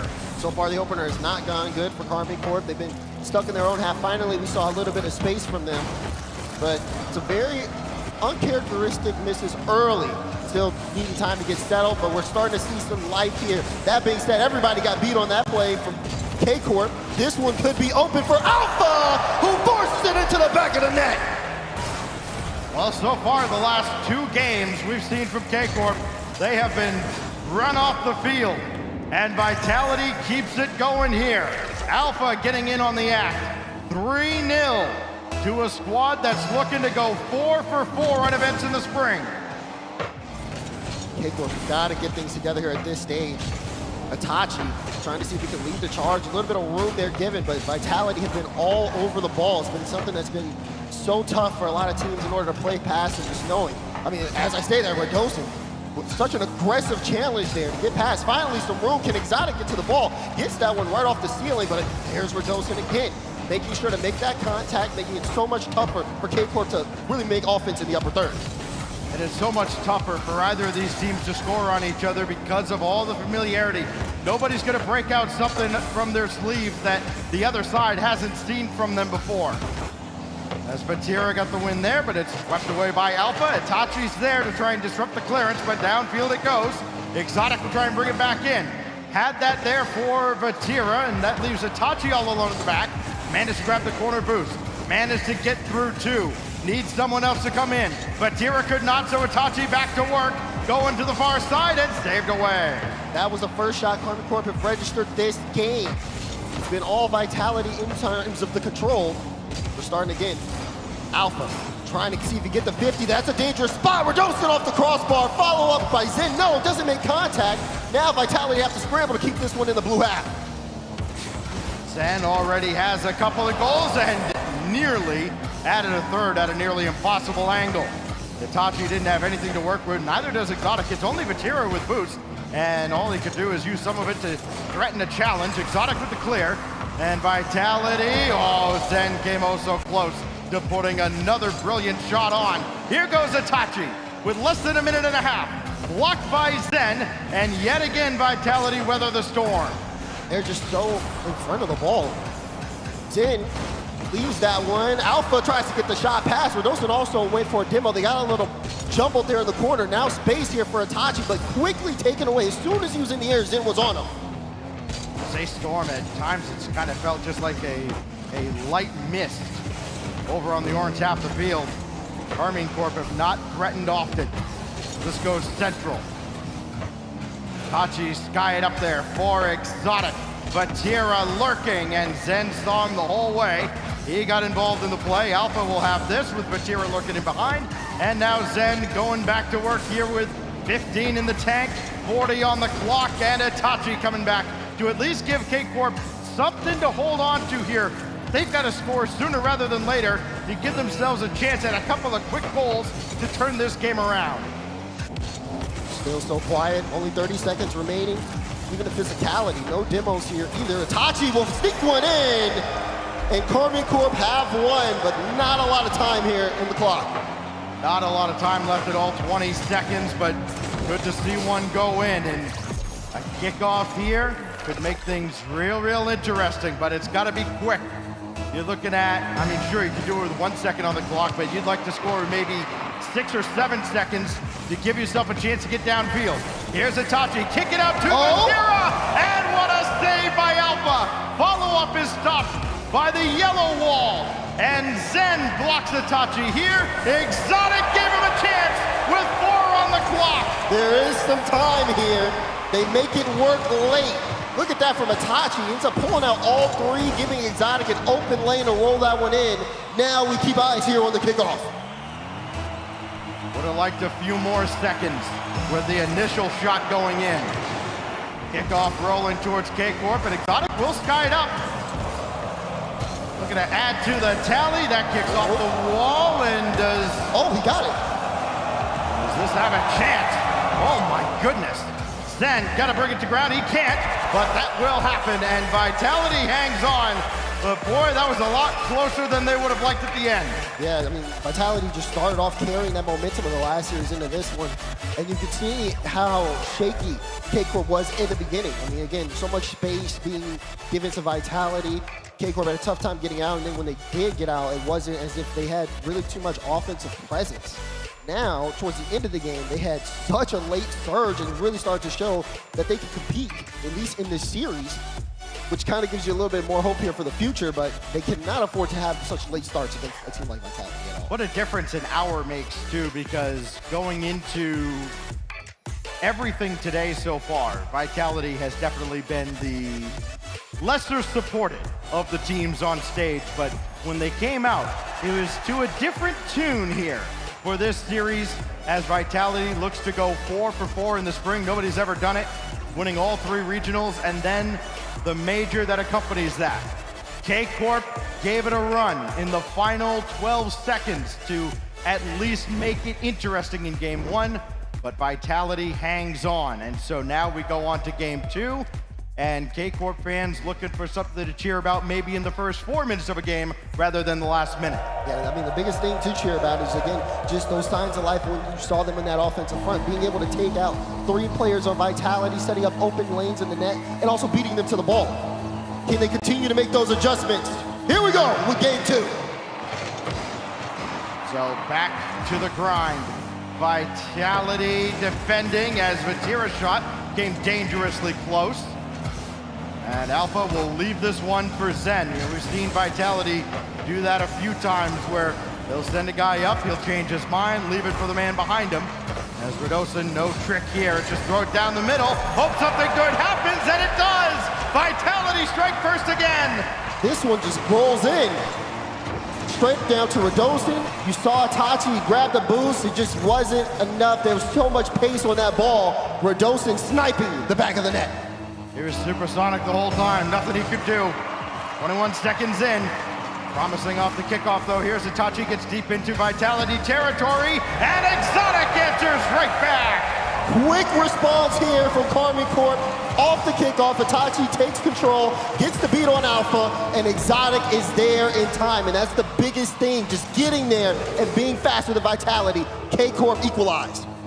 Back and forth we go at Forbidden Temple in a best of 7. The preempts our grand finals. It is Alpha again, trying to weave his way through, and Itachi says no. But Tira's the one that grabbed the corner boost. Itachi's got nothing to work with, and if he even had 5, he could have got a second touch, but instead, this comes right back into blue territory. Let's see how far it goes now on the orange half. It's Itachi! Double, denied by Zen. What a read there from Zen. Itachi lining up the double, was trying to get that into the left side of the net. Block away. Here's Itachi once again. Still 50 straight down. Exotic's in the right spot, but Zen on top of the ball, making Exotic have to work extra hard as Vitality starting to at least quick up the pace here.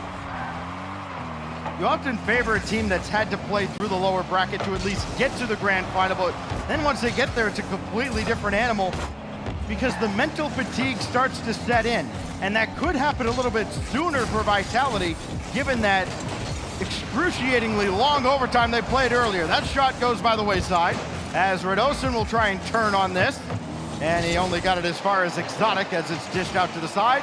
Itachi and Zen in a race. Zen wins it all day long.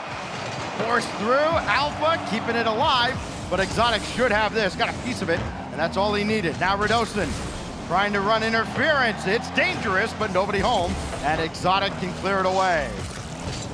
Still a chance here for K-Corp. Vatira trying to line up the shot. Alpha does get the block out.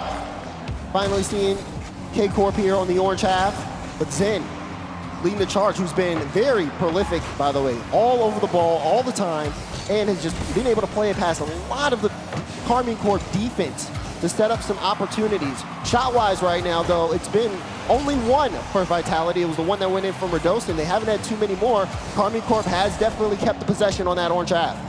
Vitality enjoyed an explosive start. 3 unanswered goals before K-Corp, again, got 2 very quick ones at the end of game 1. Gave him something to think about. Now we're in a deadlock in game 2, past the halfway mark. It's Exotic, working slowly. I think he was maybe trying to fake out Vitality to make him think he had nothing in the tank.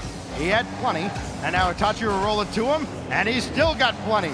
Flip, reset, denied by Alpha 54. And where will he bring this? Off to the side, and he's got Zen to help out.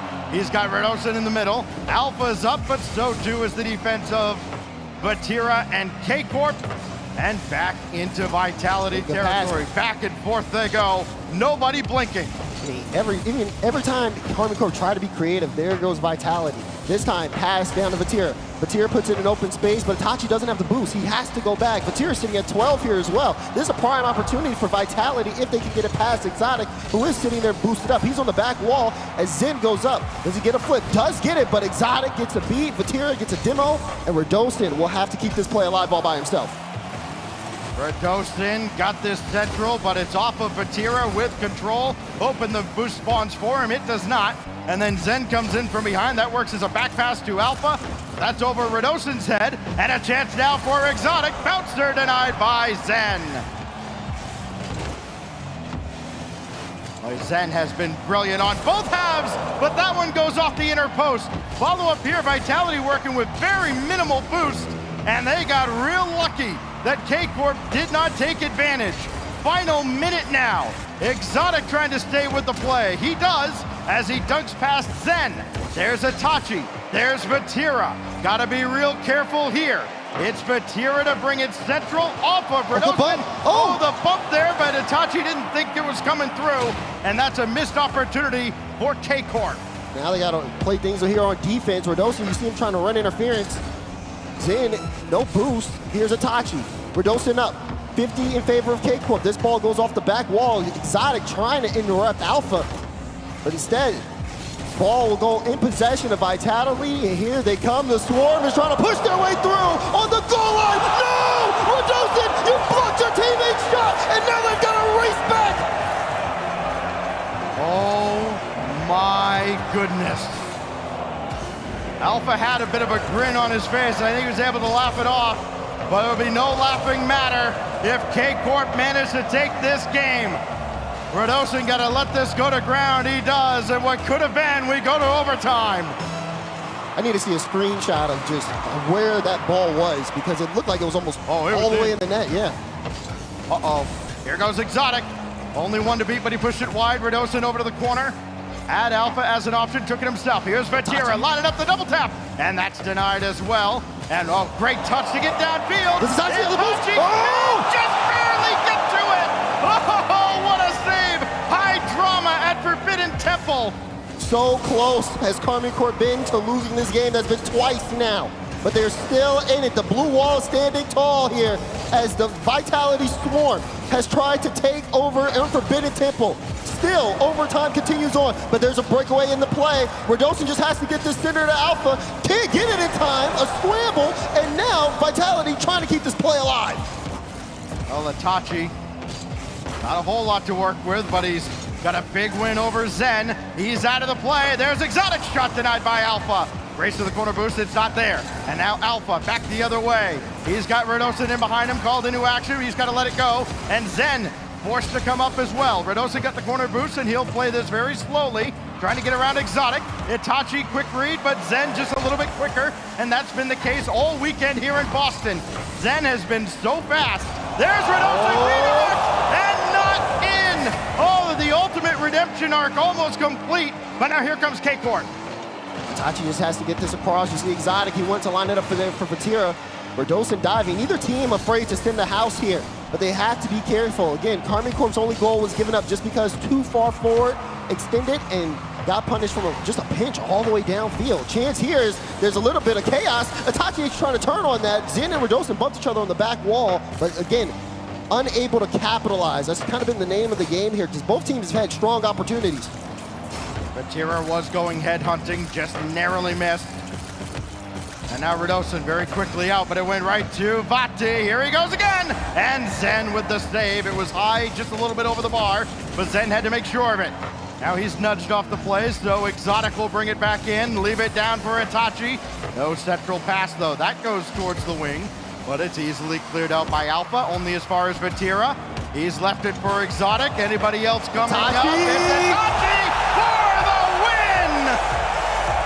What resilience on the side of Karmine Corp. The ability to turn things around. Everybody involved in that play. And Itachi, the one to put it in the back of the net. Series tied as K-Corp takes game 2. And I know every Vitality fan is dreading it, so let's get it out of the way. Oh, I'm sure the casters are going to talk about that Verdosen save. Yes, we are, because that happened with, what, 10 seconds left? It would have prevented that overtime in theory. And in the end, K-Corp turns it all around, and from 2-0, instead it's 1-1. Well, I mean, it's not even just that. There was a breakaway opportunity for Vitality. The net was open. They just played faster than they needed to. I think there was a pre-jump from Alpha there as Verdosen had the ball. He just needed to get it center, and then chaos ensued from there. To his credit, got the wheels on the ball on his way out. He tried to deaden the impact as much as he could to leave it still available. You'll see it here. I mean, he couldn't get out of the way, so he tried to make as minimal an impact as possible, and it was still there, but it just gave K-Corp enough time to recover. Itachi then with the overtime winner, and 10 shots later, K-Corp level the series. Now you gotta think, as we get set to get into game number 3, we've seen these teams really fight back and forth. It's been a scrappy game, but we knew it was going to be scrappy. I mean, we even talked to Reynolds earlier in the pre-show. He said that same thing. These teams are fighting for possession. Boost. I saw Itachi. 0 boost. Turns on the ball on the sidewall. And then just gets blessed with a 100 pad. Even if it wasn't there, Itachi still turned it on that. That shows you the level of commitment that these guys have to keeping the play going. The mental game is so important at this stage in a tournament, at this level. And you've got 2 of the best in the business leading K-Corp and Vitality behind their squads to get them focused on the next game, on the next play. It's Verdosen for Alpha, blocked off by Exotic. Zen running back, Vatira's there. His shot easily dealt with by Verdosen, and here comes Vitality again. A little bit of a pinch. That's not the first time we've seen that happen on either side of the field. That one goes netwards. Verdosen is there to get the clear out. He's gonna just stay close to the ball, trying to see how much he can pull out of K-Corp. Vitality, you can see it, kind of an attack brewing here as they take control early. Even with a couple of shots here on the side of Vatira, Karmine Corp still just playing keep up. Vitality are just so much faster to the ball. Great words from Farah after their victory over Gen G yesterday with the crowd that was remaining. It's kind of almost an appeal to them. Listen, we don't care if you cheer us, don't care if you boo us. Just show up and watch some great Rocket League. And the fans here at Agganis Arena have done exactly that. 3.5 minutes remain here in game 3 of another classic brewing between K-Corp and Vitality, with the winner to face Team BDS needing to beat them twice in the grand final. It's Exotic now from midfield. Zen will circle around on this and lob it downfield. Alpha's waiting for a misplay, and it doesn't seem like one's coming. That's great control from Exotic. Great control, great communication too. Itachi did go up for that, but he wasn't able to get anything there. Exotic ready and waiting to push that downfield. Chance here for Verdosen. No, that one off the post. Follow up by Zen's, blocked away by Itachi. We are still scoreless here in game 3. Boy, everybody's hitting the post. It's like Pesky's pole at Fenway. Here goes Zen again, just to throw it in the air. See if Itachi will give him anything to play with. Both go up. That leaves Radosin all alone. Alpha scrambling back. At least he made the recovery a little bit sooner so that Radosin wasn't all alone. And now Alpha doing all he can to keep that close by, and he does. Itachi was waiting to punish if he misplayed. Zen running out of boost. Alpha downfield with Radosin, waiting for a pass that never comes. And it's on to Zen now, denied by Itachi. Vatira though, testing that backboard. Oh, Alpha needed to push that one right out into the air. Did just that, and look, immediately on top of the ball again. This is just that persistence, that vitality, constantly pushing on the ball. Radosin brought it down to ground with the flip reset. Sets up Zen for the rebound, and Itachi through traffic, able to make yet another save. 2 minutes remaining, no score yet, as Alpha could not free flip onto that. He ran out of juice as well before stealing a whole bunch. He grabbed about 200 boosts and used 4 of it. Here is Zen through Itachi. Alpha still conserving a lot of boosts. He's going to be called into action pretty soon here, as he's going to dive after this. Down to 20, trying to roll it through, and that's blocked off by Exotic, who did not get the side boost. His teammate coming back took it away from him, and that almost spelled disaster for K-Corp. Alpha too, after that play, I saw him just sitting there on that back corner boost. He literally waited for it to respawn before moving up. They're keeping eyes on everything, including where everyone else in Karmine Corp is. Right now though, that deadlock still going on. It's been 6 shots on the side of Karmine Corp to the 5 on Vitality. Couldn't be more closer here, as we're trying to see who's going to take a lead in here in this series. Boy, Alpha's boost management has been great, but he's struggling right now as Zen is left with Radosin to play defense. Oh, you see Alpha. Big demo behind the play. Exotic just spawned back in, but the pass didn't get over to him. It's Radosin's shot, and it's his follow-up that puts Vitality in front. And you gotta give credit here to Alpha as well. He forces Vatira to make an early turn. Ball goes straight to Radosin, finds a lane and hits the shot home. Vitality putting on the pressure. 49 seconds remain. Scapegoat in game 2. Could he be the hero of game 3? They're gonna hold on here. It's Vatira. Solid pass towards Exotic, but they do not connect. So Vati will go across the field and try and set up another, but Radosin's got this. Even though he doesn't have anything to work with, Alpha, Radosin, wide open, 2-0! The Karmine Corp just trying to send the house there, just didn't work. You see Itachi going for that. Radosin has that all day long, gets the flip over. They just play the 50 game because they know Exotic's the last one back, and then they set up another open net opportunity. Vitality up by 2 here. Karmine Corp just kind of showing a little bit of signs of weakness in the offensive front.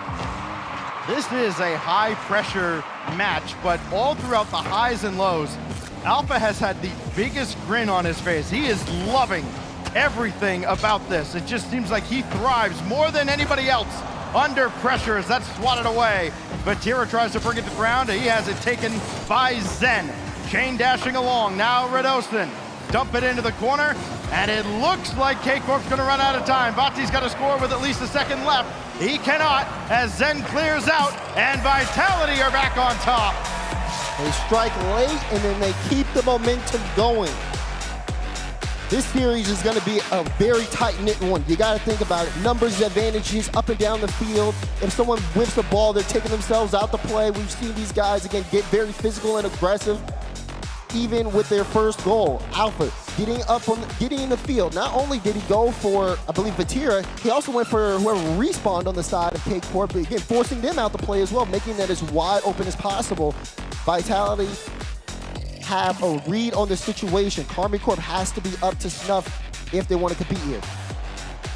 Well, we look back at the Mobile One high performance replay ahead of a timeout called by K-Corp. So they use it only down 1 game in the series, but after dropping a second game, of course with an overtime mixed in, so they've been up on stage a little bit longer.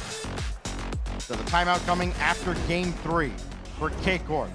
Coach Eversax to talk it over with the squad as they try to get back to a major final, still hoping to go back to back, something that we haven't seen in a long, long time with RLCS lands. I mean, what would be the last team to do it? The old Gale Force / Dignitas dynasty. There's a lot riding on this game in particular, and the man at the end there, Vatira, is going to be so focused. You know he's hungry to get back to another one. It's almost like he's desperate to dominate the opposition and not let them have any hope, any semblance of hope. Right now, Vitality's got plenty. They have the potential, they have the ability to, we've seen it. But now they have to execute. The blue wall, cornered, literally, in the stands and almost in this series if they drop another game. How will they bounce back? We know they have that, in them though. When they talk things over and come back in, they can really change the course of a series after their timeouts. But in a lower bracket against a team like Vitality, we've seen them shut teams down after these timeouts. And they're getting some fans around the arena to join in as well. It's just it's a different culture around both these teams, two of the most passionate fan bases in the world. And their teams doing battle again. We head to Utopia following the timeout from K-Corp, down 2-1 in the series. Can Rocket League's Michael Jordan bring them back? Exotic and Radosin will collide, and it's Vatira himself to clear away. Someone needs to step up on the side of K-Corp. Vitality, hungry for the crown, hungry for a chance at BDS. Karmi Corp in their way, but the wall has not stood tall enough this series. Zen on the ball now, gets it past one, trying to get the 50 past Vatira, but Vati blocks it, sending it into the corner. Radosin gonna use that full tank to try and weave his way downfield. It's brought back in though, Itachi there on the backside and popped away by Zen, only as far as Exotic. Here comes Alpha now. He's stopped as well. The teams go back and forth, waiting for somebody to flinch here early on in game 4. K-Corp have had a slight edge. There's Itachi, shot sailing high, and no immediate follow-up. There's Radosin though, for the eventual save, and a whiff by Vatira. Oh, he's human after all, but he got that boost, and he can still attack.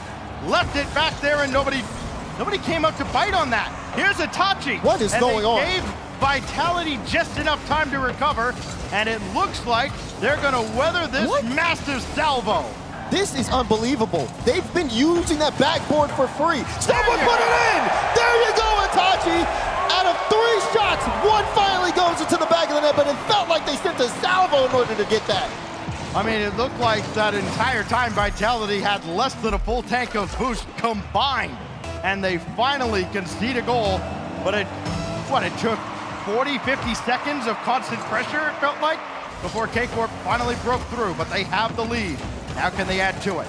Constant pressure, but the inability to not only hit the ball, but to put the ball on target was phenomenal. Now a chance here for Vitality. Radosin, no! Wall stands tall there on the blue side, and we are still in a 1-goal game. Zen with 1 touch nearly beat 2, but Karmi Corp as a team worked just fine, though that 1 touch did beat 2, and it's Exotic scrambling back for the save. Now Alpha trying to find anybody to pass to. He just did not have a lane, couldn't work with it. So now Exotic throw it downfield, Zen's there to recover, and Alpha from the back will lead the charge. Inside 3 minutes, Radosin trying to get Vatira out of the way. This is still dangerously close to the net, but Vati's got it out past Radosin. Been scrappy so far in game 4. We're approaching that halfway mark. Vatira trying to get that one centered. And here's Zen, Radosin trying to get some demo, some disruption, forcing a couple up. Alpha does have some space here, but he's gonna have to do it all himself while everybody else gets boosted. And Radosin very aggressive there. He went all the way across the field. Still though, unable to make contact. Zen now with some space, tries to set up a lane for Alpha. They both try to force their way past Vatira, but you just can't get past that man. That thing's set. That's his 4th save of the game. It's a Bermuda triangle of attackers deep in that corner. Alpha's 2nd touch still high, and this follow-up from Zen goes well wide. Another one lobbed on, but Vatira's got it coming out of the net. What else can he do? He'll roll it up the wall, but he can't do much. Itachi on his way back. Exotic called into action as well. What a touch! That was Alpha to set up Zen. Incredible! Zen able to send this all the way across to Alpha. Alpha with the lightest touch to give it right back to him. What a play there for Vitality. They show their stuff and equalize here with 1:47 to go. Army Corps cannot let this game slip out of their hands. Well, they go from a highlight reel play to then running into each other. So they go top 10, not top 10. Zen on his way back with nothing in the tank. He got the full boost. Here's Exotic with Vatira knocking him out of the way, and Radosin just skies it up. Realized he had to make a play with Zen unable to recover. Radosin scrambling across here. He'll make that stop as well. And Alpha just watches as Exotic brings it back in. Very similar to the start of the game, and a similar result. It's Itachi again. They fight back. Exotic with a strong touch there off the back wall, and Itachi, once he sees Zen whiff, turns off the ground pinch right under the crossbar. K-Corp back in front. No timeout available for K-Corp after this game, so important that they level this series and avoid going down 3-1. Itachi and Exotic not on the same page, but Itachi gets back, and he's got that save, but that ball's gotten away. And Vitality have had some windows here where K-Corp have been a little shaky defensively. They have not capitalized and still trail by 1 now. Final minute. Itachi with a huge win. It will be wide, and it's just swept away. Zen around 1, but not around 2. That forces Alpha to make a save before he gets hit away from the play. And it's Zen now from the corner. Radosin after the demo is wide. Follow-up is set high thanks to the defense racing back. Defense racing back. Vatira gets another save. That's his 6th one of the game. 30 seconds remaining. How much more can K-Corp do to stop Vitality? They're going to swarm. They're going to make a last-second push here as the clock ticks down. Off the ceiling, another opportunity. Radosin trying to keep the attack alive, but Zen's gone all the way back for boost. Radosin blocked by, looked like Itachi. 7 seconds remain. Itachi will just try and bring it towards the net, but now they've got to scramble back. Radosin with no time on the clock. Alpha, no, down to ground, tie series. What determination on the side of Karmine Corp there. Especially defensively. 5 shots on the blue wall to 12. My goodness. There was 5 shots from Alpha alone. Right. And still just the 1 goal from Zen to account for. K-Corp answers back after the timeout. And we look back at exactly how they did it. The crowd starting to rouse just a little bit deep in the corner of Aganis Arena as their team has brought this back to a 2-all series and turned this best-of-7 lower final into effectively a best-of-3. So now here we go. 3 games to send somebody to the grand finals. Boston, Massachusetts. I know y'all can get louder than this. This sounds like a BU hockey crowd. We're supposed to be Rocket League fans here. Let's keep going. 103, 104, let's go. Signs of life, especially down in the corner. They will blow the roof off this place if K-Corp gets another shot at Team BDS. Game 5 underway. Right here off the kickoff, Vitality. You had that possession. You're starting to see Exotic though. All he has to do is get past Radosin. Can Exotic do it? No, Radosin gets the goal line block. Follow-up's also denied as well. K-Corp start things off hot. Can Vatira get this around? Tries to. Exotic though, not gonna get that one past Alpha. And K-Corp will have to retreat. They're holding on to the midfield for now, but look at this. No one with boost on the side of K-Corp. Finally 100 there for Vatira, and he's instantly in the air. What can Vatira do here as he turns on this? He's got nothing in the tank, but it doesn't matter. Still lobbed it towards the backboard. Had to be dealt with by Alpha. There were attackers waiting. Now Zen. Oh, he pumped the brakes there, hoping that corner boost would spawn for him. It did not, so now Radosin throw it at the net. Hope something good happens. It's happened a few times for Radosin and Vitality in this series. Alpha just narrowly getting a touch there, but it goes right back whence it came. Vatira looking to kick it out to center. And that's a great job getting the ball out away from the net, making Vitality cover a lot more ground, but they're up to the task offensively. It's been tough for them offensively at this point, too. Here's Radosin. Great push forward, trying to see if he can get a good 50. Gets it to Zen, and Zen puts it in the back of the net. What positioning to be there in time? Give Radosin the assist, give Zen his 4th goal of the series, and Vitality back on top here in a crucial, tie-breaking 5th game. Vitality still has their timeout in their pocket as well. They did not use it after K-Corp tied the series. They would almost certainly use it once K-Corp gets on match point, if that ever happens. Vatira going to work, only to be met by Alpha. Exotic with a quick turn here and no pressure from Vitality. So he will try and set this up, but he sailed it way too high for Itachi. He almost still got to that though. Zen there with the clear. From the wall, nothing doing thanks to Exotic. Gotta be careful too if you're on the side of K-Corp. I mean, you saw that like delayed touch there from Itachi.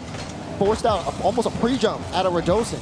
They were sitting there set and they gave space to Karmine Corp, but not too much. They definitely have a line here in that midfield. But Itachi will try to put that one netwards. Exotic there to get the follow. Defense kind of set here. Karmine Corp down by 1. Still plenty of time left in game. Here goes Zen. He's got a lane to shoot through. Clear for takeoff with a double tap. Zen again, unbelievable. Gets the touch right off the top of the bar, right to his Fennec. Nobody jumped. You know the rule. Hand down, man down. 2-0. K-Corp got some work to do here. Alpha, wide open, 3-zip. And now they're starting to cook back-to-back plays here on the side of Team Vitality. Alpha gets a 50 center. Zen says, wait, let me give you another crack at it. Pass to him, laser in the back of the net. 3-goal lead at the halfway point. Karmine Corp cannot give them any sliver of an opportunity. You see what they do with it. K-Corp's been in this situation already once in this series. 3 unanswered goals from Vitality. They brought it back with a goal with 20 seconds and one with 4 seconds to at least give Vitality something to sweat about. Gotta score much, much sooner here if they want to have a realistic chance of coming back in this game. Itachi tried to force it through 2. Everybody's in the corner, and Vatira nearly got to it, but it's just cleared away. Now Itachi for Exotic, gonna sail high. Radosin missed. This one, it goes right to Radosin on his way down, and Zen makes sure Vatira doesn't get a second touch. Ball still in a field of play here. Oh, Radosin just barely getting that one past Exotic. That's not a mistouch there on the side of Alpha, but Radosin's there. All he has to do is just win the 50. Does he have a flip? Uses to try to keep himself in the air. But Karmine Corp fighting tooth and nail for possession. We've seen them make runs here. Can they get on a 3-goal run with not a lot of time left? They're trying to see if they can do it, but Vitality not making it easy. Infield pass, there's the shot. Danger on the side of Vitality, but they still get the ball out. And everybody dove in too. Their eyes got real big when they saw that. Back the other way, it's sent off by Itachi. And now they go back to the drawing board, still down 3. Backflip from Radosin means Vatira can easily clear. Zen brought into the play from behind as well. He's tied up with Exotic. And this is just a hot mess on the side. Itachi got a pass. Oh no! He found his way through! Exotic at the last touch, but Itachi just waves his magic wand and everybody's out of the way. What a 50 there. You see Zen, he's trying to cover both angles, trying to get a 50 on Itachi while also trying to block out the pass to Exotic. But Itachi played that perfectly, not adding any more pace on the ball, lets it roll right in. Well, they got 40 more seconds than they gave themselves in game 1. Surely they'll at least get this back within 1. Indirect from the ceiling, it almost got through. Zen is there, but now Vatira dumps it back in. Second touch, high over the middle, but Zen is there for it with 40 to go. Over 1, almost through 2, it works! Alpha makes it a 3-goal game again. K-Corp tried to utilize the space there, but Vitality, I mean, if you're gonna give them that much space, they'll instantly be able to cook up a play like that. Another chance where someone comes in, draws out the 50 from the last defender, and Alpha there to push that one into the back of the net. Zen and Alpha both with 2 goals this game. Alpha shooting 100%. 33 seconds and counting. And Vitality got to be feeling confident now. Alpha delivers the knockout blow in Game 5. And now all eyes turn towards Neo Tokyo, surely. Shooting 100%, like I said. Alpha 54 once again. I mean, these guys, what are we witnessing here? We're witnessing greatness from really both sides, but especially this new Vitality squad. They've just been revitalized with the addition of Zen. Alpha's always been deadly, but it's even worse now. He's got this away, the final 10 seconds about to burn away. Neo Tokyo on the horizon, double match point for Team Vitality. Winners of the Spring Open, Spring Cup, Spring Invitational, and now looking for a shot at making it the Spring Major, inching one step closer to the final. They're 1 game away from the grand final. 1 game away for the chance for the perfect split. And how fitting would it be to take down the reigning major champions in Karmine Corp? The stage is set. We go to Neo Tokyo. How will the blue wall handle this pressure? They've been in this situation before, but do they have what it takes to stand up and shine when the lights are brightest? Alpha comes up with just the most bonkers scoreline you're going to see in a moment as this gets through from Exotic, and you thought, okay, maybe there's a chance, but then Alpha put his mark on this game and absolutely put it away. You mentioned it, perfect 3-for-3 shooting. Just a savage scoreline, 3 goals, an assist, a couple of saves, and he's still second fiddle to Zen on the scoreboard, who nearly put together a hat trick special, right? He had 2 goals, he had a couple assists, he had the Savior medal, 1 away from a hat trick and playmaker as well. He has been phenomenal. Radosin started off this series incredibly hot, really got them out of the gates. Now he's got to help them finish the job. Neo Tokyo, Game 6, with Champions Field on the horizon if K-Corp can persevere.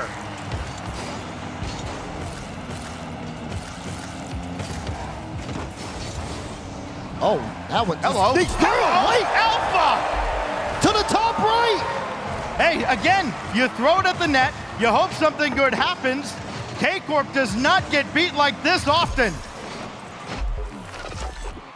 That is not the start you want to see on the side of Karmine Corp there. Especially with Vatira being last back, not making contact. It was a tough save to make. But now they've got the clock ticking down. Their major ticking down. How will Karmine Corp respond?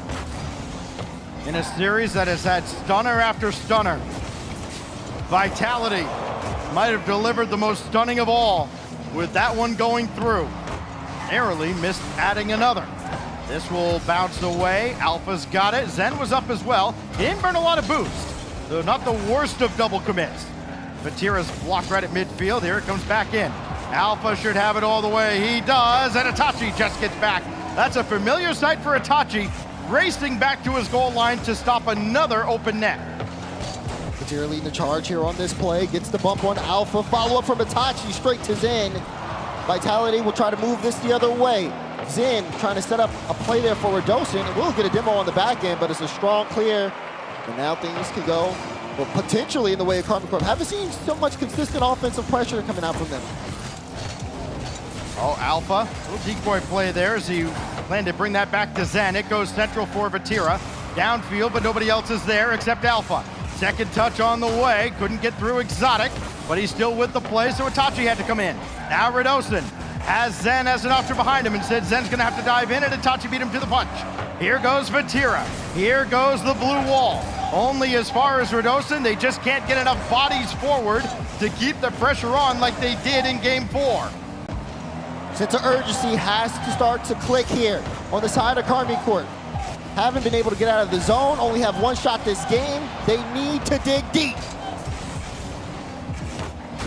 Oh, another one from Exotic. It's available. Lower right. Itachi ties it. How great has Itachi been in this series? He stepped up when he's needed to. He's always in the play. What awareness. Lower right corner, finds the spot, and hits the shot. When you need someone to step up and make the right shot, Itachi's there for him. K-Corp still in this game.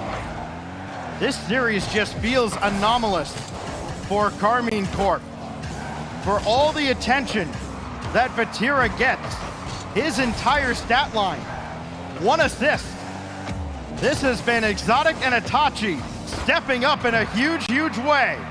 Will the Beast awaken as well? Exotic into his own net. Itachi will sweep it out. Vati's got the demo. Can he keep possession? Not quite, but it's still available in midfield for Itachi. He'll try and bring another one through. This will fall towards Vatira. High to the backboard. Zen gave it a look, but Radosin calls him off. Ooh, great play here in transition. No double there for Alpha. Vatira denied. You can see K-Corp starting to defend the backboard here a little bit. Not giving so much freedom to Vitality. Itachi tries to play this one low. Is there anyone there for a follow? No, he'll have to send this one back. And just barely got it back to Vatira. It was a little off the mark. Made a great recovery. Exotic making the air dribble. And now it's Zen. Just throw it down the middle, and why not? It's worked a few times. Exotic's there, so is Alpha. Back and forth the teams go, waiting for somebody to blink and give up a crucial advantage late in Game 6. There's Zen! Oh! Radosin could not finish the play, nor could Zen, and we keep going. Vitality trying to punch through the blue wall. Brick by brick, but you can't stop greatness! Vatira scores! K-Corp in front! And the blue wall corner of the arena comes to life with 1:24 to go in a game that K-Corp has to win to keep their hopes of going back-to-back majors alive. Game 7 is looming. Can they hang on for a 1:20? It's Exotic, not quite. Sent off to the side. Itachi center ball, and Vatira's in a real tough spot. Alpha trying to get around him, and he got through him instead. Exotic got bumped to the wall, and Radosin ties the game! There's the swarm pushing upfield. Alpha sets up one. Zen not even looking at the ball. Exotic, get out the way. Radosin has a second to get there, and he gets there in time. We still got more Rocket League to go. What is it Wavepunk said on the desk? Greater than the sum of their parts. Team Vitality has been a perfectly balanced three-headed monster. Exotic to clear. Maybe a numbers advantage for the blue wall, but there's Alpha standing tall. This gets kicked out to the side. Vatira going to work. Got around Alpha. Can he center? No. Exotic will try. It got through, but Itachi wasn't ready for it. And Vitality are let off the hook. But that pitch, high and wide, and Zen's got the read out. There's Alpha. Throw it to the backboard. Itachi missed, but Vatira bails them out. Both teams scrambling here to get some control. Vitality trying to reset, while Karmine Corp are trying to force the issue. Only less than 30 seconds to go here, as Alpha is going to take the ball. Radosin trying to add that pressure. We've seen what Vitality do when they get on the blue half. Good thing Karmine Corp is set. Now they start to transition back and forth to see who's going to make the mistake. Someone has to be locked in here in the final seconds. Chance for Vitality to end it. Karmine Corp trying to turn things around. Are they going to keep this ball up? It's in the air. Radosin up. Itachi gets the beat. No one there to follow. Hit the ground. Overtime in Game 6. I want the roof to come off this building here as we get into overtime now in Game 6. Here goes Alpha, looking for a spot in the finals. Vatira, not the best clear, but then nobody else is there, and Exotic and Vati are both there in the corner to guide that one from danger. Here goes Vatira now. He's got a lane to shoot through. He got in Alpha's way, and Itachi could not dive in. Radosin was there. Vatira fighting to keep Karmine Corp in here. He does not want to lose another chance to take a crown. But you can see the hunger on Vitality. Demo's on the play. Vatira now with space. No boost though. That one bounces off the corner. Tries to go for a bump. Itachi set up. There's the bounce. But Alpha's there to get the block out. Follow-up is going to be denied as Zen sends it all the way downfield. Itachi has to clear it to the corner.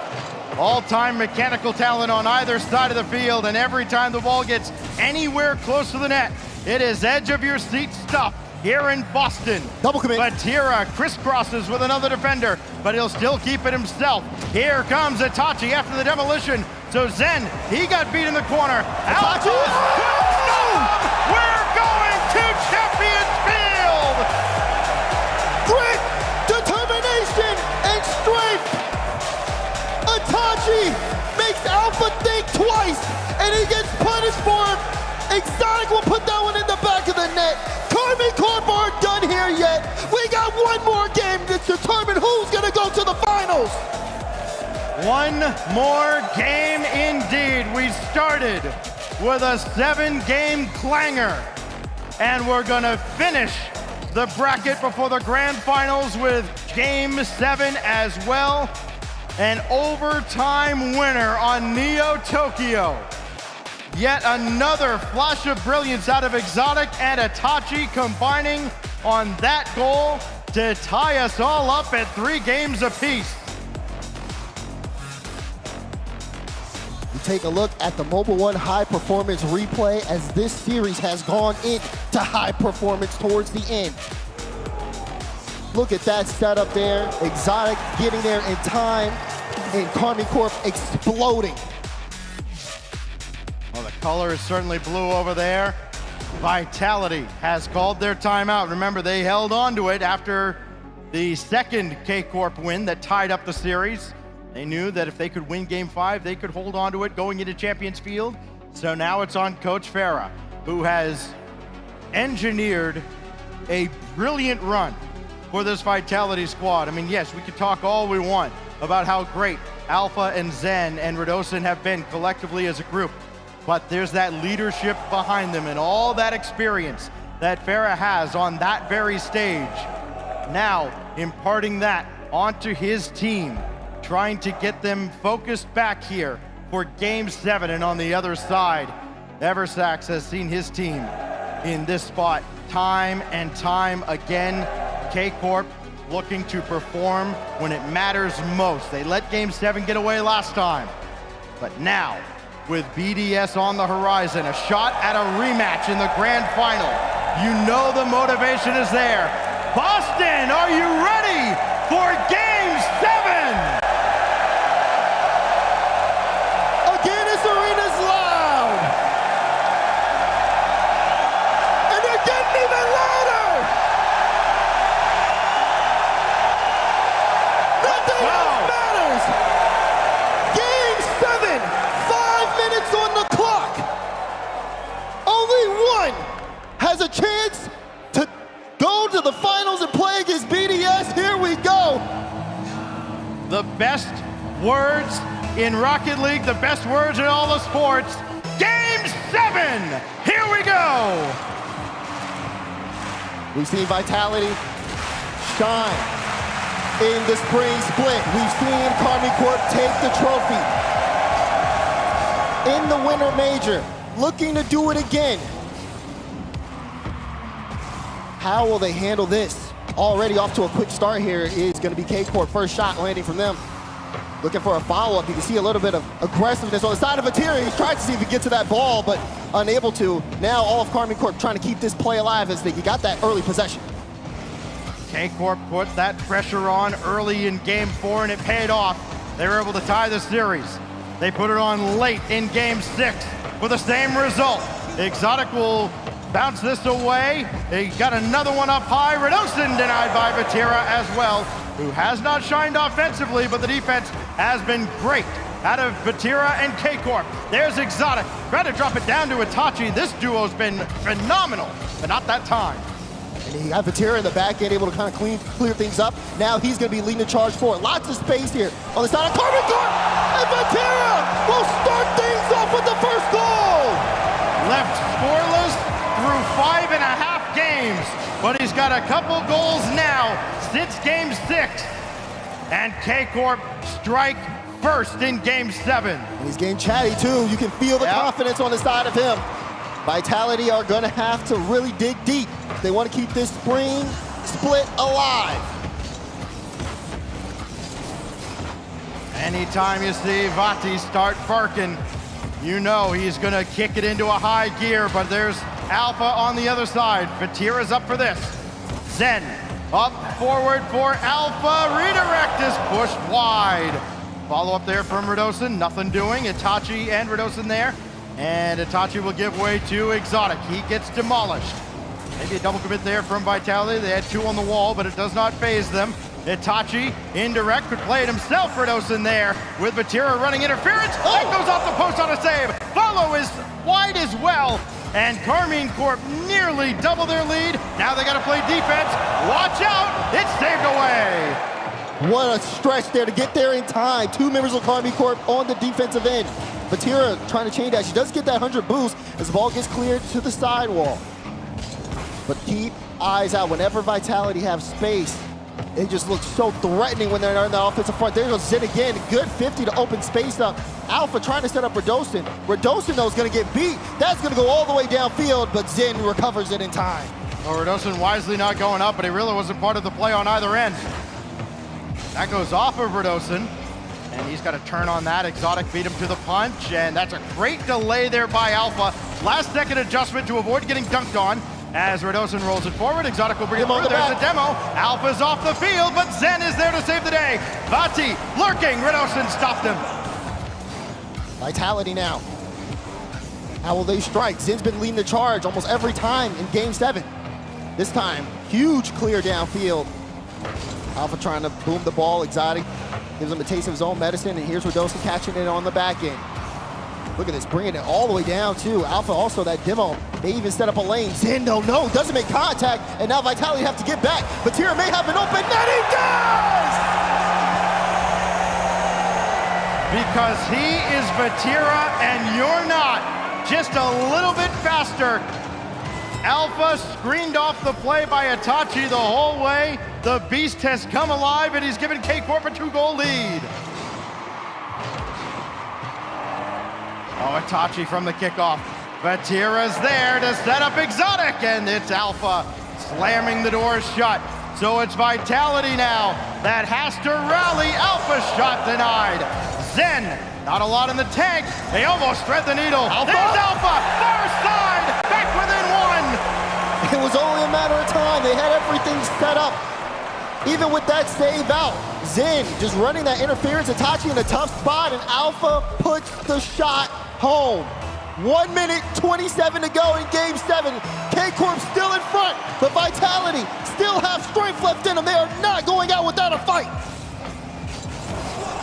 Oh, that one narrowly got through. Now here's Zen. That's blocked out. Alpha leads all scorers with 6 in this series.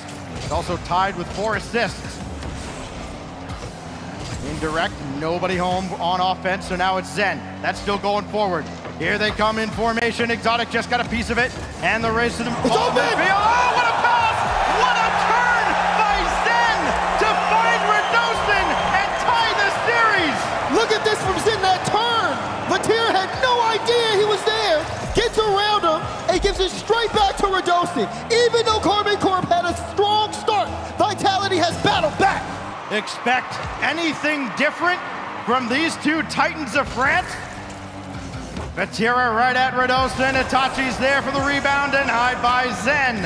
And Radosin will sky it forward. Exotic had to turn before the back boost. And then he backflips out of the way so Vatira can take charge. There's Zen, his shot, denied. Boy, K-Corp almost ran into each other. Now it's Radosin. Second touch off the ceiling. This is still dangerous. Zen coming in, and Exotic's in the way in the final 30. 30 seconds, and Vitality still with this ball in the blue half. Karmine Corp needs to get it out. They need to get boosted up, and they got to start moving quickly here. One goal could decide this entire lower final. Getting into golden goal territory. At this point, Vatira with the save, and Itachi calmly brings that out to the wing. Zen trying to dunk it back in. 5 seconds left. Run forward by Radosin. Vatira in a real awkward spot, and Radosin could not capitalize. This will touch the ground. 1 goal to send somebody to face BDS in the final. Oh, that got through cleanly past Exotic. There it is! It is Alpha 54! Cleared for takeoff, and Vitality to the finals!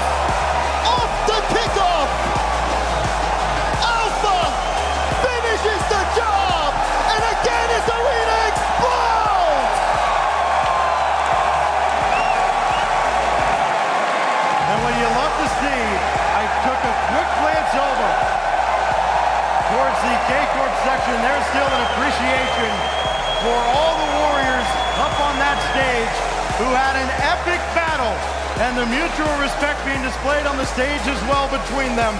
They know that on any given day, it could have been the other guys going to the final. But on this day, it is Team Vitality persevering, surviving, and advancing into the grand final. They came into the arena, were looked at as villains for eliminating the last North American hope. But they have earned the love of the crowd here in Boston. The rising stars, the shooting star in Alpha 54, have brought themselves a chance to have the perfect spring split. This is nothing short of incredible. The questions are starting to be asked. Okay, it's no longer K-Dop and Fairy Peak, so if they don't perform now, as Zen gets a lot of appreciation from this great crowd, if they don't perform now, is it Alpha?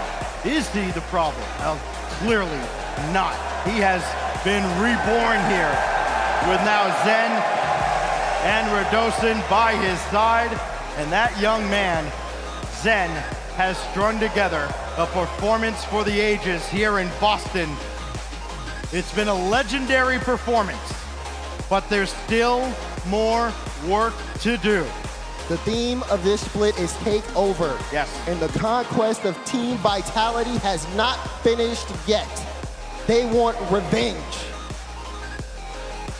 So Vitality now, who started in the lower bracket semifinal, keeps on rolling. And the man behind this incredible run, Farah, is standing by on stage with Subi. Vitality, keep the dream alive. A perfect split is still possible. Farah, really quickly, take me through that series.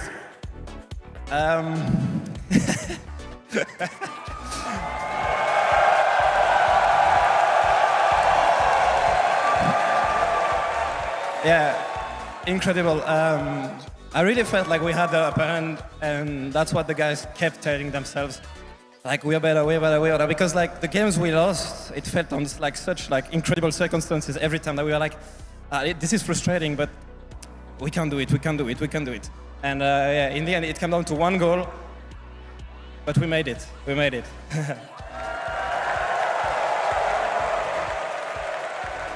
This is incredible. I've never seen a crowd flip so quickly. You went from villain to hero. But I gotta ask your thoughts on what you think of Team BDS in the grand finals. You not only have to beat them once, but twice in a row. Give me quick thoughts on it. Yeah, it's not gonna be easy. And on that, I'm gonna ask if any one of you, because, all right, I'm gonna need you guys. Because you know, like we're pretty tired right now, to be honest. Like the series have been pretty long. And I know you guys have been cheering for BDS. So I'll give that one after the, bracket reset. But, for the first series, I want you guys to have, a great experience, but I want us to have a great experience. Root for us. And in exchange, I will trade my Vitality flag against an NA flag if anyone has it right now. If anyone has one right now, or any sign, I will trade it, and I will wear it, walk out on stage if you guys cheer for us for the first series, just to help us get the bracket reset. And then you guys can do whatever you want. So, really quickly, he's looking for an American flag in the building to drape around his shoulders and put this region on Vitality's back. Either way, we've got signs all around the building. We'll get it figured out. The grand finals have officially been set. Don't go anywhere. You're not gonna wanna go anywhere. Man. What a show. Woo. What a show, man. Gibbs, CJ, you probably remember this too. Bates, this was before your time, but there was this kid on the leftovers back in the day who won an upset in season 4, maybe it was season 3 even, and stood on his desk and asked everyone to cheer for him. Oh, yeah. That player's name was Farah. He now coaches a team that's going to play to try and complete a perfect split. He's been a showman since the day we met him, and he's doing everything he can right now, CJ, to try and let his team win this. I mean, I was so sad when that man retired, but for him to be back here coaching and potentially grabbing his first RLCS championship, he's got the NA sign as well. NA on top. He's the showman. He's getting the smoke going off. Last year I saw him in London. He was trying to build a new squad. He was there for one reason, to find what squad would win a world championship. And he's got a chance to win the Boston Major and go in as huge favorites to that world championship. And here's the thing. We've been saying this is BDS's tournament to lose. Is it though? Are they actually? There feels like there is such a momentum behind this Vitality squad right now. I mean, plot armor T-Bates. Look at this 2-0 down in Game 7. What a series overall as well. There were mistakes, it was high pressure, but there were highlight clips galore as well. This is peak Rocket League. Natero, he can't beat Zen, man. He can't beat Zen. Was the best player on the pitch. Simple and plain. Nobody else was on his level this whole entire series. Botsy took him a long time to wake up. Carmine, they kept fighting. They got up 2-0, and he just felt like Vitality. He might be done with it, but they just kept on going. Even in this game 6 was probably better than game 7. It was absolute peak Rocket League, Itachi masterclass. And then the series ended, of course, off the kickoff, Alpha 54, he had to sail it home. I mean, I love seeing the mistakes as well. Obviously, you can say there weren't many good goals in Game 7, but that just shows the pressure on these two sides. And Vitality Gibbs, they had to do a 2-0 down, coming back, and then scoring right off the rip in overtime. And that includes also Game 2 overtime that they should have won, but Radosa made a team save on a shot as well. They bounced back. It was an up and down series the entire time. That was my one concern with Vitality, because we saw them bounce back after a loss, win 8 games in a row. That was their first loss after that, but they bounced back and found a way to win this series. I also have to point out, though, it wasn't just Farah at the end playing to the crowd, asking them for their support. It was Zen on the stage, raising his hands to all of Boston. The growth and the maturity we've seen from him just over the course of the last 24 hours. He's become so comfortable in his new home, and I'm terrified for anybody that has to go up against his roster right now. And that was his biggest win of his entire career. We saw him immediately just drop to the floor. He was down there for minutes, but he knows there's still more work to be done. 2 more series they have to take versus BDS. They are into the grand finals. BDS and Vitality, the only 2 teams to survive this far on Championship Sunday. The reigning world champs trying to get a title before they defend the trophy. Vitality trying to put up the perfect split. T-Bates, it's like we wrote it up beforehand. It really is. BDS, Vitality, you couldn't have ran up even better. It's like the culmination from all the way from RLCS X to now. These two organizations going at it neck and neck. I mean, BDS as well, they've beaten every team in this bracket on Sunday. They took Vitality down 4-1 as well in the uppers. Yep. I mean, this is revenge now for Vitality. They have all the momentum. BDS, I was sitting there, Monkey Moon was having to watch it from the sidelines. I think you're getting pretty nervous if you're BDS, at least for that first series. And now we are guaranteed 3 different major winners yet again. We've never had a 2-time major winner in the same year. And man, oh man, like, yes, BDS has 2 lives, but it really does feel like a coin flip either way. How crazy is that? That's how strong Vitality is, folks. We've got a trophy to have hoisted after this match. We've got 1 more match to play, maybe 2 more matches. 1 more battle to do in Boston. BDS versus Vitality for all the marbles after this.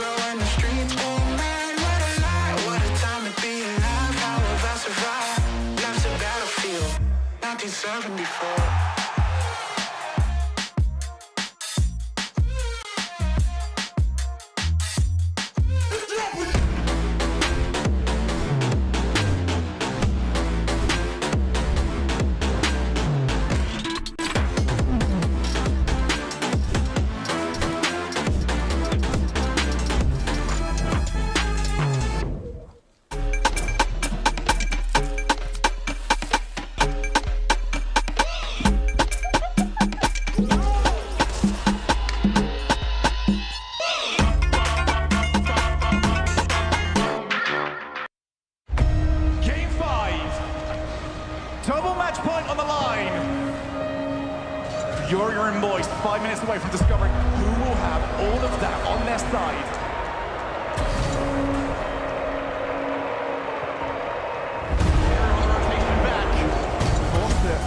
It won another, rises under pressure. That was a forced mistake.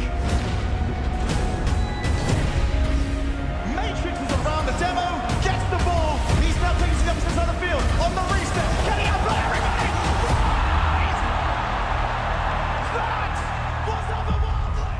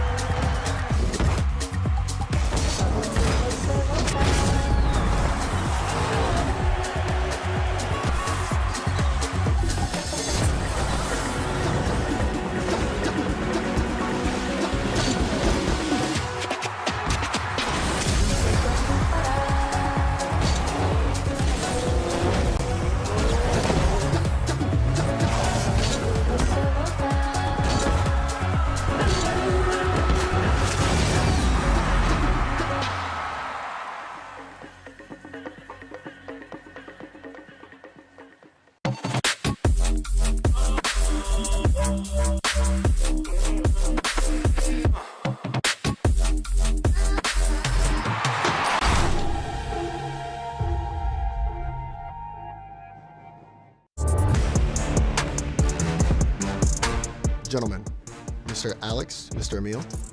Hello. Now it's time to put you in the hot seat. I will give you both a topic to debate. After which, I will give you a prompt in which you have to follow to the letter. If you follow it correctly, you'll be awarded with a point. Do you understand? I understand more. I understand the most out of us two, so. Mr. Alex, you will go first. Are you ready? I'm so ready, born ready. APAC is the next big region because they've got those import teams, and what you need is to make sure you've got talent that is starting to feed in. And when you're talking about feeding, we need to talk about you, my friend, because you've been doing well. You've been gymming in APAC. You would look absolutely phenomenal. That was interesting. Mr. Emil, are you ready? I'm so ready. Now, CJ, a man who talks like this, isn't just brilliant in the way that he speaks, he's brilliant in the way that he plays. Sure, sometimes he misses the ball, but you look at Furia, they can't deal with it at all. What is Rocket League as well? Like, I've heard Shogun say, this is Rocket League, but is this Rocket League or am I playing now? I'm just so lost right now. I was talking about CJ, and suddenly my whole world comes crashing down around me. I think he's the best player, but I can't tell you why. Already, both of you are doing very well in the first round. Thank you. Stumpy did get the cameraman's approval, though. I'll have to award him with the point. Alex, are you ready? I am.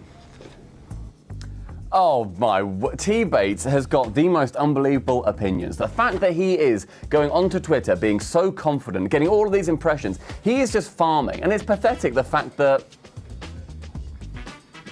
Come on, you can do this. You got this. T-Bates is always... Come on. So what is it? Come on. T-Bates is always... I can't do it. Sorry. Come on. I can't. Interesting. Sorry. That was a really good effort. That's better than I could have done. Sorry. I've been there. I'm really sorry. Yeah. Emil, are you ready? Yes. All right. Here you are. Oh, Vitality is obviously the new dynasty. We saw them yesterday. One of the first times this entire split they've even been challenged, and they still won through. Zen is absolutely incredible, scoring goals no one else can even conceive of. Alpha, he's about 400 years old at this point, and he's still scoring fantastic goals too. I've seen enough. Emil, you're ordered with a point. That's fair. Yeah. The score is 1-1. Mm-hmm. Alex, are you ready for your next prompt? So ready. I'm good. Yeah, let's go. Here it is. I just keep turning the oven up too high. The toppings, uninspired. Chorizo, who cares? I'm not in Spain. I'm in England. And England's pizzas, normally they're the best in the world. You want cheese? You want more cheese? You want some Brussels sprouts? That's what England does brilliantly. And yet, I need to stop. I need to make something a lot easier, like, I don't know, a hamburger or a bowl of dirt. I'm sorry that I even try. Oh my. I'd back you to burn a bowl of dirt. Thanks, man. That means a lot. Mr. Emil, are you ready? I'm dreading it, but yes, let's do this. All right, here you are. Sure, he's not yet won a major, but then neither is Zen. Do you know what I mean? And First Skill is older, so he must be better. Brave. Better. You did better than I did when I had this prompt, I'll tell you that much. You're a writer. I am. I've never done But that you're not a challenge. talker. No, That's your thing. That's hard. Alex will get 1 point. We will move on. Alex, you're now in the lead. Emil, you have one chance to potentially tie. If you cannot tie, this will be Alex's game. You will both debate at the same time. Makes sense. Easy, no problem. I talk over him all the time anyway, so. Natural. Are you ready? Yes, ready. Oh, and eating is Yeah, taking I mean, rolls, there's it no just problem. goes Right without now, saying. we've You've got got 4 in the vitality top in there, 6 at the brilliant. moment. It's We're gonna seeing be Moist do a the top fantastic 14 job as EU. well.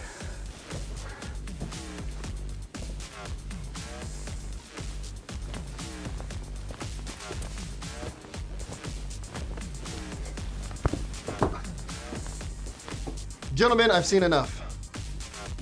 Can we carry on anyway? I'm having fun. I'm nearly 30. Emil, you have great interpretive dancing, but I just felt Alex's was much better. Thank you, Jamal, that means a lot. Emil, you've lost. Thoughts? You know where to send the check. Yeah, no problem.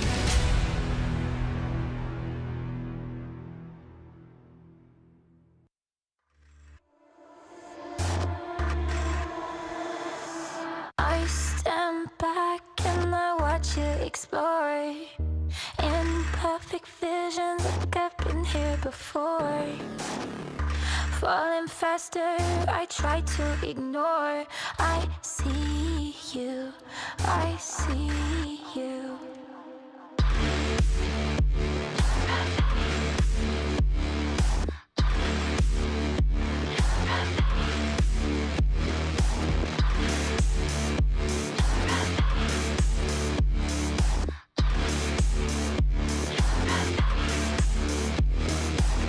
I'll let you drag me to hell if you hold my hand.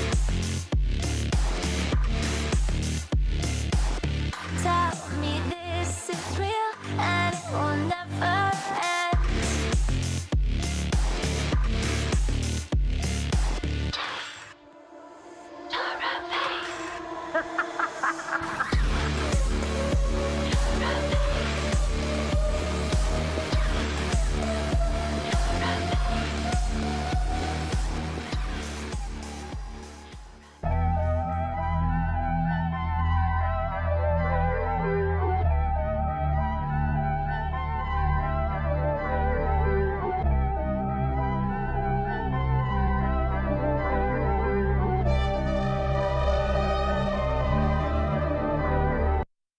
Delegating isn't one of my strong suits. I've seen it take a toll and be harmful. I've seen what it can do when I got both of my arms full, but still continue to pile more on my back though. I learned at a young age, if you want to do something impactful, then you gotta be willing to sacrifice and really go after it with everything that you have, cause if you don't, it ain't never gonna happen. Listen, gotta prevail, gotta excel. Think I hit my peak? No, I just started climbing the hill. Kill or be killed. Well, if that's the way that you fail, I hope you know you about to get the raw end of the deal. I need to meditate, I ain't got no room to grow, I would never say. Conversations with the Lord should be every day. Reconnecting with my core, get my head on straight. Praying on my downfall, let her pray. Resume, check the resume. Set the pace, I don't hesitate. Yeah, just get it done, let me demonstrate. Demonstrate, demonstrate. Let it soak in, let it resonate. Blood, sweat, and tears on the 808s. See him praying on my downfall. Let him pray. Let him pray. See him praying on my downfall. Hey, let him pray. Yeah, let him pray. Let him pray.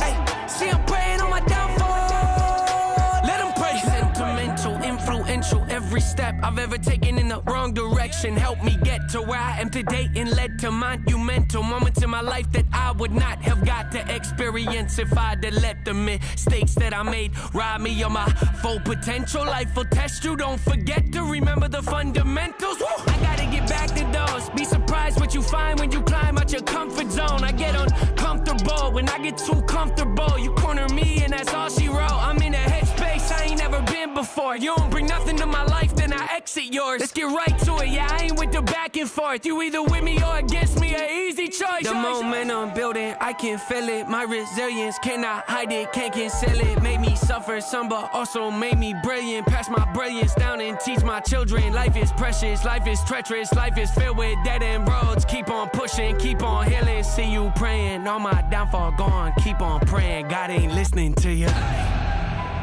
Resume, check the resume. Set the pace, I don't hesitate. Yeah, just get it done, let me demonstrate. Demonstrate, demonstrate. Let it soak in, let it resonate. Blood, sweat, and tears on the 808s. See him praying on my downfall. Let him pray. Yeah, let him pray. Woo. See him praying on my downfall. Hey, let him pray. Woo. Let him pray. Yeah, let him pray. Hey, see him praying on my downfall. Let him pray.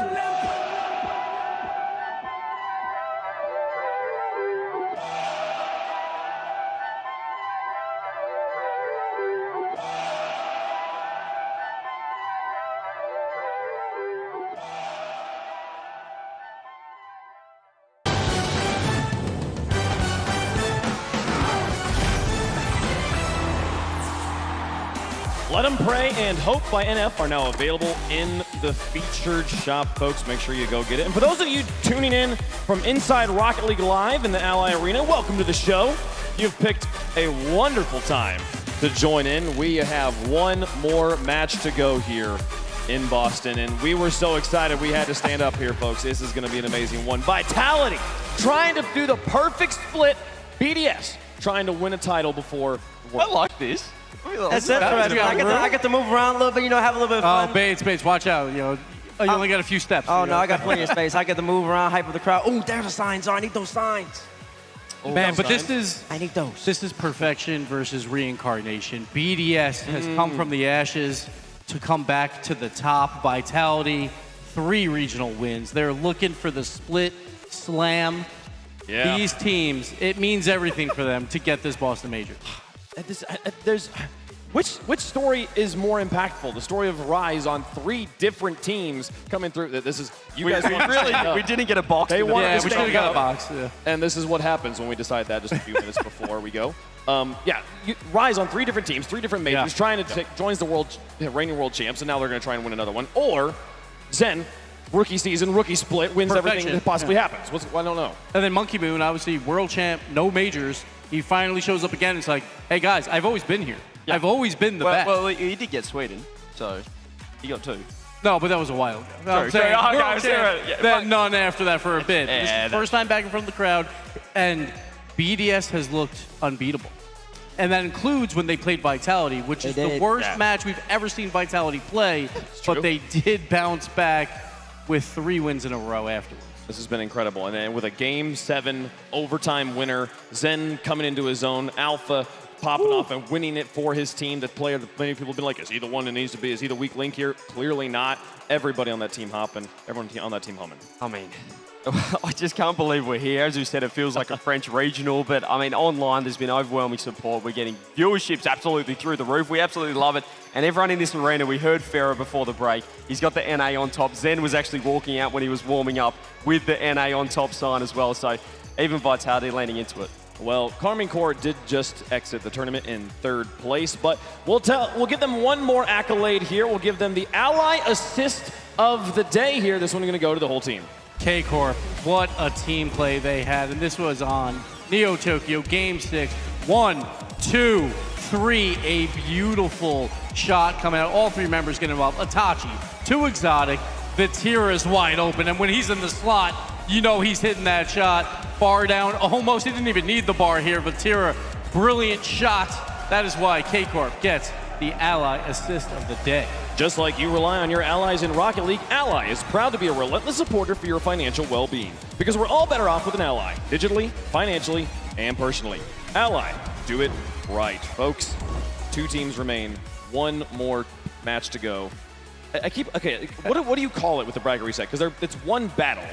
So if you're a Vitality matches, fan, maybe. I think you count it as 1 match, so they've never been beaten, like in a match, because they got bracket resetted back in Regional 2 by K-Corp. Okay. So if you're a Vitality fan, it counts as 1 whole match. So I Vitality still, you know, they finally lost 1 here, but they didn't lose any throughout the split. So, all right. But it's a festival of Rocket League is what we're going to see here. And I think everyone wants to see more Rocket League, and that's why Vitality wants the crowd behind them, because who doesn't want to see the best 2 teams battle it out for 14 games. My goodness. Come on. Can you imagine, folks? We might be about to head into that. Now, we have had so many players compete over the course of the Boston Major, and we have to give out some MVP awards at the end of the day. We want your help in chat to help us determine who the offensive and defensive MVPs are. We're going to start with offense. Now, you're going to see 5 names pop up here. These are your nominees. You can vote in chat using the hashtags below these players. The voting is now open. It will be open for about a minute or so here, and then we will do defensive after. So this is just for offensive right now.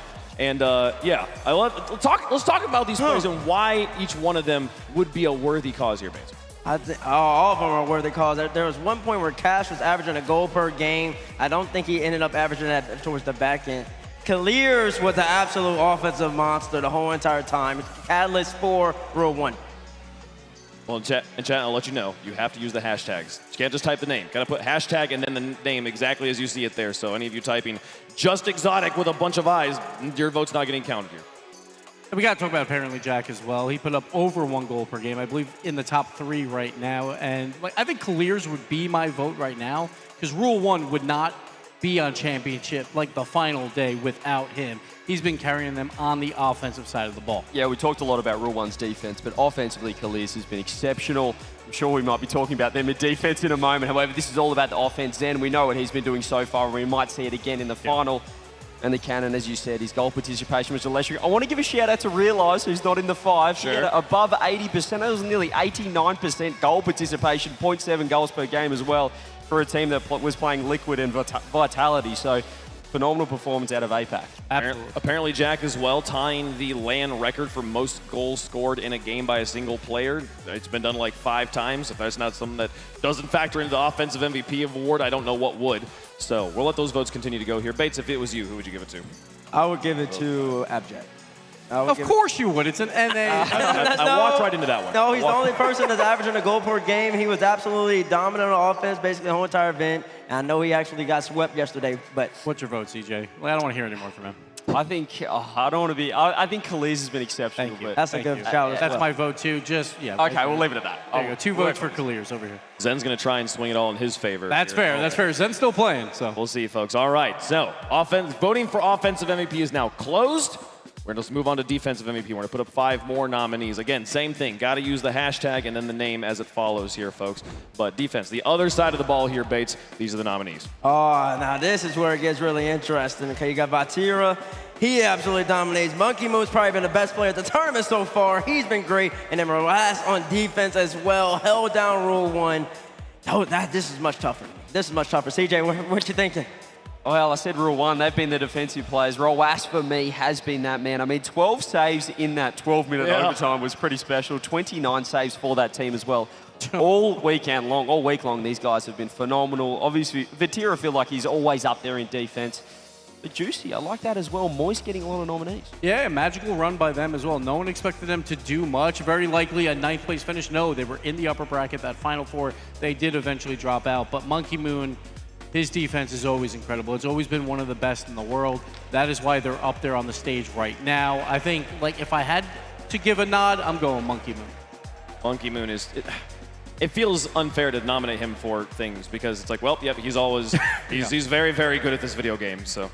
He is averaging more saves per game than Rolas is, so I think I had to go Monkey Moon as well. And what about Clears, too? That's crazy how It's like Clears he's is on both. offense and defense. like he would be in the MVP running, I think, like overall. I think it's going to be a little bit hard to win with a 4th place finish, but Clears is definitely a top 3 MVP in my book. I mean, we'll find out a little bit more in this grand final, but I mean, we were just so bad at voting between us. We had to get you guys involved at home, so hopefully you guys can make better decisions than what we have. Yes, absolutely. Let us know, folks. So those are the MVPs. You can continue to vote for defensive there as things, it'll close here in a moment, folks. But here's the bracket. It's now all but filled in. And it's crazy to think 4 days ago we were up there in round 1. That was like 50,000 matches ago. But now BDS versus Vitality, the only teams remaining. Yeah, man. 3 days ago, and we had T-Bates actually happy. But no longer that is the case. It's been a European regional. It feels like BDS, Vitality, BDS has gone through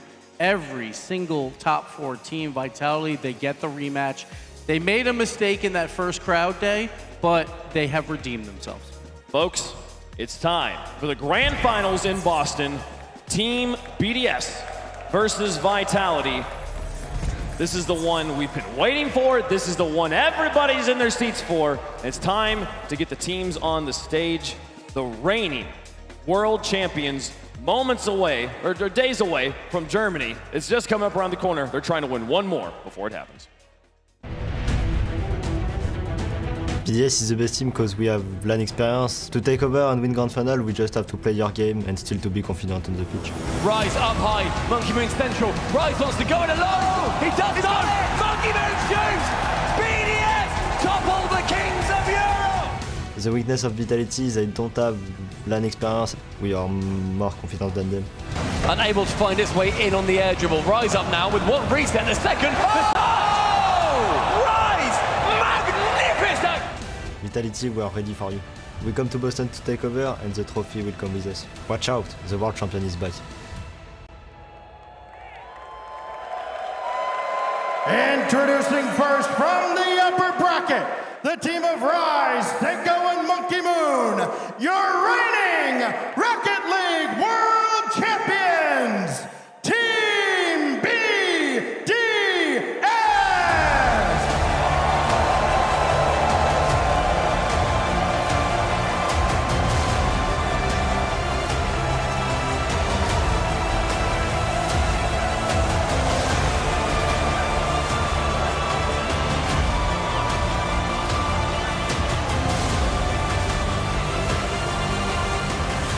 BDS right back where they are very familiar at, a grand final. They won in fall all the way back in Sweden. Then they came to the World Championship down in Fort Worth, Texas, and took that crown as well. And now they're back almost a whole year later at their first LAN of the RLCS 22-23 year, and are looking to take home yet another crown. And Monkey Moon flexing on Vitality earlier through the bracket. He's flexing now. He is confident coming in with his brand new teammate Rise. 3 different teams, 3 majors. It doesn't matter for him. He's made 5 grand finals.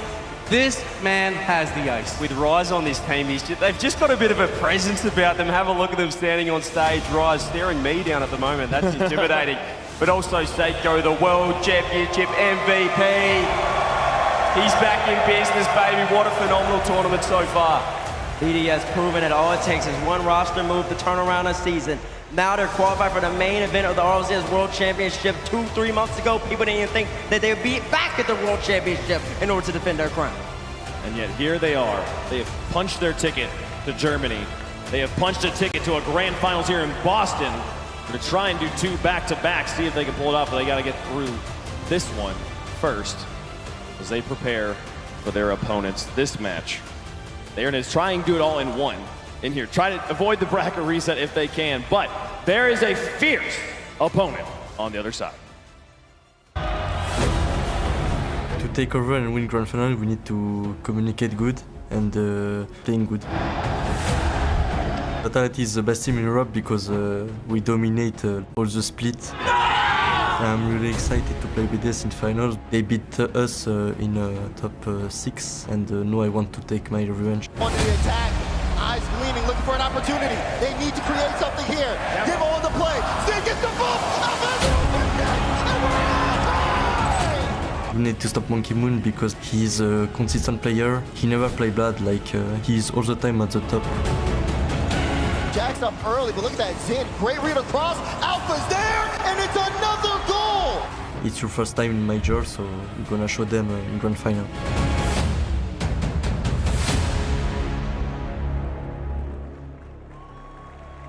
And their opponent, the team of Alpha 54, Radosinho and Zen. Boston, welcome back one more time from the lower bracket, Team Vitality!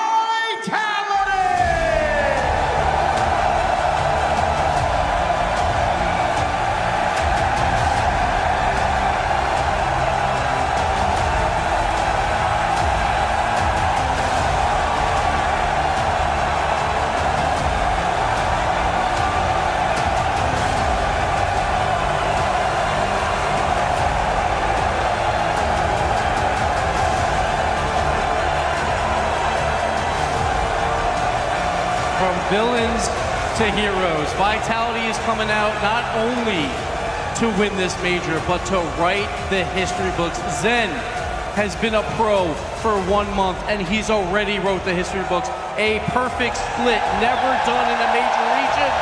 The crowd is supporting him 100%. This is North America's last hope. Team Vitality crowd, get behind them now for this first series. And what showmans they are as well, teammates. I can't believe the crowd hasn't busted out the USA chant. They came out with the American flags. They had the NA on top. Vitality, the showmen that they are. Alpha 54, one of the best players in the game. Game 7, money on the line. Big time players make big time plays. He sealed the deal against Carmine Corp. Sent him out of the tournament. And now they're trying to move on and take and beat the best team in Rocket League. The most important goal of the entire tournament. Alpha strikes it home. Radosin getting redemption from yesterday, has played phenomenal defense throughout today. It's been a gauntlet. They went through a 12-minute overtime. They went through 7 games, but there's still more work to be done. They need to win 2 best-of-7s. They need to win 2 best-of-7s. Alpha, they're more worried about which sides they got on my head. They need to focus up on the pitch, because it's about to be contested, it's about to be hot. Vitality, they dropped to this BDS team, and they probably played their worst series that they have played since Zen has joined the roster. It's going to be interesting to see how much they've improved, what they've been looking at in the tape. I mean, the scary part now about this team, you just saw it there. They're embracing the crowd. They're embracing the LAN environment. I felt like in that upper bracket against BDS, they got inside their own heads. This isn't online anymore. You can't play online Rocket League. This is all about feeling the atmosphere, feeding off that energy. And if this is anything to go by, this team is going to put on a clinic. Well, it's TJ. They've played so many games today. They just came off a Game 7 overtime. We talk about it being spectacular, but it's exhausting. Stamina has to be in low reserves. How important is finding energy from other sources That's here? what Ferris said. They need this home crowd support. For this first series at least, Team Vitality are North American. The adrenaline, that's all you need at this moment. We've seen it so many times before. We've had 8 matches that had a chance for bracket reset. 75% of the time when we play these LANs, they happen. They don't happen a lot online because there's not this energy. There's not this crowd to get behind teams, but momentum is a huge deal in Rocket League. We'll see if Vitality can capitalize on it. All the players, they've taken their seats, they've put the headsets on, it's closed off as much of the noise as they possibly can. It's now work mode. It's work mode at this point. You got to drain it all out. Like, I get it, feed off the energy, but you put that headset on, you just have to listen to your 2 teammates and your coach. Everybody's strapping in. Everybody in the fans, we got a nice wave going around right now. They're keeping the energy as high as they can, but Boston's also going to have to strap in. This could be 14 games of the craziest Rocket League they've seen. Can we just talk about the quality of the Rocket League we've seen at this event? Across the board, top to bottom. The best we've seen? I think about the best average Rocket League at any event. Yeah, there's no weak side in this tournament anymore. There's no easy beats. We saw that. We saw Elevate take a game off Vitality, and now in the grand finals. So it just shows how close it is right now. Shows how close it is indeed. Rocket League just constantly gets better and better. I don't know how anybody in the world doesn't appreciate this esport. It's the best in the game for a reason. Yeah. A true testament of time, preparation, skill, and the desire, the will to become a champion. These 2 teams are the embodiment of it. I can't wait to get into the matchup. It's moments away. The players are preparing, and we're giving them the time they need. to make sure that this is a fair match. So we will get to the games as soon as we can, folks. But it's about time. We've been making predictions all the way down. The team stats are on the top of the board, and no one's looking at them. No one cares. All that matters is how they play right here, right now in chat. It's exciting. I'm excited to find out who you think is going to win. I'm excited to find out who we think is going to win up here. And there was a bet made earlier, or an agreement made earlier. Games. There was. I said I'll ride Vitality through the bracket reset. It's the only way that I can beat T-Bates. Only 1 point down now. Okay. So I am picking Vitality here to get the bracket reset and the win. T-Bates, I assume you're going BDS. Because that was the promise. I might go BDS. Aganis Arena, I gotta pull y'all. I gotta pull you, Aganis. And one side, I don't know if y'all can see it, I hold BDS. On the other side, I hold V for Victory and Vitality. This is college game day, yes. When I raise this sign, if you want to root for BDS, make some noise. If I raise this sign, you want to root for Vitality, make some noise.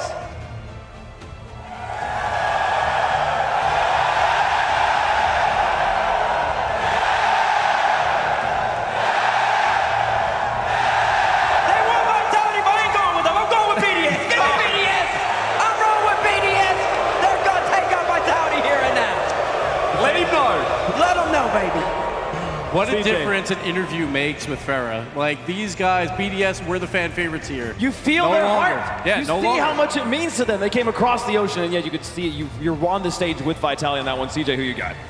You want the sign, brother? Thanks. Oh, I'm going Vitality all day, baby. Do it for North America. As far as I'm concerned, everyone here, this is NRG playing right now. They're going to get the first series underway. The second series, we'll worry about that later, but it's all Vitality. Do it for the home crowd. Do it for them, folks. I think BDS has got this one, but no one cares what I think. Chat, how do you feel about it? I want to know. Hashtag BDS, hashtag VIT. Get your votes out. Let them know. Who's the favorite on this one? The Vitality has so many fans, and I think that they have gained probably a couple 10,000 more in the last 15 minutes. Again, that interview with Farah, I think they're going to gain a lot of fans online as well. People are going to back Farah. He's one of the nicest guys in this scene. I expect to see a Vitality fan vote here. Well, we'll see, folks. We're not gonna take the time. We want to get to the arena, folks. Let's get into it. Vitality's the favorite in chat. They're the favorite in the arena right now. Stacks, set us up. Boston, for the last time, our stage is set. From a field of 16 teams, we've narrowed it down to our Elite 2. Only one team can stand alone and raise that trophy. It's time to crown our last major champion of the season. On one side, the reigning champs are long overdue for a return to glory. But France's new heroes of the swarm have Boston buzzing.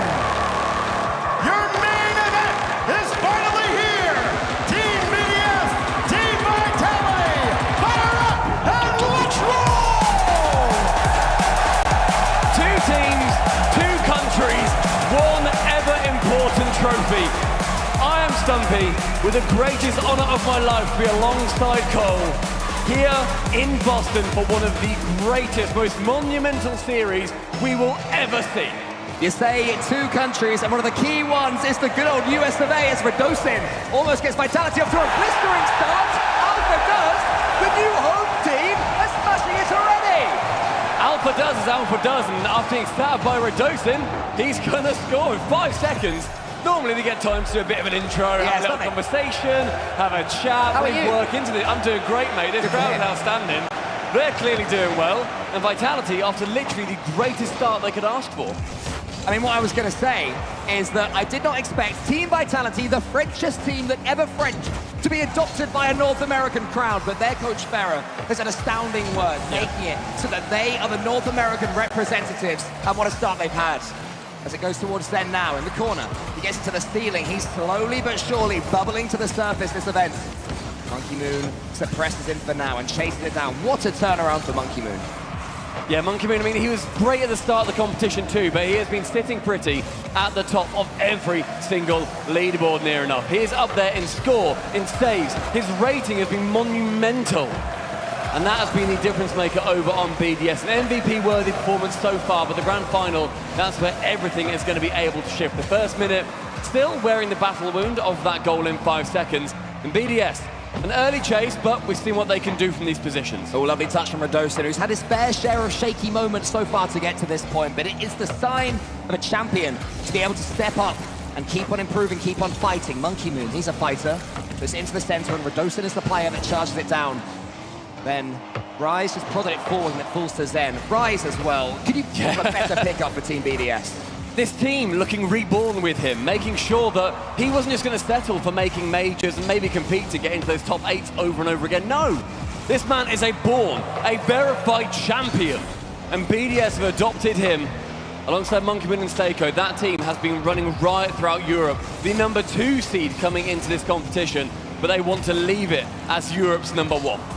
Radosin takes control of that ball. He's looking more and more at home on the stage with every passing second. So is Zen. The double touch was met by Monkey Moon. You can tell how aware BDS are every time Zen gets the ball, but they were almost caught wrong-footed there. We're seeing a good few pinches come in too. I think a lot of these teams are realizing they're sending 2-3 players to every single play. You get a pinch down and you are shutting down any kind of strong offense. A good pass onto that back ball. See Seiko have to stretch. Kisses the ceiling, and Zen is going to punt it straight back in. It's a fast start for these two. It's an exhausting day of Rocket League, in particular for Team Vitality, who survived a Game 7 earlier on against their old rivals Carmine Corp. Seiko's chasing down. Radosin can't quite get it. It was Zen winning that race against Monkey Moon. For a second, I thought BDS were in, but not to be.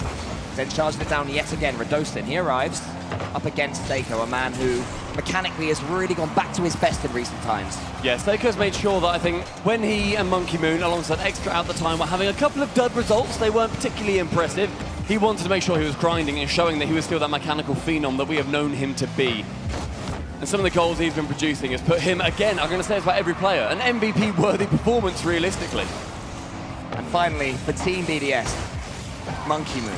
Capable of making himself the 3-time with a huge redirect there. It might even set up Seiko. Seiko goes high. Rise is still there, waiting and lingering, seeing if he can turn this one into an attack. It is Seiko that has to do some work, though. Takes 12 boosts. Monkey Moon says, get back to defense. We've got some work to do.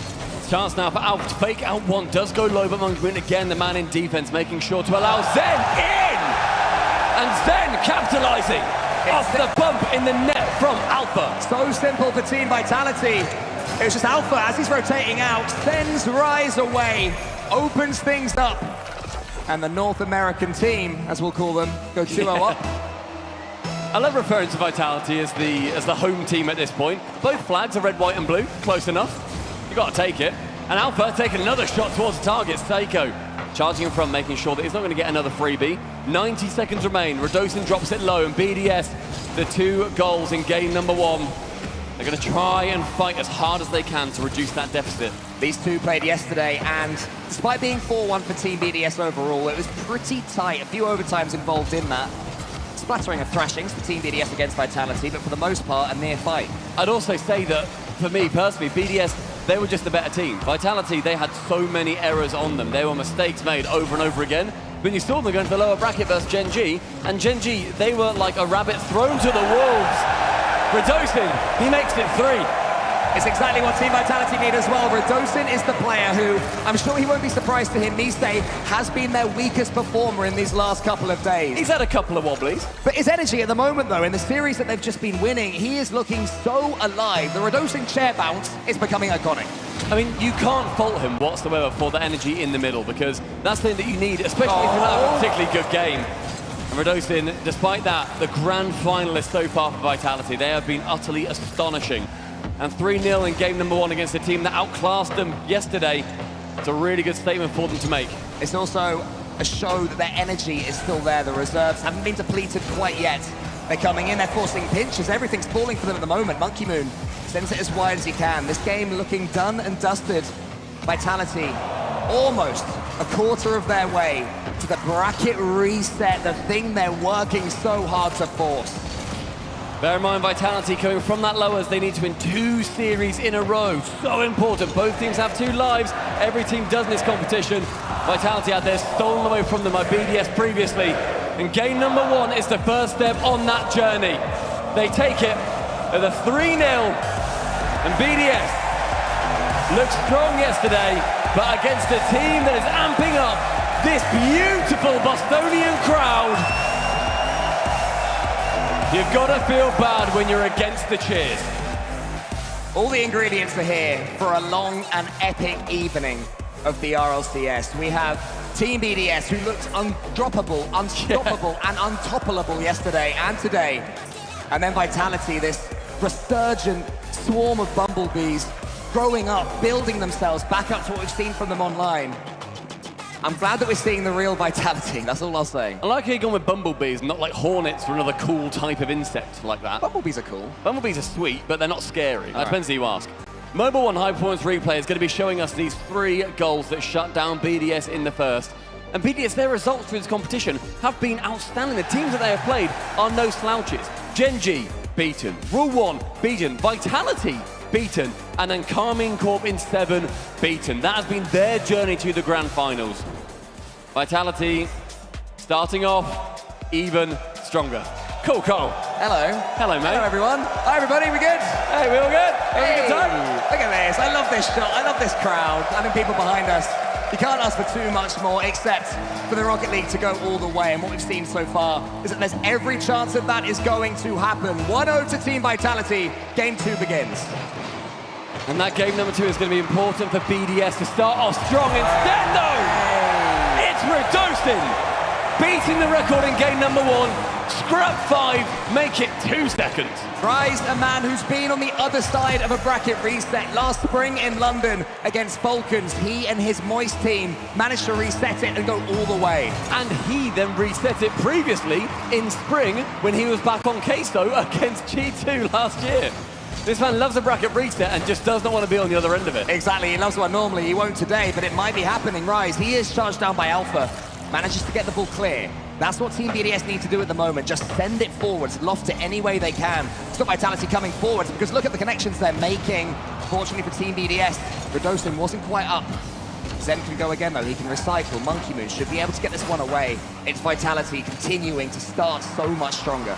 And to control from Vitality too, they need to make sure that when they're playing, they aren't using all their reserves in this first series. You need to buy yourself a second series and then be able to compete at this level.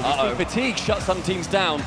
A miscoming from Monkey Moon, sees it sent long, and Alpha gets cut down by Redostin, passes towards Zen, that right-hand side, being a battleground for Vitality right now. Redostin going for Monkey Moon. Making contact with the ball. No threat so far. Rise finds Seiko. The net is there, but just wide of the top corner. They were being sunk every single time in previous series. Just a sign that BDS land nerves are back, as Zen pushes that one away as quickly as he can. Now he gets the musty flick towards Alpha. Alpha connects. Monkey Moon into the center. Redostin gets Vitality going. What a pre-jump from Seiko. Finds Rise, a tap down, but that ambition from BDS is going to set them apart. Here's Monkey Moon, going to get the floor pinch? No, because it's charged down by Alpha. And then Seiko gets what we'll generously call a fake.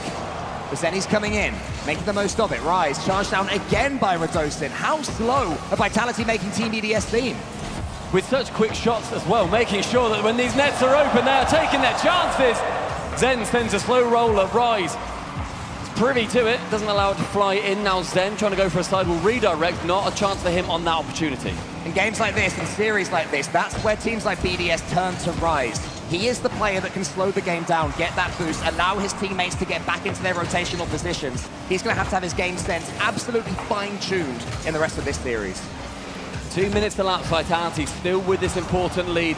A demo on Zen, the prodigy, sent to the graveyard.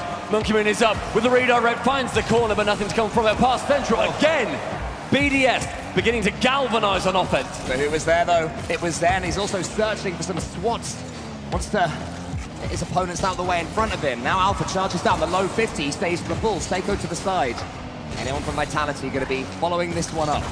Not on this occasion, but they defend so deeply, Stumpy, that when BDS clear it long, there's always someone back. You know, the defense of BDS has been something that has shut down many, many teams. Getting those 1, 2, 3 goal leads and then turtling in the back. Nearly a close one finding its way in. 2 minutes now, elapsing here on Forbidden Temple. The midfield is found by Seiko. A tap onward. Monkey Moon is alone in the sky. Alpha meets him, does not shut him down, but Zen is able to do so with a counter-attack now. Vitality on the prowl. Seiko, great charge down. This might be the equalizer. It's totally open. BDS back in it. The pew-pews that we love to see from Seiko, been using that since it came out, as far as I'm aware. And just to have it erupt in game number 2, and the leveling goal. BDS, they draw it back versus Vitality. This grand finals looking like it's going to be split by an absolute hair. I'm not actually sure it does say pew pew, by the way. I saw a boom, a pop, and a bang. I'll have to watch back in the replay and see. But that's it in French. It actually says pew-pew in English. Ah, I see. Monkey Moon. He gets a decent touch into the corner, but it's bumped away. He's bumped away from the ball, unfortunately for him. Now Seiko is beaten. Rise is up. His first touch is okay. The second one, though, is charged down. Alpha around the corner. Vitality having the more incisive hits towards the Team BDS goal. Zenny's there. He gets the flip reset. Alpha's waiting in the middle, hovering and hoping that Zen can somehow get it to him. I mean, if anyone can, it's going to be Zen. These attacks from Team Vitality just seem to have no ending. Team BDS have to start defending Zen. He takes the touch, puts to the side. This corner has been a playground for them so far this competition, but nothing can come from it on that chance. A miss from Radosin leaves it open for Alpha to dive in. Radosin again with a miss, instead forgoes it and goes for the man. Alpha central, that's to nobody, and now BDS can push on a long counter. Radosin in that corner has to be strong, is strong. Stronger than Rise as well. Under a minute, next goal, potentially golden. So many chances for Team Vitality, an absolute barrage of offense. That was going to come into the center. Radosin almost thinks it. Rise saves. Radosin's shooting has been somewhat questionable. Definitely his team saves. And BDS are thankful for it on that opportunity too. But a pass central from Rise finds Zen, not on that team foul. He went to the other French one. Corner not found. Now Rise gets removed from the pitch. A shot, a save. Monkey Moon. Team BDS, desperation. Seiko, though, charges it down. This could be the moment that they need. Alpha, though, he was so aware. He's charging it. Radosin's in the middle. Can Radosin get the touch? He fakes it out, but Monkey Moon saves. But a side flip from Zen sees a long shot from Seiko. It's on target. It's wide of target. I thought that was in. I thought for all the world that was game over. Team Vitality continue to live a charmed life. Seiko into the center one more time. Radosin says no. And we have the first overtime of the series. Vital one for BDS to win this, to draw it level, just 2 more for either team. Vitality, though, they're half of the amount they need to win. A drop down from the ceiling from Seiko. Alpha now high, but only 30 boost. Rise will shut him down on that push. Zen back corner with 100, then picks up the other 100, booms it to absolutely nobody, however. 20 seconds have gone, and it's been BDS pushing. Seiko to shoot, it's long, it's good!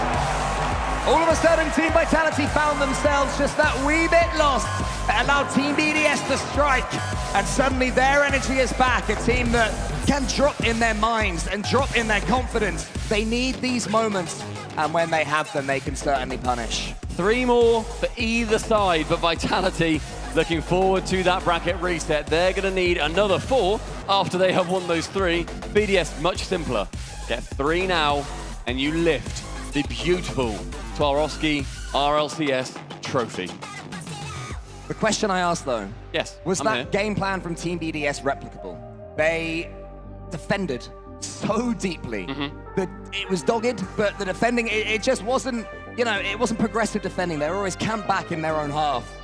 Will it work again to play with that playstyle against Vitality? I mean, counterattacks have been pretty strong so far in this competition. I mean, Vitality has scored literally once off one of their kickoffs. That's the counterattack, and then the oh-so-important counterattack that BDS won with. Again, it seems to have worked so far, and it's definitely an avenue that BDS is going to try to exploit, because you see how much Vitality dive into a lot of these plays. Radosin especially, he makes sure to get involved as often as he can. But applause ringing from the audience, I'm assuming, for Vitality here, if Ferrer has done his job right. I mean, we got CJ and T-Base in the center. I think it's for everyone. I think it's for Rocket League.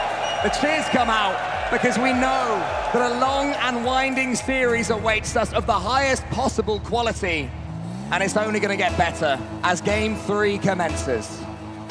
Both teams drawn level yet again. And Vitality looking like those counterattacks from BDS are the order of the day. Can they shut it down? Can they make sure the kitchen is closed for them? Because if that feast continues, there's no more that they can do.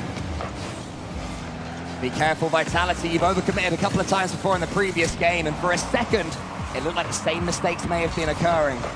Seiko, though, he's charged down by Zen. Alpha wants to keep up the pace and does so. Charges down Rise. Monkey Moon. Sends it to Zen. Alpha's in the middle, but he's not going to be found this time. Instead, it's Zen to Radosin. He's got the boost to play with. He's got the flip reset almost. Alpha coming in. That was going to land for Rise. Wanted to find Seiko, instead just finds himself, which is great, and a side flip then sees Zen push down the midfield, but now Zen, there's one defender that he wants. He wasn't there in the end, but just moving down, stealing boost, may well set up this continued prolonged attack for Vitality. The series seems to be continuing in the same shape with Team Vitality with the possession, having the ball territory, having all three of them going for the same ball, which isn't ideal. They need to scatter and scamper incredibly quickly, or else Team VDS should be able to counter, but it worked out for Vitality, but they couldn't get the goal. Monkey Moon is just that good. 0 boost, a misplay, still jumps off the post and can secure it. Still 0 boost, and making Vitality sweat and work. Zen up for that double touch off the corner. Radosin can't quite tap it in, and now Rise on that fabled counter-attack. The chasms of space that every Zen touch opens, though, fear me as far as Team BDS go, but that's not the best touch there from Alpha. Radosin does what he can. He has to do it again, pushing it out as forwards as it can go. Alpha up against Rise. There's a fake. Zen waits his time. He's got no boost. Sends it wide. 0 boost doesn't seem to have been too much of an issue in this game, seeing as Monkey Moon and Zen have dealt with it absolutely fine, but the boost advantage right now very much in favor of Vitality. Seiko with one challenge. Zen gets it central. Radosin can't get that any further than the corner this ball seems to be buried in. Lovely touchdown, but Rise is the one to intercept it and then send away. Demos, bumps, Vitality begin to light BDS on fire. Radosin's going to keep it going. Alpha's there, waiting for the ball. Zen is arriving too with the snapshot. Monkey Moon was alert to it. Alpha, he recycles yet again. Team Vitality just cannot be bypassed in the center. Seiko's clearance goes to 2 of them. Both of them reading everything Team BDS are doing. The double commit almost, the triple commit almost worked last time. Maybe the double is the one that does. Then to the backboard, it's actually the steal. He can do anything he wants, but he just can't put the ball in the net. And Team BDS escape. Into the corner again, this ball being pushed so well, so effectively by either defense. Monkey Moon weakly central, and so can be cleared away quite easily by Alpha 54. Rise again to find, but Zen from the backboard is the man to it. Low on boost. He's going to continue being a menace, but Monkey Moon works his way through. 50 boost for Radosin, but a ball beat by Monkey. 2 minutes gone, and we've seen how these 0-0s go. At the moment, it seems to be Team Vitality with air dominance and Team BDS wanting to keep it low. Right now, it is high. Alpha to the backboard. Rise. He got across quickly. Zen keeps it alive yet again. Rise now does take to the skies, but Radosin beats his opponent. Monkey can't get there. Zen with the finish. He's just that good! From Radosin to Zen, back corner, Monkey Moon is confounded. Can't find the touch. Vitality, a vital lead. 146. Pixel, perfect, perfection there from Zen. The kickoff ain't bad either. Just didn't have the boost, even with the wave dash. Alpha charges Rise down. Seiko booms it. Seiko continues. Seiko shoots. And Seiko finishes. Yet again, brilliance from BDS. Seiko, one to the ceiling, onto the crossbar. Make it 3, son. Not long left in game 3. An important goal coming right up. The next one to score it may all become favorites in this entire series. And straight from the kickoff, it could be Team BDS. Alpha stuck it in Monkey Moon, then bypassed him, and Zen has all the time and space in the world to play with an entire Nebula, and he uses each and every opportunity. He gets the reset, and he takes the lead back. One touch, no touch. Ground touch, floor. Gorgeous movement.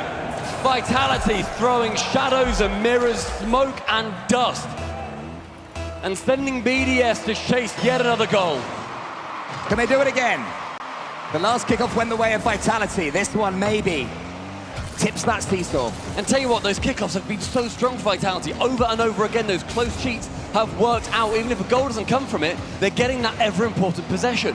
Zen, the flip reset yet again. Rise just does anything to suppress him. It's barely going to be enough because Radosin almost had a chance for a clean hit. The talk of the, it's shutting any of these players down so fast. Monkey Moon makes sure removes Zen. He is going to be the catalyst for so many of these players. Rise! A ceiling pinch, but who is back? Of course, it's Zen. That's a great way, though, to clear lines. If you Rise, use the ceiling. Radosin does the same. Stake up against Alpha. Alpha, does he have support? No, he doesn't, so it's just Rise sending it long. But Zen, he's already coming in. He knew exactly where Rise was putting it. It's perfection from him. Seiko, though, gets on the end of Monkey Moon's pass. There's another dodging Seiko. Both posts, Monkey Moon, both players. Zen again. One long shot. Alpha just wants to get rid. Final 20 seconds. Counts down. Vitality in this game 3 has still got the lead. It's going to be another. Alpha 54, the Vitality veteran, makes it 3. He is the stealing demon at the moment. He won the Carmine Corp series from the top of the pitch, and he may well have just won game 3 in potentially the first series of the grand finals. 15 seconds and BDS with every one that removes itself from the clock. They're going to be scared. It's going to get nervy. May well be yet another goal as well. Oh, it will be. It's 4. It's game 4 as well, as 3 is taken by the Bees. Team Vitality finishing with a flourish. You can't ask for too much more than this. Over here in the grand finals, and for me, the key difference between them today and yesterday, when they did struggle, is the smiles in between goals, the jokes, the laughter, the joviality, if that's a word. I don't even know, but if there is, Team Vitality sure have it. And even just with issues that go on, even if there's an own goal, if it ever comes to that, you want them to fist bump, you want them to move on. You want them to make sure that they are still friends, that they are able to get through any of the hardships that may face them in these series. But Vitality... Happy birthday, dude. Happy birthday to the guy in the crowd. Hey! But Vitality taking game number 3, moving us on to number 4. Still having just a brilliant time. I think everyone is, apart from right now, Team BDS, and this is where they can struggle. Yep. It's where they've bombed out of tournaments before. It's where they've lost series. They couldn't possibly anticipate themselves losing as the USA flags are waved loud and proud by Team Vitality. The crowd reacts, and BDS will feel that the whole world right now is against them. The Americans saying their 3 favorite letters. Which ones? Not BDS. As BDS take their timeout. Mobile One High 4 and 3 play shows the exact reasons why they are taking that timeout as well. Because going down 2 is a great time to take it in one of these series. They now have an extra 60 seconds to figure out what it is that they need to do to break through that yellow mist in front of them. It's crazy as well, because these are an opponent that, despite all the hype they've had built up for them coming into this event, they were outclassing yesterday. As you mentioned, even though the games were close, it was Team BDS in complete control. It was Team Vitality being forced to make the mistakes. And the crowd chanting for a bracket reset. They want more Rocket League. The night is still young here in Boston. Another series would do us quite well, even if it goes to all 14 games and the 2 best of 7s. I'm down. I think we'd all be so extremely happy. Yeah. BDS, they want to make sure that in this timeout, they are extending the opportunity. Oh! Good Lord. Tearing up his Monkey Moon sign. No way. Brutal. The affiliation to Team Vitality, well and truly complete. He's a paid actor by Ferrer, clearly. Clearly. No, I think that's just the effect that Ferrer has on everybody. I mean, we've all been wowed over by him. Yeah. His interviews, give that man the mic and just let him cook. Sorry, Subi, you're out of job, pal. Yeah, well, on the other side, in the other mic, it's Mew. And he'll be telling his team something is fundamentally wrong. If he can stay over all of this noise, 108 decibels on that chance. Guys, you're going to have a couple more of them, I'm sure, throughout this series. Game number 4. We find ourselves in the Coliseum. Do Vitality earn themselves series point? An early flip reset for Monkey Moon would have been just lovely for Team BDS, and Seiko, I think, needed Rice to get that touch. As far as I can tell, he'd misread it. He has to get back and read it correctly. Team BDS, they're struggling so much. Vitality get their lead back. An early, confident lead yet again. 5 seconds, 2 seconds, now 14. And you see Radosid sitting in the center of the cameras, cheering up the crowd. Good Lord, Vitality there become the home favorites out of absolutely nowhere. Is there anything more painful than taking a timeout, convincing yourself, we're getting right back into this one, and conceding straight away after? They can still fix it.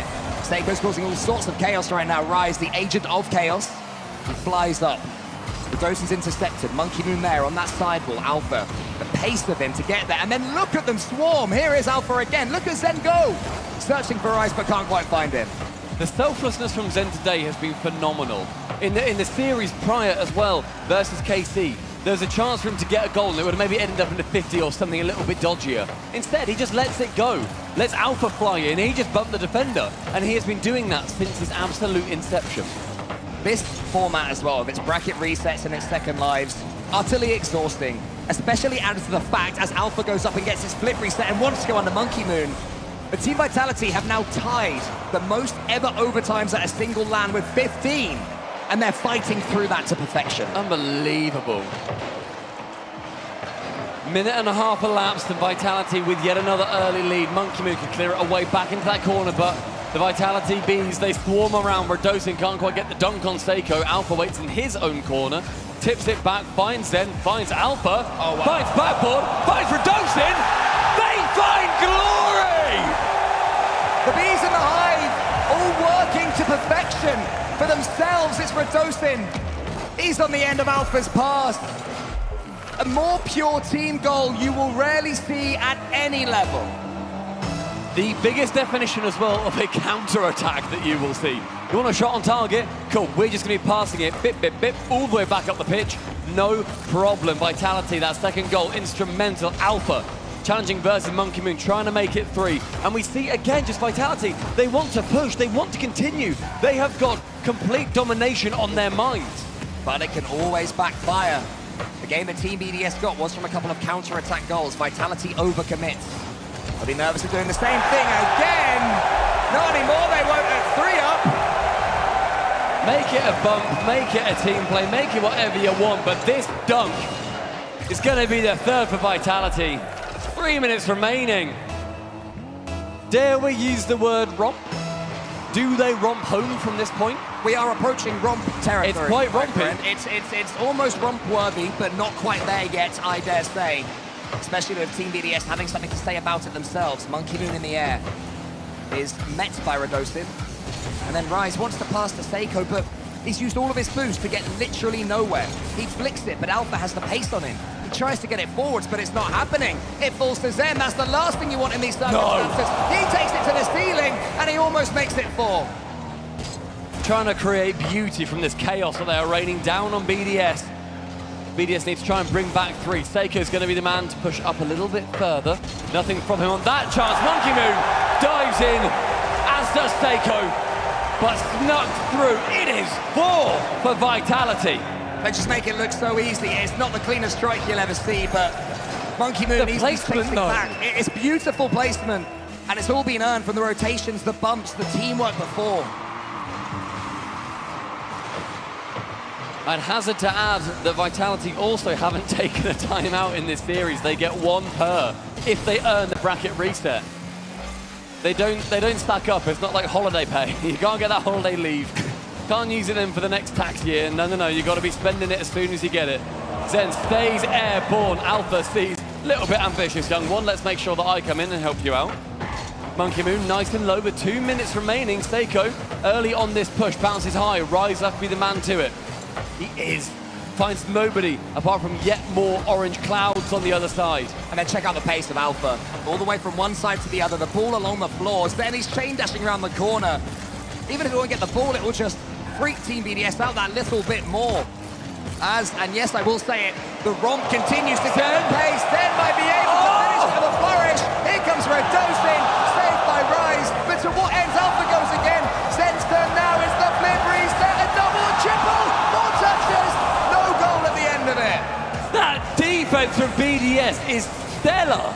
Every shot threatening, every shot scary. Rise shoots wide on his chance, however. A minute remaining, it's 4 to chase, which may well be just 1 too many hurdles. Team Vitality pushing to the very end, not letting Team BDS gather their thoughts. Rise follows it up, Zen is actually good demo. This might be a very important goal in the context of this tournament. And a spectacular demo as well. 1 player removed. Zen can't get the touch either. Now the lead is just 3. BDS battling hard, making sure they don't go down without a fight in the Coliseum. All eyes to the kickoff. Is it good for BDS? It's well lost towards Seiko. He follows it to the ceiling, gets the flip reset. Redosin gets Carter ball fast as well. The speed of Zen to beat Rise there, who was in a brilliant position. Beats him by about 2 car lengths. Stake up against Alpha. BDS, credit to them. They are keeping this one going to the very end. Not gonna leave anything on this pitch in Utopia. Seiko, can he get this one in time up against Alpha? I mean, it's gonna be a game loss. But every little bit of positivity Team BDS can scrap and scrape together could be massive, not if they can see the 5th. Rise, more good defense. Final 10 seconds is going to be complete garbage time. Vitality find themselves. Series point. Bracket reset on the line. And Glory awaiting. That's it, that goal there. That is the Rump goal, 5-1. 4 goals the difference again, just when BDS were getting their own little flame of momentum. It's not just snuffed out, there's dirt kicked all over it. Vitality letting BDS have nothing. BDS thus far extinguished in the first series. 3-1 in our first series. But BDS have fought back before. They are not a team that goes down without a fight. And Mew is a World Championship winning coach alongside 2 of his World Championship winning players for a reason. Rise, a major champion, has been successful in 4 of 6 that he has attended. Grand finals in a huge number. 4 of 6 grand finals Rise attended and lands he's qualified for in the RLCS. Not to mention the fact that despite the crowd ringing out the words bracket reset, Team BDS have already won on Game 7 today. They took it all the way to Champions Field, quelling a KC comeback, and then won 7-3. Rise, the OG icy-veined warrior. If he can drag his team there, there's nothing to say that Vitality will certainly get their win. But, you know, let's see what the crowd thinks. Are we getting a bracket reset?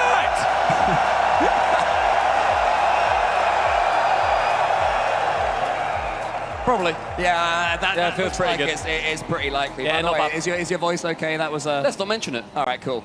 So, we move on to the next game. Please do. And this is likely that Team Vitality, on their current performance, are going to be able to take this first series. So when Monkey Moon is on the pitch, when Rise is there, and when Seiko is cooking like the way he is in this event, nothing is certain until they're over the finish line. Seiko, he shoots. The start of the BDS need is almost there. Monkey Moon now, racing with Alpha. Seiko again, he's getting all sorts of involved, and that's what BDS need. 30 seconds and BDS are looking and well and truly alive. Opportunity for them to get an early goal would shut down all of these early goals that Vitality have seemed to earn for themselves. Shocking amount in the first 30 seconds for them. But one missed touch up high from Monkey Moon, and with 0 boost he's left with, he can't get the second. Seiko has to come in as a supporting character. Radosin, can he get the doink? No, he went for the backflip instead.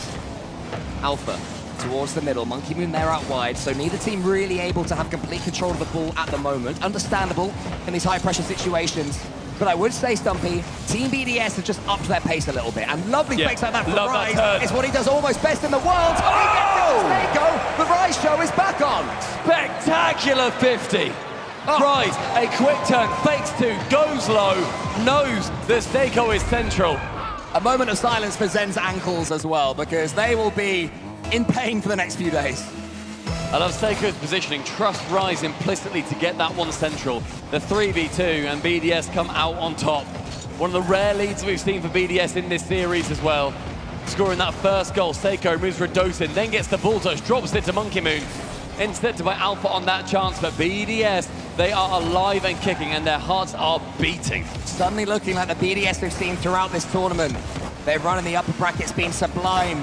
Their performance so far has been second best.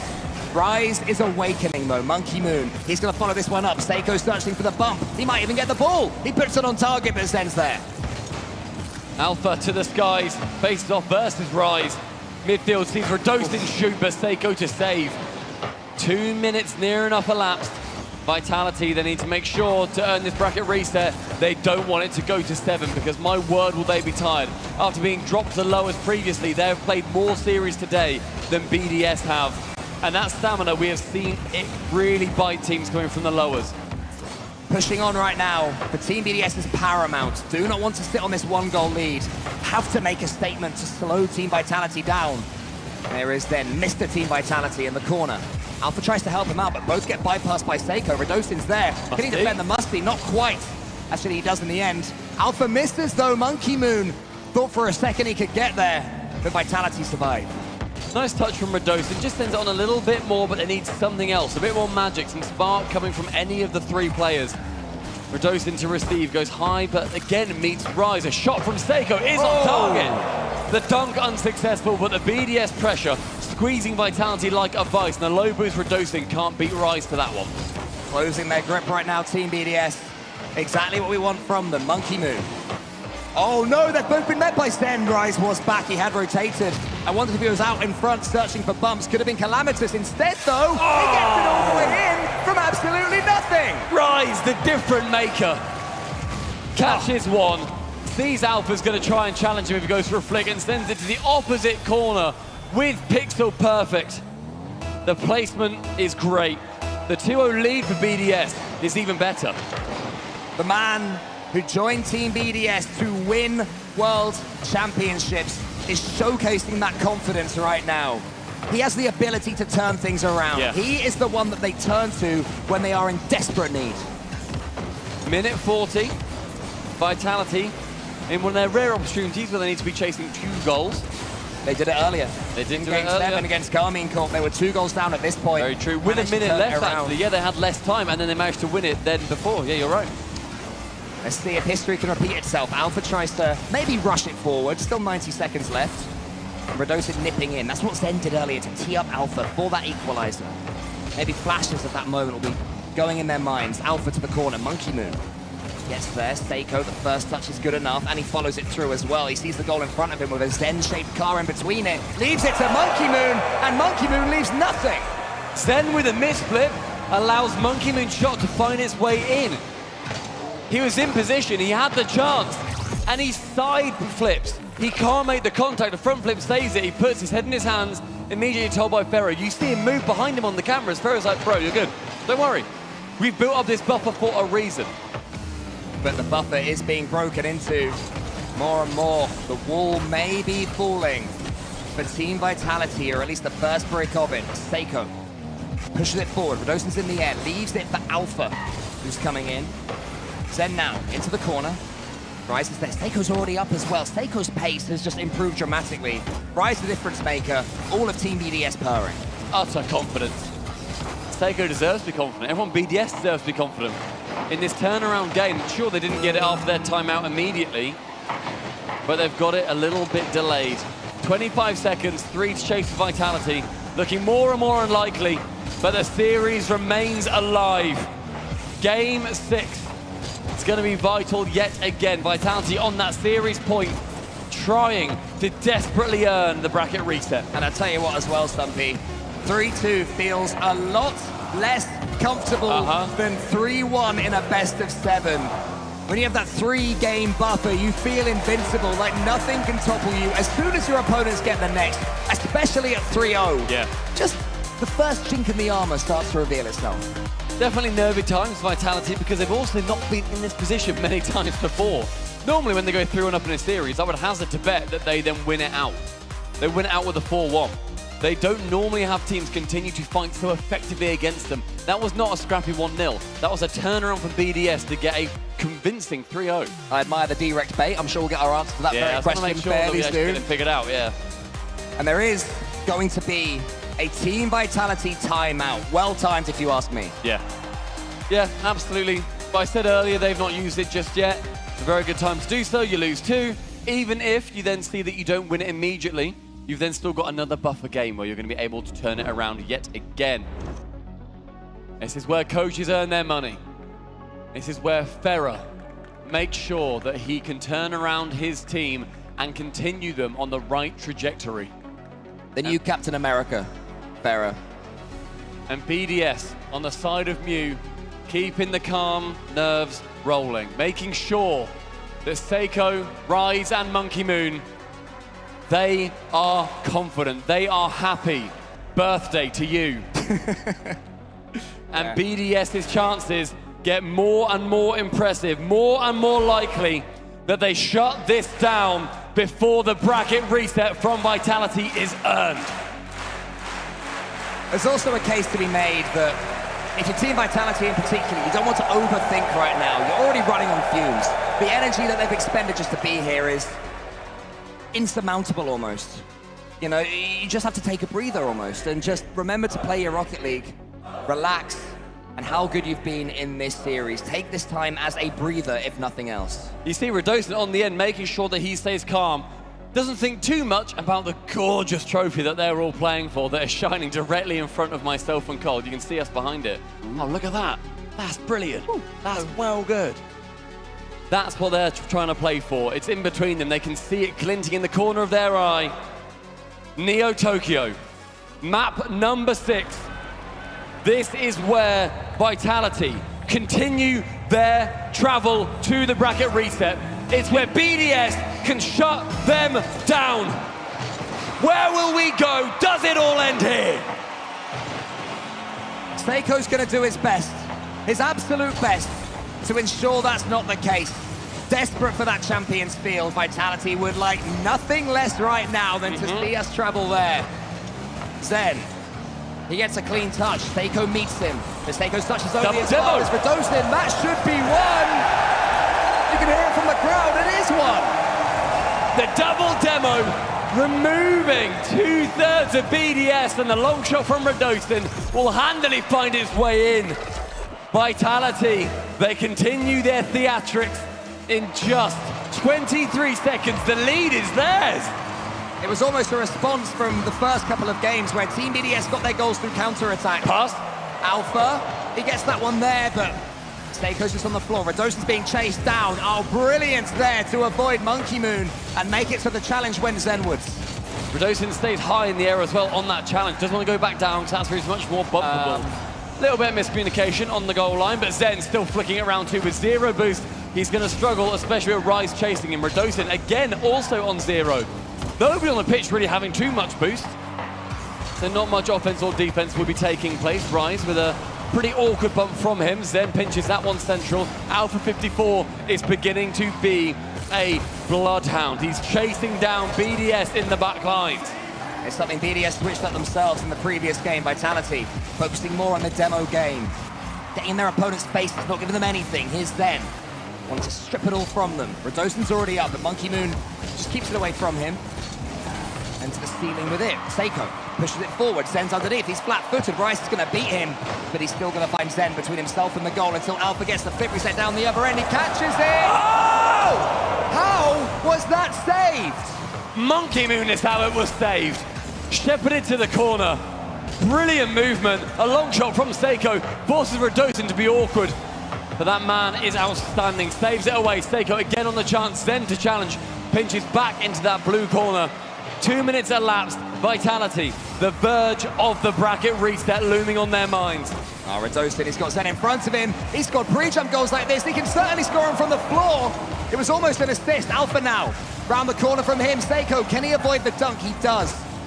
Good defending from both teams so far in awkward little moments as Radosin's taken out. Alpha's found himself in such good positions multiple times, but he burns so much boost to get there. Yes, it gets him in those positions, but then he can't carry it on, or at least pass it down convincingly to a teammate. But the push is coming in from him. They are making BDS sweat. Radosin backboard, Monkey Moon to receive. Alpha now, his opportunity. With Rise, sends it back into the corner. Just keep an eye on how regularly Team Vitality are having clean hits in front of the Team BDS net.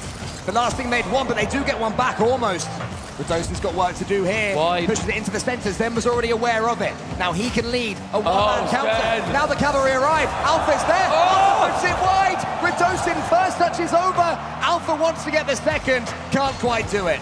2 minutes ticking down, and Vitality, my word, are they coming alive. Radosin with the big punt towards the midfield, but shut down by Monkey Moon. Alpha, his opportunity to get it clear. Try and find Radosin in that corner. That goes central. That finds Zen to the backboard, but Zen shut down yet again. Over and over by Rise. BDS plan number 1, cover that backboard. And plan number 2, that Vitality find Zen with the ball. Here he is. He's got the ball. He's got the boost. He's got Seiko in his way. He's almost got the dunk. Now Radosin has to scuttle across the pitch. Knows that Monkey Moon's going to get this Ball under his control. Knows he's going to continue it. They're teaming up to put the ball in the net, but it's not happening. It's the 2v1 and still Radostin comes out stronger. That's a long shot. Up is Alpha. No, he's missed it though. It's an awkward angle. I can't blame him, but you'd love to see the second for Vitality fans. Zen is up high with one reset. Seiko shuts him down. Rise's turn. End to end, the true epitome of it. Rise almost caresses it into the back of the net, but Radostin gets it forwards again for Vitality. Final minute, Vitality, the verge of the bracket reset, right ahead of them. One shot long, Zen again, Alpha the next, but Monkey Moon to save. The time will feel like it's forever for Vitality as Seiko goes to the skies. He wants to get the dunk on Alpha, he does! It falls to Rise, Zen stays tall. Final 35, Alpha taking his time with 0 boost, what else can he do? Monkey Moon back corner, but the boost stolen away from him leaves Zen to then dunk that final defender. It's opportunity after opportunity. BDS, they can't fight back. It almost feels inevitable. There is a goal in this game to someone. Will it be Team BDS that take the equalizer or Vitality that double up their lead, steal this series, take us back for the bracket reset? We're 10 seconds off now. Final 5, opportunities, another save for Vitality. It's a long shot, it's on target. They've done it. It's a bracket reset. All of our dreams come true at once, and it's on the end of Radostin's car. He held his nerve in the scariest of circumstances. The series is over, the game is over. They'll take the kickoff, it means nothing. All they can do now, Stumpy, is think about what's yet to come. They immediately move from their chairs, headsets off, game faces on, making sure they continue to hype up this crowd. I love it. I love it. They've become favourites. And Vitality, my word, have they had a spectacular first series. There's one more to go. Job is not done yet. But it'll feel like they've taken a huge leap towards its completion, not just in stealing the series, but in the difference of performance. This was the supreme being Vitality that we were promised coming into this event. We look historically at how LAN bracket resets have gone. We've had 8 of them historically. 6 of those lower bracket teams, they have managed to force a bracket reset. And 83% of them, 5 of the 6, the lower bracket team, Vitality in this situation, they have ended up winning. Vitality looking to be the favourites. If you can win one series, Cole, there's very good chances that you can win 2.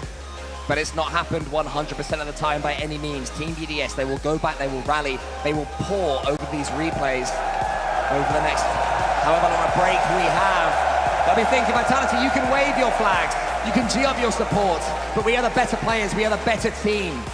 And we've been the best so far in this event. All we have to do is take one more still, and the championship does become ours. Vitality, though, the complete and utter turnaround. It wasn't just in putting the crowd on their side. It was tactics, it was theory, it was energy, it was everything. Vitality had it all. We're gonna have to do it over again. Des, take it away. The story continues to evolve. Every chapter less predictable than the next. We all thought when we came into this, Vitality, it's their tournament to lose. But if you say that this was how it was going to happen, that Pharaoh was going to sell his soul to North America to get himself a bracket reset, nobody saw that coming. NA is back, baby. What a first series. 4-2.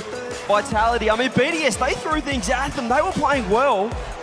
But it was Vitality using that crowd. Pharaoh might be the smartest coach in Rocket League history to pull however many people there are in this venue, all on their side, T-Bates. Listen, man, North America, Vitality, much better than Europe Vitality. That's all I got to say. NA Zen, better than EU Zen. Zen is on one right now. He's got the crowd behind him. It doesn't look like anybody can stop him. BDS, they tried to give him a counterpunch, but I wonder if we have that clutch Alpha bump. 6 seconds left. Oh, they don't show it.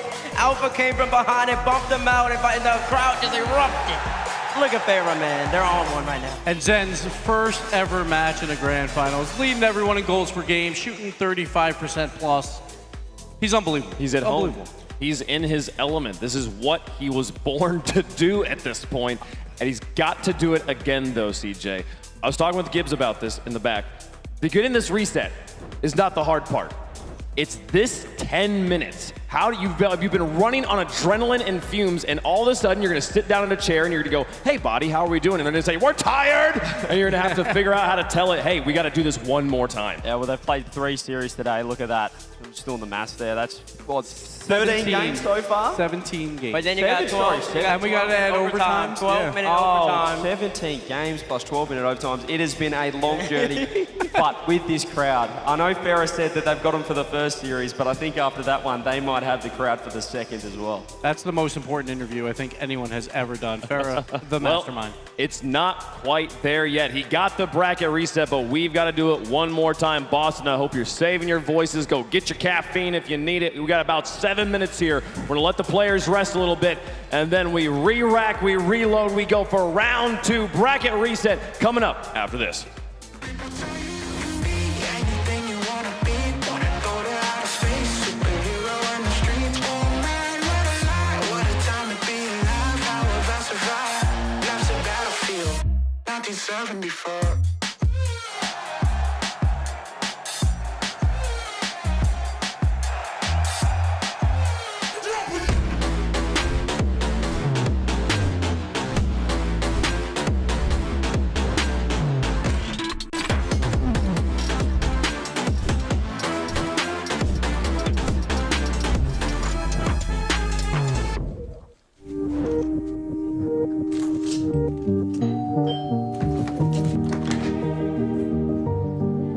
You can save an average of 2 times more with our smart savings tools. For everything we want, we're all better off with an ally. Game 5. Double match point on the line. Fury and Moist 5 minutes away from discovering who will have all of that on their side.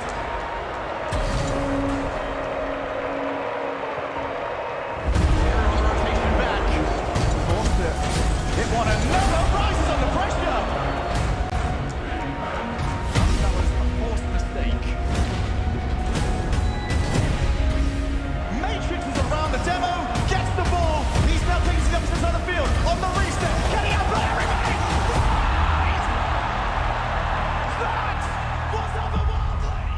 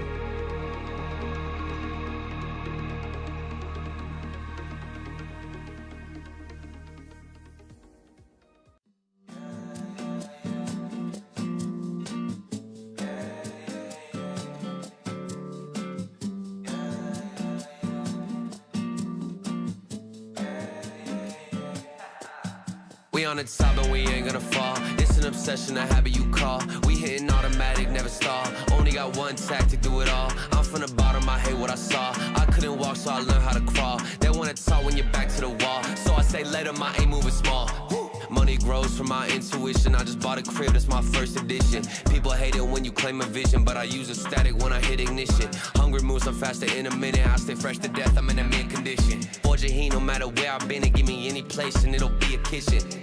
This how we flow to the top. I'm on a wave and it never gon' stop. I hit a 3, now we running the clock. 24 seconds, I still block your shot. I'm making this an eternal spot. Permanent stain in the flow, ink blot. Don't step to me when I get too hot. I'ma end your life and it's all you got. We on the top and we ain't gonna fall. It's an obsession, a habit you call. We hitting automatic, never stall. Only got one tactic, do it all. I'm from the bottom, I hate what I saw. I couldn't walk, so I learned how to crawl. They wanna talk when you're back to the wall. So I say let 'em, I ain't moving small. Homemade flow, I'm a PVC. There ain't one player out doing just like me. Heart rate froze, check the EKG. I hate wasting time, no eventually. Routine work when nobody see it, but I ain't feel the stress, I know it's meant to be. 30 beats, I'm on a killing spree. I made every song in my discography. Yeah, that's every cent, every dollar. I ain't tryna listen to a broke scholar. Making moves to make the money taller. To the cash topping on the Eiffel Tower. Labels calling, I won't wear their collar. With my own drive, I can take it farther. Do it myself, don't ever bother. Been self-made now, shout out to my father. We on the top and we ain't gonna fall. It's an obsession, a habit you call. We hitting automatic, never stall. Only got one tactic, do it all. I'm from the bottom, I hate what I saw. I couldn't walk, so I learned how to crawl. They wanna talk when you're back to the wall. So I say let 'em, I ain't moving small.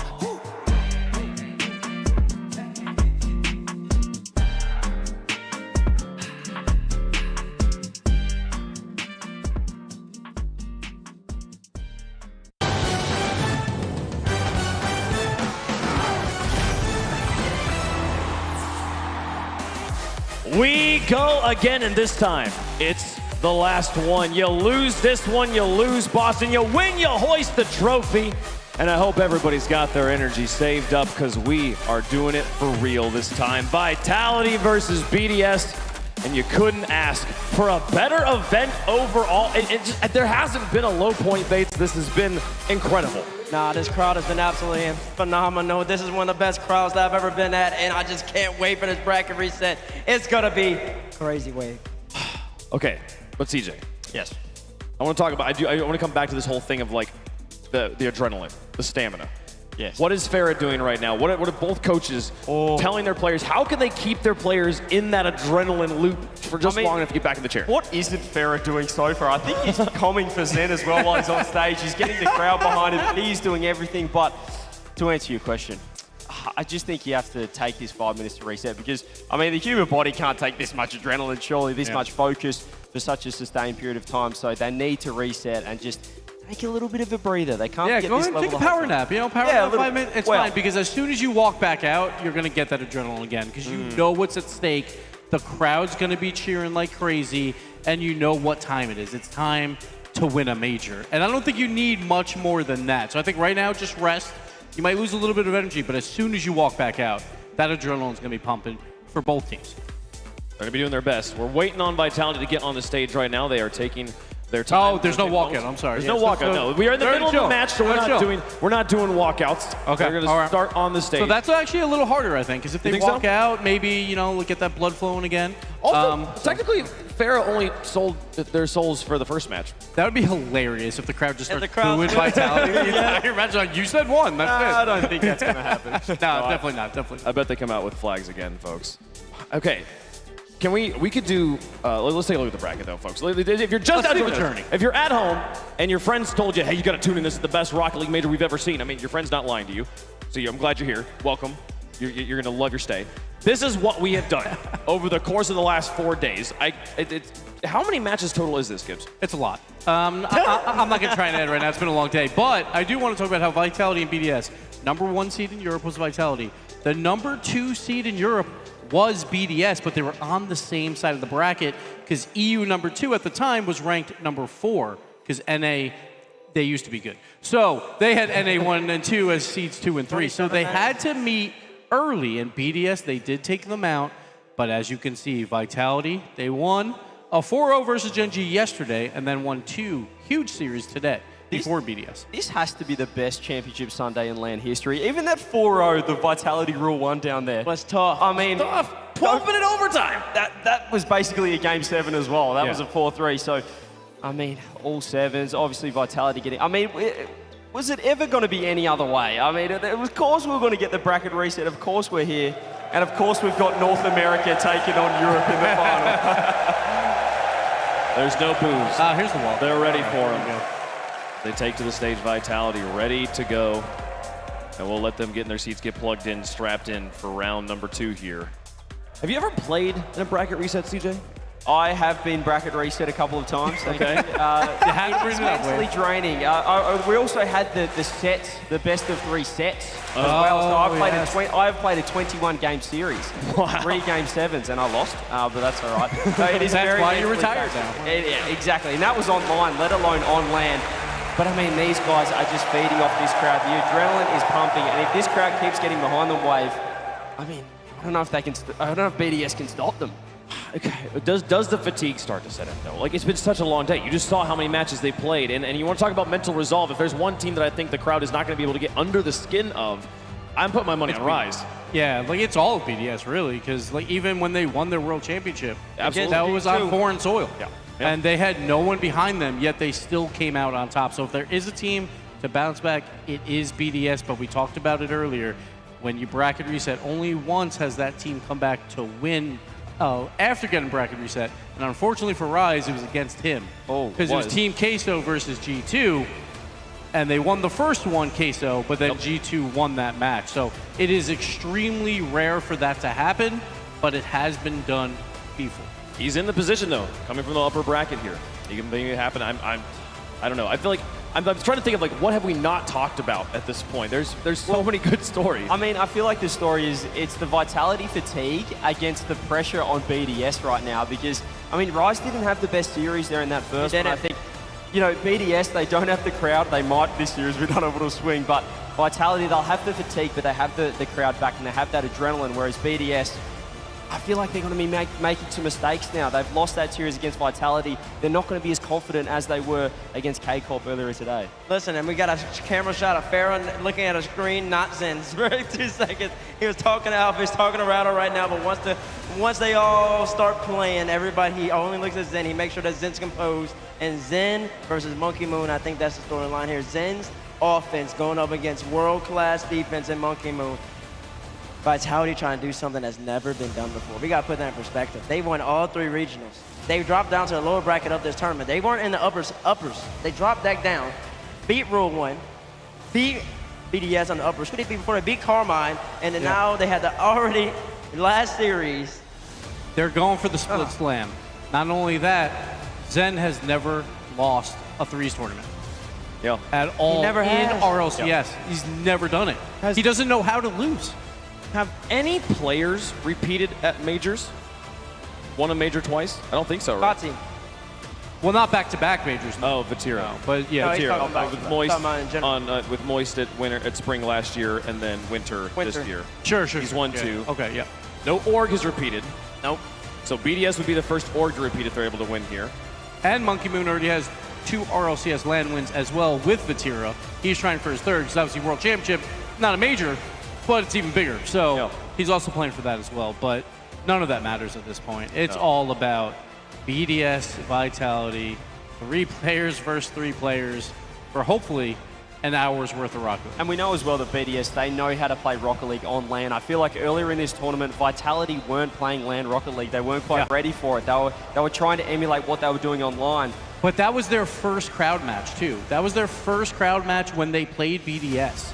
They were not ready for it. Clearly, they know how to play in front of a crowd now. Yep. They also know how to get the crowd behind them as well. I mean, Zen is so... I know Zen's smart in-game, but out of game as well. He is using this crowd to almost get rid of nerves. He's waving the flag in between goals, the American flag, should I say.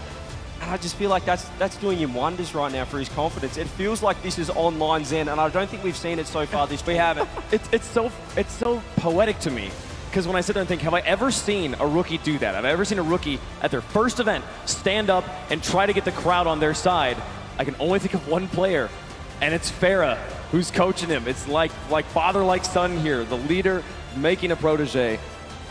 But the Zen can do some things that Farah never quite could do. He was very good in his day, but never quite the wonderkin that we see from And Zen. to be fair, no one else can do what Zen can do as well. And we've seen it on the field as well. There are times when he's making plays that confuses all of BDS to open up space for Vitality. Folks, this is the last match of the day, last match of the tournament. No matter what, we could show you what we set up here. And there's something very special. You two are now tied before the final match of the day in Bates Never Wrong versus Gibbs is Guessing. Can you believe it? Tied up at 20 apiece. Wow. See, Bates, this is just the heart of a champion. I'm just like Vitality. Go down to the lower bracket, but you can't beat them. You just can't beat them. All right? So we did make an agreement earlier that I said I'm running Vitality throughout this tournament. That was before they were an NA team, so I know it hurt you with that BDS vote. He's still going Vitality.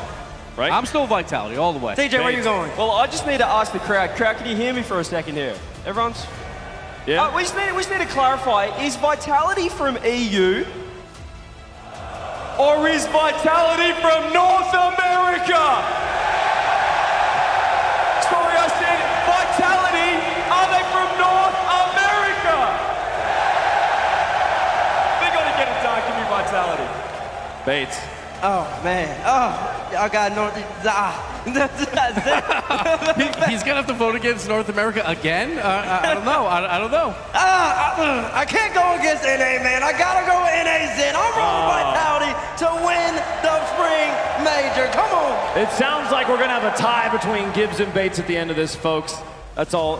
That means it's just gotta go on to the World Championship. I guess so. That's right. I guess so. Here, It's folks. scripted. Vitality. They are the overwhelming favorites in chat. Stacks, Gitagon is hyped up. It's Rocket League's newest rule. When you have a crowd this great, when you have a matchup this amazing, you simply must have a bracket reset. And that's what we have here today. Our first win on the East Coast in 4 years. And now it's time for one more match. The tables have turned on the reigning world champion. Boston's new favorite team is looking to complete a perfect spring. Get ready for another instant classic.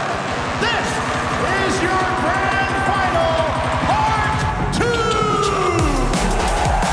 One final flourish for an all-time worldie of a championship Sunday as two teams gatekeep each other from history.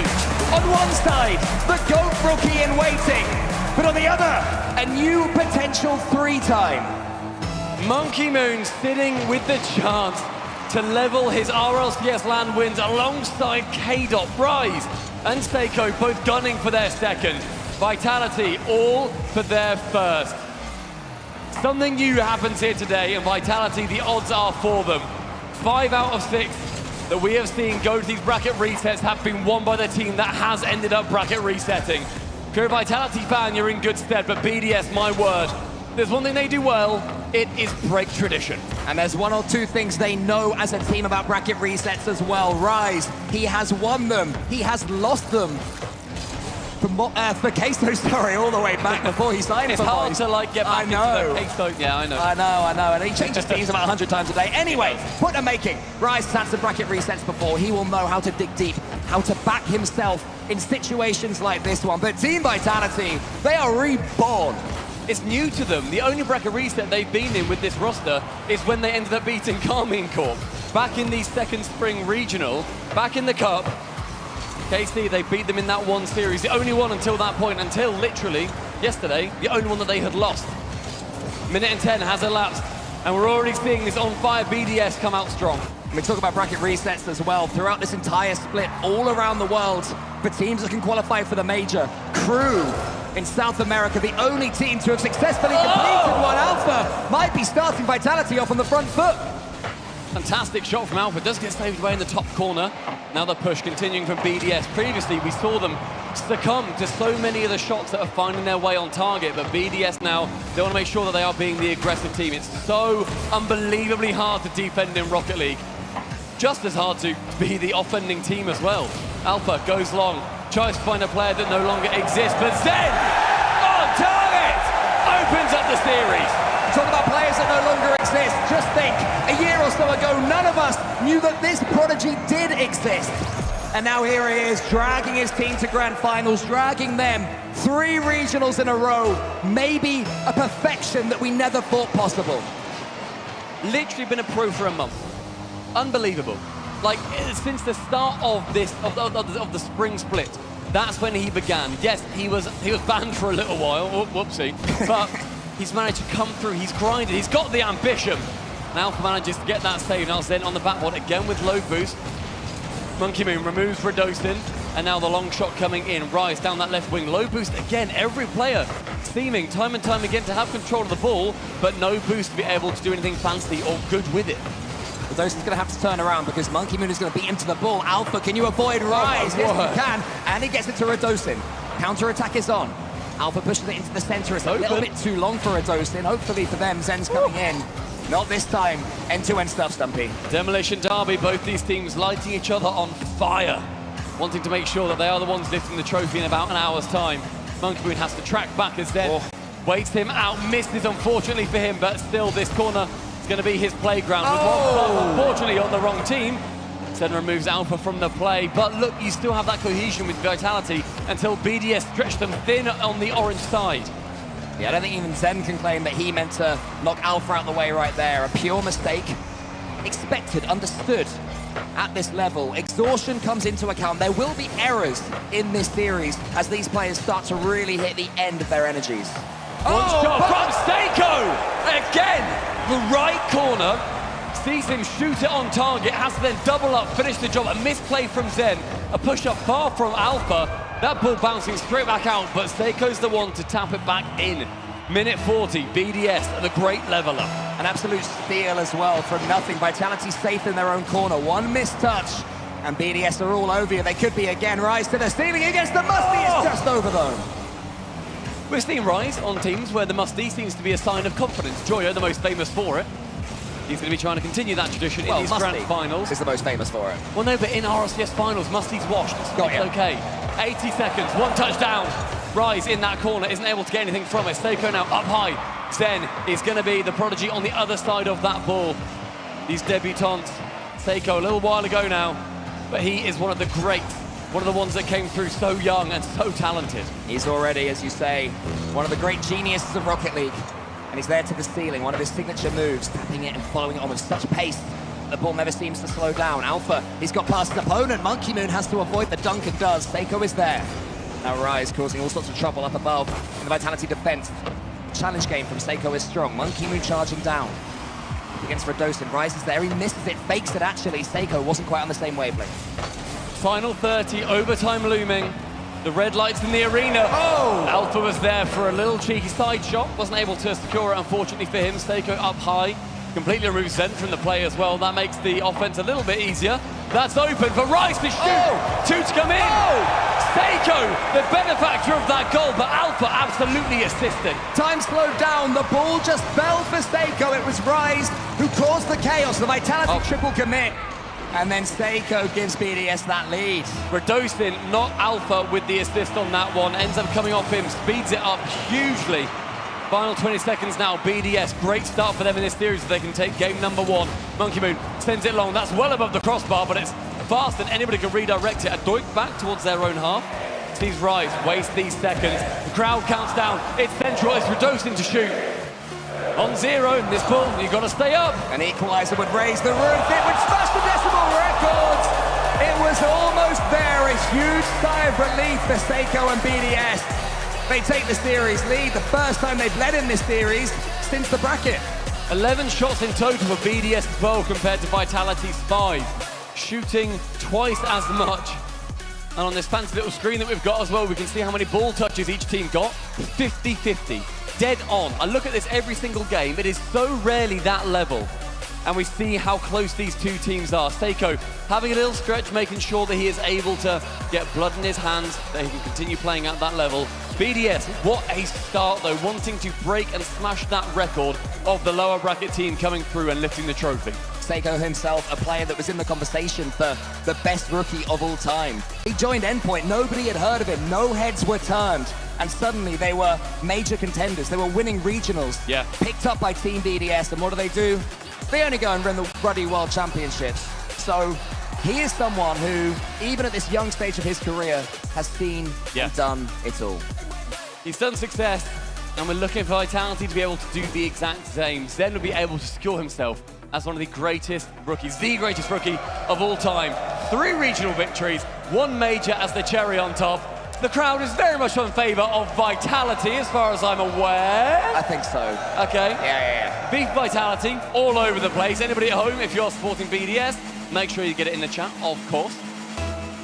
And what a start for BDS. The boys in pink battling versus those yellow Hornets who are going to be buzzing around the net, not wanting to give BDS the 2-game lead. Yeah, a couple of awkward moments in defense, I think, there from Team Vitality that fell to Seiko, but it was hard-earned from Team BDS. And it's also a blueprint they can follow. In the first series earlier on, nothing seemed to fall for them. It just wasn't working. Vitality outclassed them just as they outclassed them the day before. So powerful a tonic for Team BDS to have turned that one around. The Vitality have started game 2 the better. Seiko linking with Rise, making sure that he is able to work his way out of that defense, but Alpha's going to shut him down. The ceiling pinch now. Radosin drops it low. Rise versus Zen, 1v1. You have to favor Zen in that situation. And he comes out on top with 1 touch. Monkey Moon is there. And we're just seeing BDS poke and prod and ask questions of the Vitality defense. Ooh, that one's going to be really scary. Vitality to deal with. Rise, maybe, with 1 touch too many.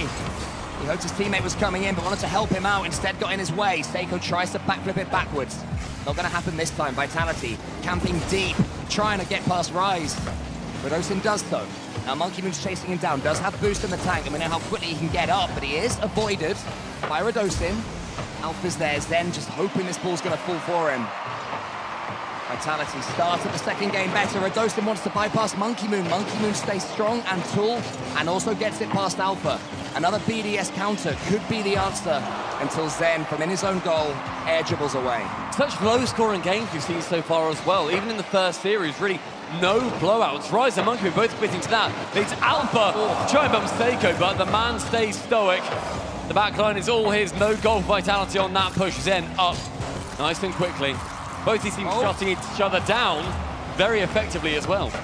It was an interesting fake there from Rise. He had his teammate behind him. Not sure quite how intentional that one was, but no harm done as far as Team BDS are concerned. Maybe that changes here, though, because Radosin is clearing a path for Zen. In fact, Zen's to get back to him. Alpha picks out Seiko on the goal line. The shooting, the final piece of the puzzle Vitality needs to complete. So many small, delicate, intricate passes. And then a devastating shot at the end. A bullet trying to strike through the heart of either of these nets. But the lead up to them is artistic. Here's Monkey Moon. Zen's got Radosin out wide. Gets it to him, but more good defending there from Team BDS. They're not letting Team Vitality have any time on the ball at all. In the first series, they always had it under their spell. That one might pinch all the way in, though. There's going to be an almighty chase. It's not going to happen. Out of nowhere, Vitality pinch it home. Halfway through the game, and that's 1 earned for Vitality. Seiko challenging that, opening the net for him. Those pinches so frequently when you're playing ranked, you think, why have you challenged in that position? Rise a little bit too far up potentially, but ultimately those pinches, they happen. You have to then move on, and Vitality, benefactor to that play. Oh, great turn from Alpha. Tries to remove Rise from the equation. They use algebra to get out of the way. Radosin up against Monkey Moon. Zen's going to have to leave this one to his teammate. Alpha there with Rise in front of him. And Team BDS still continuing to play the slow game. Their patience hasn't been disturbed since going behind, but that might change if they go a couple. Radosin has Zen. Thinks Zen maybe called for the ball, but then changed his mind. So now Alpha, he's leaving. Rise has Radosin in front of him. Has to get past him. Can't do it. The backflip works. Zen's arriving now. Wants to just get that one on target. Couldn't do it. Monkey Moon flashes in at the corner. Skims the face of the net. I feel like Zen could have had a shot on target there, but his teammate that he passed to ever so selflessly wasn't in position at the time either. Final 90. Vitality with this lead. Alpha onto this leading. Blocks out 1. Now chance for Radosin. 1-1 versus Monkey Moon. Monkey Moon, he works his way back, tips the crossbar, then Rise is the man to clear it away. Vitality, though, will keep the attack going. Alpha up against Seiko, but Seiko's pace unexpected for Vitality. And again, Monkey Mooney wins it cleanly. Rise is there. This could be the equalizer. Alpha at the near post. Tees up Zen. Left-hand wall sees Zen musty.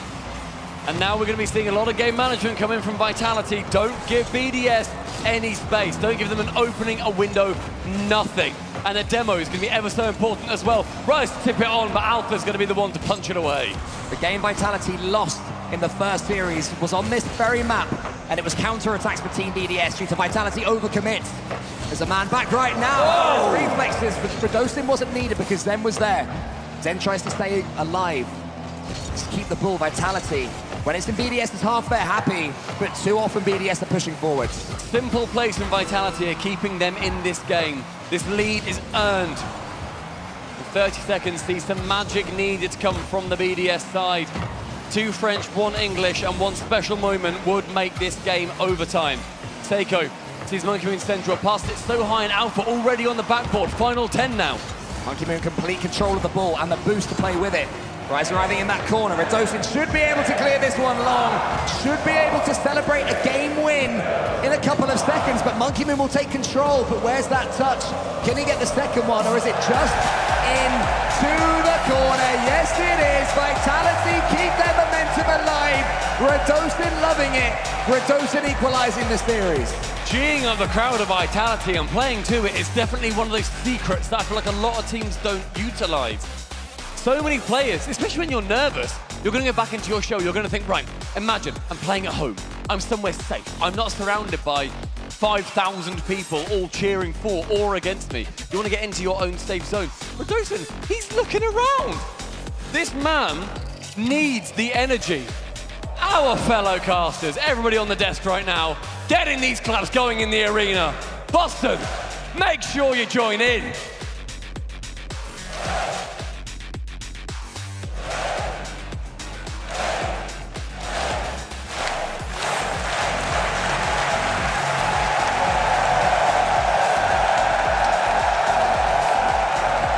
The series is tied. There are no more second chances now. You lose this one, you take second place at a major, which for many teams here, you'd think, oh, decent performance that. Not bad, that. For Vitality, for Team BDS, is that ever on their minds? No, they are hunting for that trophy. They are making sure that they are able to secure that trophy lift. They want the pictures, they want the fame, they want the glory, they want these opportunities. Game number 2 is gone. Game number 3 is the one to set a 2-1 lead for either of these worthy champions. So close to that trophy, they can almost taste it, and yet still so far away. Zen so far away from the opponent's goal, but that never stops him at the pace that he has. A flip reset, a pre-flip, Rise is there, Rise is dunked, and Zen is amazing! Zen follows it up. Look at the quality of the player. It is truly sublime. The positioning, not to just get that touch, but the man to be able to dunk it underneath. What an opening, and Vitality, yet another early goal in these 2 series. Here goes Alpha to the ceiling as well. He's cleared such a path for Zen. Look how much boost he seems to have. No! The pitch is open, Seiko. The respect he showed Zen there, just waiting. But look at the attack that it continues. It's scary, it is dominating. It's Radosin, but a miss from Alpha. That's the tap-in. Zen's going to try and get them going again. Monkey Moon can't break his lines. Rise does, but Radosin was there. The absolute brick wall, a true unit of a player. Monkey Moon has Alpha in front of him. They just can't escape right now, Team BDS. Making camp in their blue half is not what they want to do. They want to be going and seeing the world on that orange side of the pitch. A minute gone, 1 goal down. A lot of time, of course, in these games. But these goals have been scarce for BDS when they have gone down. One challenge from Radosin, just shadows it, make sure that wherever that ball goes, it will be hitting his bumper. That pinch, nearly on target. Rise to save it away, high to Seiko. This game for the first time this series, looking more like Series 1. Vitality controlling everything, even the BDS shots. They're weak, they're low, they're easy, they're simple for Vitality. And BDS, they're chasing their shadows. They're desperate for the ball, they just want to get a touch of it. And Vitality letting them have nothing, but this here is a chance. Seiko, Rise is clearing the path. Oh! Gets the double! BDS get their a double demo for Rise! Agent of Chaos! Seiko, the open net is found. Brilliant double man play, equalizing BDS. When your mechanics are starting to slow down, it's not a bad thing to have a human wrecking ball clear the path for you and make it simple. For Vitality, they start this next play with just as much venom in their attacks. Alpha's coming in, Rise. He gets that. But you see, two defenders going to defend any Vitality player. Whenever they're up, they want to make sure that, okay, this does not squeeze through. Make it 150. 50, usually not good enough. Rise goes high, round the top, but Zen is able to intercept. A long shot from Monkey Moon. But Redocent again the midfield, they are swarming. Monkey Moon up for 2 and Zen makes a vital touch. A vital touch, and also look at the follow as well, the recovery speed. Incredible continually. Alpha wants to beat Monkey Moon to the bull. Zen doesn't let that happen. Now Zen has to watch as Seiko tees up Rise, and Rise redirects with a bomb. 2-1 halfway through the game. Rise sees it open. Alpha, he cannot rotate that quickly. We've seen a couple of pretty brutal open net misses, I would say, in this competition so far. BDS have not been suffering one of them. A great fake kickoff. Cheat up from Redocent, finds Alpha, but drops down, it goes no further. But you see the Ingenuity coming in now for Vitality. Ingenuity, yes, but the lead is not theirs. Nor is Parity. Seiko with Zen. Zen wins now, and he has boost still, but that one's actually going to go as far as Alpha. Zen's on the side. Redocent's waiting in the wings. Redocent, can he put this one on target? Oh! Zen bomb! Redocent follows! Redocent sinks! The physicality from Vitality! That's 1 on the goal line, turned into 0. Redocent works his way in, jumps up and down in that chair, and you mentioned Parity earlier, Cole. It's Parity again. And it seems that just when Team BDS begin to get their foothold, Vitality make it crumble. They make it difficult all over again for them. Zen to the ceiling, gets the flip reset as well. Everything is there, and Redocent's there, but it's saved away. More chances, looking more and more threatening every single time. Seiko goes to the midfield with this chance. 5 boosts, bumped away. Now Redocent again pushing. He has shown up in this second series. That first one, he was great. This second one, he's looking even better. And Zen as well. I mean, he is looking like the wonder kid we were promised, but Rise asked the question of him. He has the answer, and that is to get the ball towards Redocent. Redocent, a flip reset, follows it up as well. Monkey Moon, he's bumped out the air. Rise can't get a clean touch. Zen's there for an easy finish, but it was saved by Monkey Moon. Seiko corner bound. The redirect isn't quite found. He did make contact, but it was easily cleared by the Vitality defender. Zen now challenging. Doesn't get it round the side of Seiko. Redocent finds him in the skies. Minute 15, that's one bump, that's open, that's a demo! Oh! It's unfortunately a miss for Redocent. The angle was acute, it was awkward, but it was definitely scoreable. The final minute now, though, BDS on the counter. And the bumps as well, Team BDS, every time they find themselves settled in the game, they're swept away and Vitality come forward as a 3. Alpha leads the attack this time, but Rise, he could be the difference maker. To the ceiling with him. Zen lets Redocent take it. Seiko, he's there. Alpha just trying to get as much of himself in the way of the ball as possible. And now he's watching Rise and Monkey Moon, the two of them deliberate who takes control of this ball. In the end, it was the Frenchman. Now here's the others. Seiko. Rise spins around. That move's worked before against Vitality, but not this time. Here's the counter. Alpha, Breezy. does he have the read? Not this time. Nord's little breezy flick as well. Doesn't lead to anything, but we're still seeing that confidence coming out from Vitality. That back left corner again from Seiko. Redocent, he beats 2. Monkey Moon, he sends it long. It's not a great touch, but he manages to get the dunk. Final 15 now, ticking along. That's open, that's Redocent with the near redirect. We can have another one now, though. Here's Zen to the ceiling. Follows it up with the edgeable bump, but it's not there. Alpha, his turn. The redirect is good again. Redocent off the backboard. Rise was aware of it. Rise sends it long, and Zen lets it land, and we have Game 3 overtime. These teams, as we've said, split by a hair. Rise, the benefactor of the kickoff. Seiko now right wall with 70. Round the side of 1, but the double commit from Vitality. Then sees more and more challenges. BDS now looking big, looking open. As open as the net is! Vitality! The third goal! Overtime is theirs! A huge error as well from Seiko, but look who it was there, Zen. He was aware of the danger. As soon as there was an opening, he struck and brought Vitality their lead. So far, this is the closest they've been to this championship. And that vision is the difference that we've seen. Zen, unstoppable brackets against open nets in that game. Absolutely. We'll give them out. Happy that nobody fell to them in this. Rise got one, Zen got the other. We're still good. We're not going to be seeing any of the faux pas we saw historically. 2-1 now lead. Vitality in the series. And it was a lot more statistically impressive for Vitality as well. 11 shots to 4. Demos raining in across the board, 13 in total. And we see Zen waving the American flag. I have a question for the audience here. What are your 3 favorite letters? Is it USA, USA, USA, USA?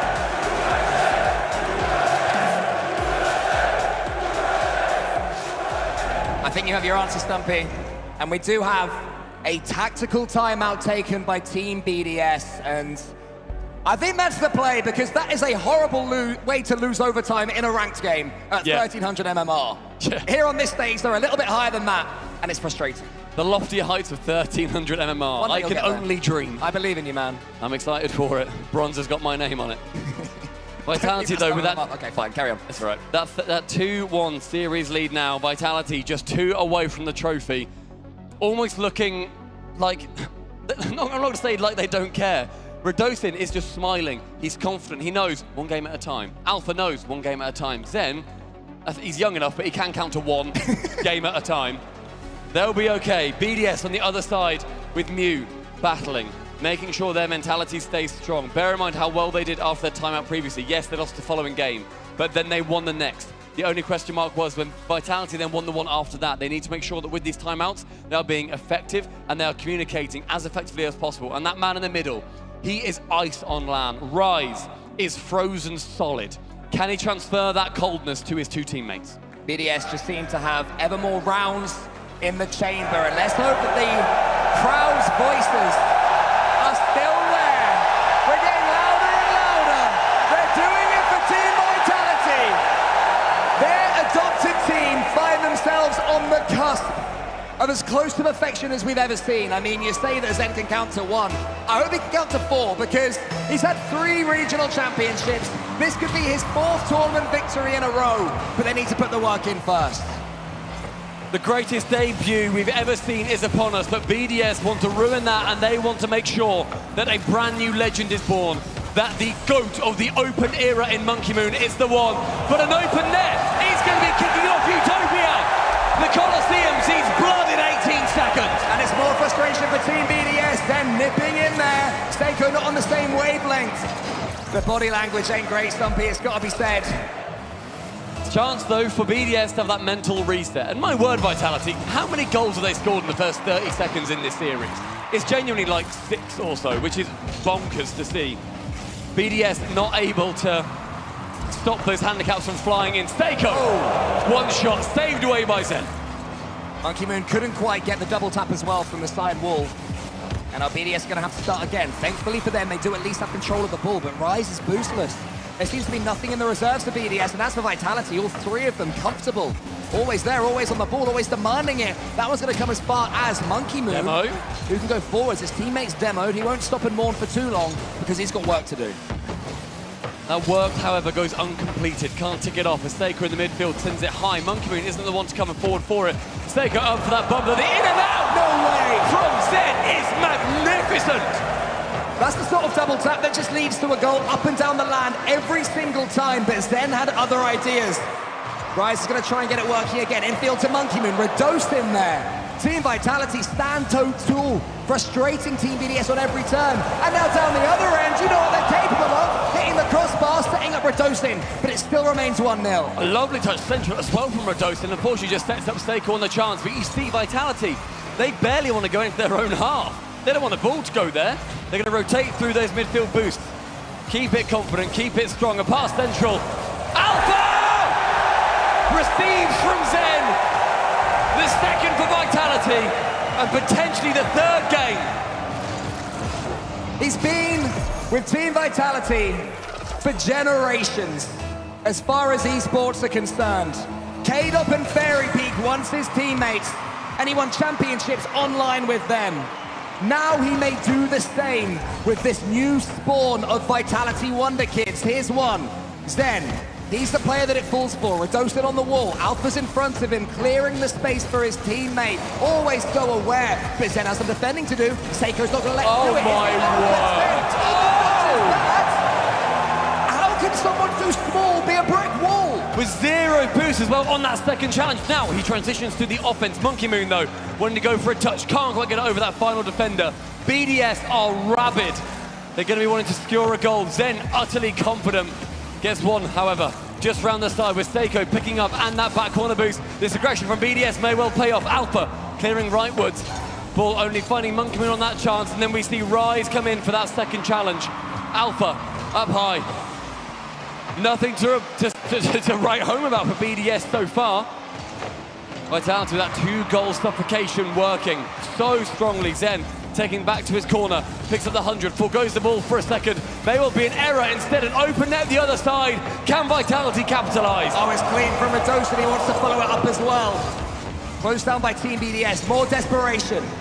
The two of them charging down the ball, just trying to get in the way somehow, trying to stop Team Vitality, having everything go their way. And yet every time BDS come forward, you just sense, Stumpy, that it's teeing up another Vitality counter-attack.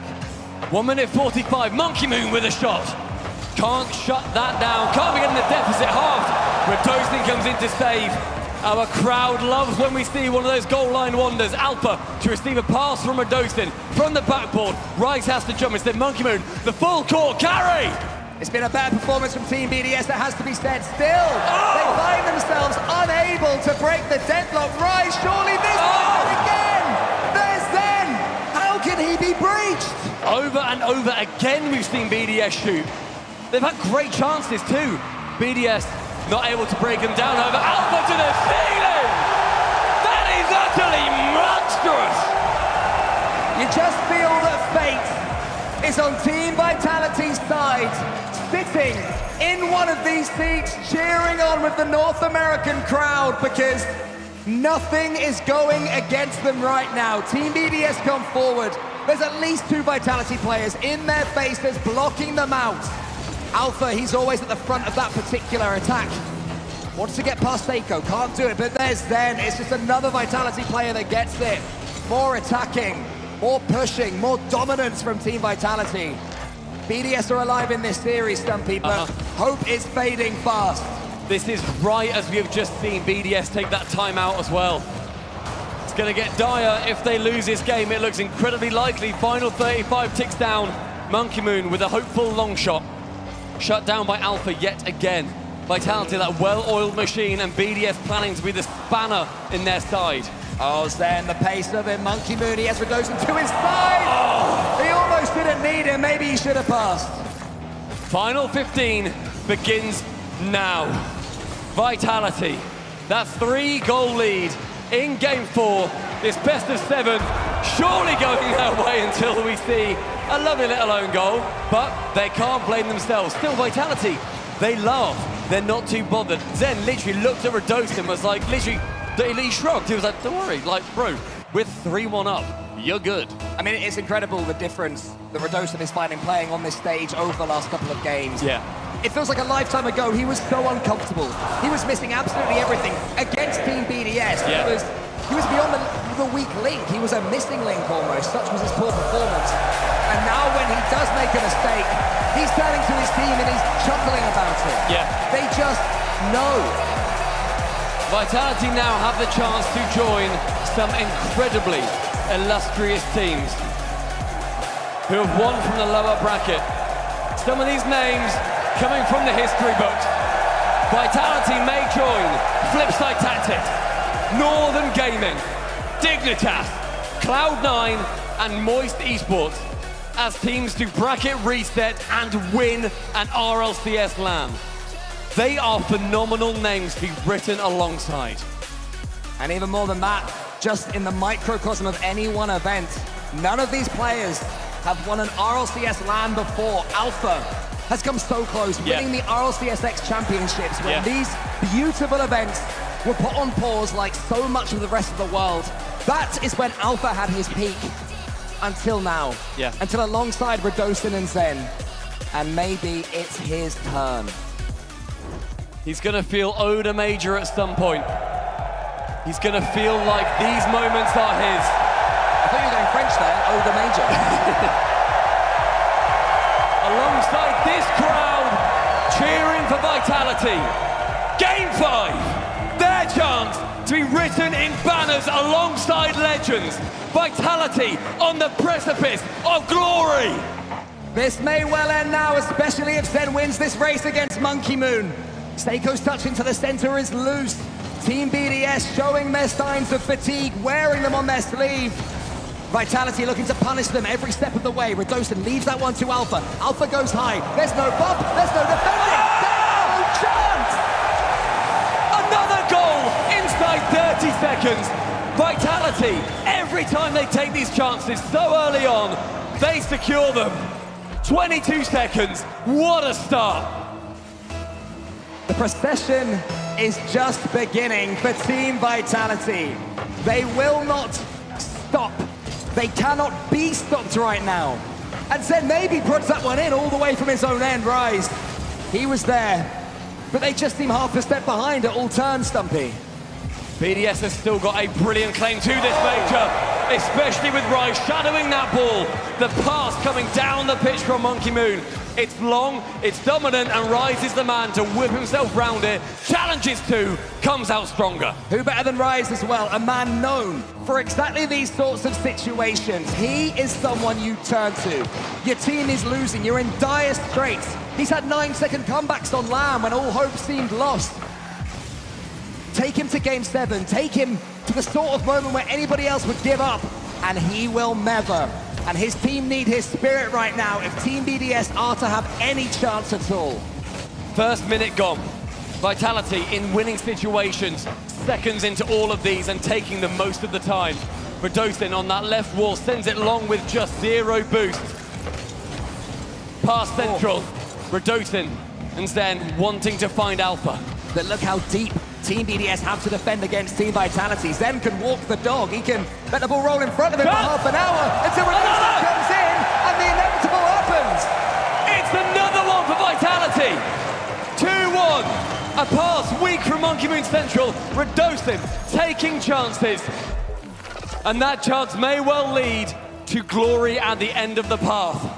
It's a Team BDS tired performance right now, but Team Vitality, they're putting them to sleep. Redosin charges down Rise. Then look at the pace of him. Rise barely gets it towards Monkey Moon. Even simple passes looking impossible right now, but that fake, that might change things. It might be opened up just a little bit, just enough for Team BDS to wedge their way through the door and start to barricade it down. An unfortunate miss from Rise. These open for Zen. A door opened. Seiko backboard finds it round the front of one of the offending players from Vitality, but Redosin again, this conveyor belt of pain. Rise, he's there, he's desperate to get something going. Zen into the center, now Seiko. Where's the boost, where is it? He's got a good pass across to Rise though, even though he had none, but Rise's touch, again, imperfect. That was better, here comes Monkey Moon, another save comes in. Seiko up against Alpha in the corner. Redosin takes control, slows things down, and gets Vitality ticking again until the 1-2. Monkey Moon is there! Oh! Monkey Moon is shooting! BDS not giving up! Staying so strong, and look at the 1-2. Back and forth, battling hard. Alpha again going high. BDS, opportunity to break history. They don't want to give it to Vitality here on the Canyon. Halfway through the game, Vitality over half of this job done so far. Seiko in the corner, 30 boost, sends it wide. 2 committing. Vitality, you can't be throwing it away now. Don't be too complacent, you can still lose it from here. 1 fake out, Alpha Central sends it just a little bit too high. Redosin almost gets something going for Team Vitality, and now Zen up against Rise. BDS still unable to clear their lines. All of them have never won an RLCS major before. Alpha is getting the seat forever, and that monkey may be finally coming off his back. Alpha, high, low, and hello goal. 2 minutes remaining. Vitality step closer on our stage towards lifting the trophy. Anybody in the crowd right now supporting Vitality, give them your noise, give them your energy. Make sure they know that you are here! Team BDS, though, they don't care about the noises they hear. They're here to support themselves and their fans at home. Seiko, over the top, wants the charge down, almost gets it. Monkey Moon, he picks up the pieces. Radosin there on the back wall. Team Vitality, their defending has been incredibly strong throughout, but can they get past the infield? Oh, no, they can't. The game of the series unfurls in front of us. We're seeing these passes from BDS and they are all beautiful. Monkey Moon selfless and Rise awaiting central. A minute 40, parity, the word of this game. Trading back and forth goals. The battle rages on. The kickoff falls almost to Zen, but instead Monkey Moon gets control of it. And now we have Rise approaching in the corner. Alpha with Zen just bumping Rise out the way. Zen's there. Zen wants to get the double, but can't do it. It may well turn into a pass, though. Dosin's touch was almost weak. It was floaty, but he made something from it. Turned it into the deflection. Turned it in. To another piece of Alpha genius. Alpha is atrocious. Onto the backboard. It's the reset. It's the good night BDS. A minute 20. Smiles across the faces of the bees. Which one's the prodigy again? Which one of these Team Vitality players is the one that everyone said was the best in the world? Because right now, all three of them are making a pretty good go of it being themselves. As Alpha gets in the air again, charging down. Each subsequent Team BDS attack, Rise sends it long. It's not going to happen though, unless they're missed as he does. But Alpha again is there. A minute remaining. Vitality, great chances here. The championship in their sight. Rise can't get it past them. The midfield is owned by him. Monkey Moon, however, challenges, gets it wide, gets it long, but Seiko and Alpha shutting it down. Alpha gets the attack going yet again. Monkey Moon, though, steals in the way. Who does he have in front of him? Who can he send the musty towards? It's no one. Charged down by Vitality once more. Rise defense on the backboard. It has to be more. It has to be now. It's going in. It's surely going in. What? Wow! The final 30 ticks down. It's a runaway goal. It's a counter-attack. It's Radosin after everything. Vitality stand on his shoulders. It doesn't make any sense. How has it happened? Nobody knows. BDS don't know. But Vitality, they seem certain that these 25 seconds can be survived. Final 25 is going to be utterly vital for BDS. A demo reigns in. Alpha removed. It's over on the other side and Rise. He's clear it away. Radosin. He near enough makes it a sure deal. There's the moment. Look at their faces. They know. Even Team BDS can't come back from this one. Perfection. It's impossible. But this is the closest anyone has come. 3 regionals in a row. And now the major will be theirs. The bracket reset was just a dream a few hours ago. Vitality secured it. The 10 seconds ticks down. The crowd erupts. The numbers fly from their mouths. Vitality, with victory in their veins, find success in Boston!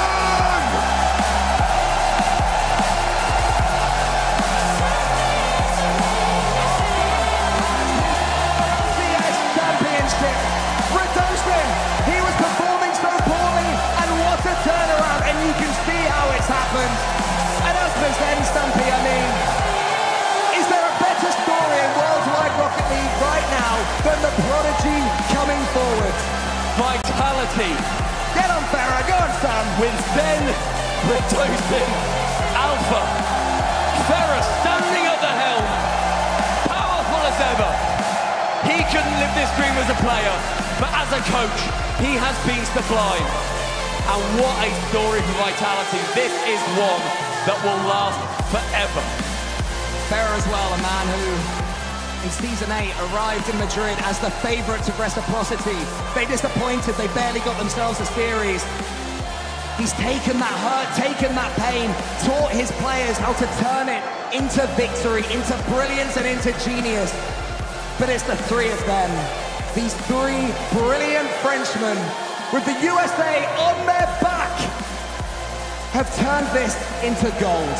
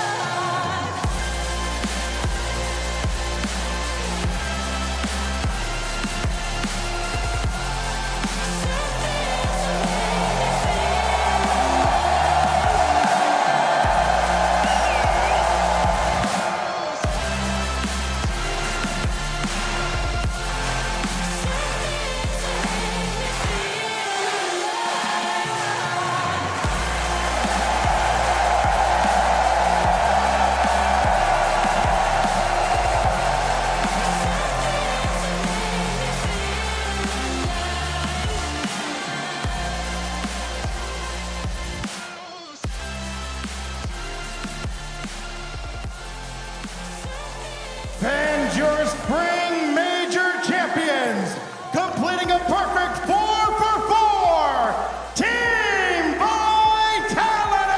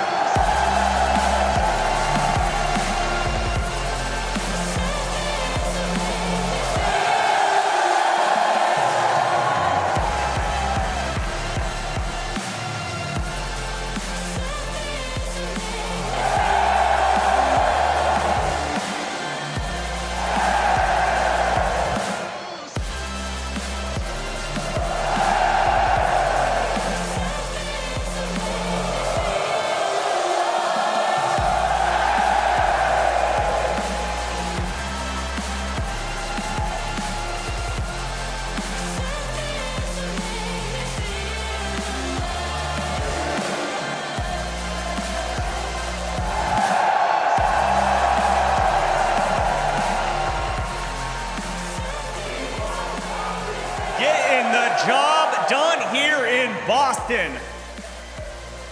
And they did it in a perfect bracket reset fashion. They keep running around this stage.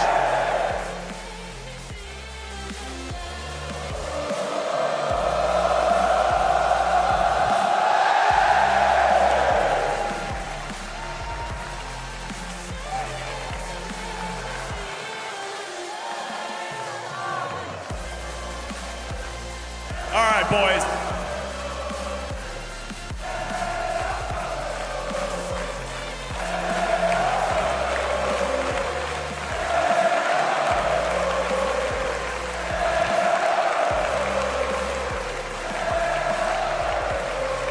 Hey, Farrah, if you don't mind, I'm gonna need a little help up here. My French is a little rusty.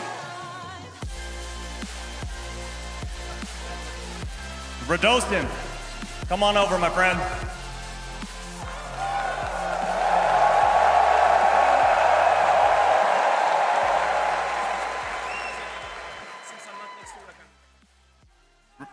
Radostin, your first LAN victory, and you guys did it via bracket reset revenge.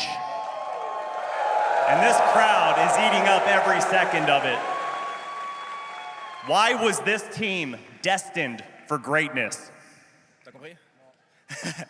Il t'a demandé, ouais, on a fait le bracket reset.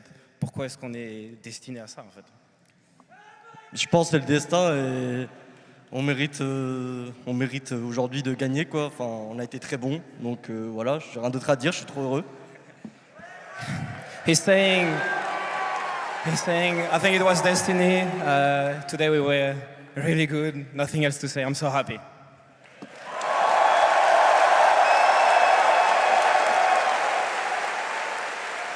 Farrah, this is the first time we've ever seen a perfect split. 4 for 4. You guys won the Open, the Cup, the Invitational, and capped it off with a major victory. And again, the crowd loves it. They love you guys for embracing this. What did it take throughout the entire split to get that done? It took a lot. Like, I don't think you guys have any idea of how much pressure those guys had to deal with throughout the whole split since the arrival of this guy. And I know for a lot of you it looks easy because we keep winning, but every time it resets and we're not sure we're gonna win again, you know? And it's so hard. And yesterday especially after the loss, it was so hard, like so hard to come back from. And the guys put so much pressure on them, so they want to perform, they want to win. And that's why I just wanted to add, thank you so much for like bringing your energy with us today.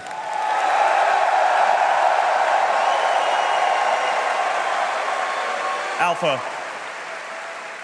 you had two of the greatest mentors of all time in K-Dop and Fairy Peak. What's something that they taught you that you've passed along to these two young gentlemen? Well, first of all, I thought when we were winning the last games, I told them don't put so much pressure on you.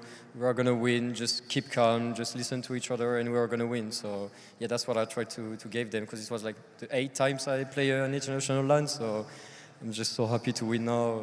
I have no words. Thank you, everyone. I'm so happy.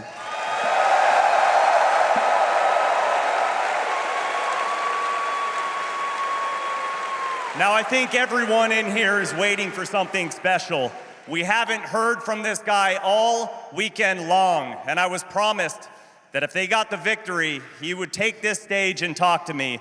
Now, Zen, you're one of 6 LAN rookies to take home the victory, to win on this stage. How in the world did you handle those expectations throughout the entire split to get to this point? Repeat. TLDR, he's really good. There was a lot of pressure on him. How did he maintain throughout the split? Il y avait beaucoup de pression autour de toi. Comment t'as fait? Franchement, j'ai utilisé la pression comme une aide un peu, et mes coéquipiers étaient là pour moi, et le coach aussi m'a beaucoup aidé à gérer ça.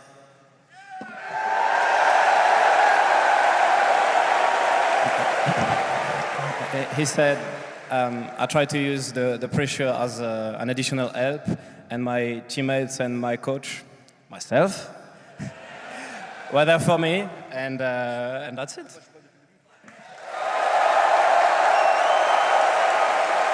It was well worth the wait, and I'm sure it's also worth the wait to finally get some medals around your necks. So without further ado, I want to present the greatest female Rocket League player of all time, Boston's own. Give it up for Karma.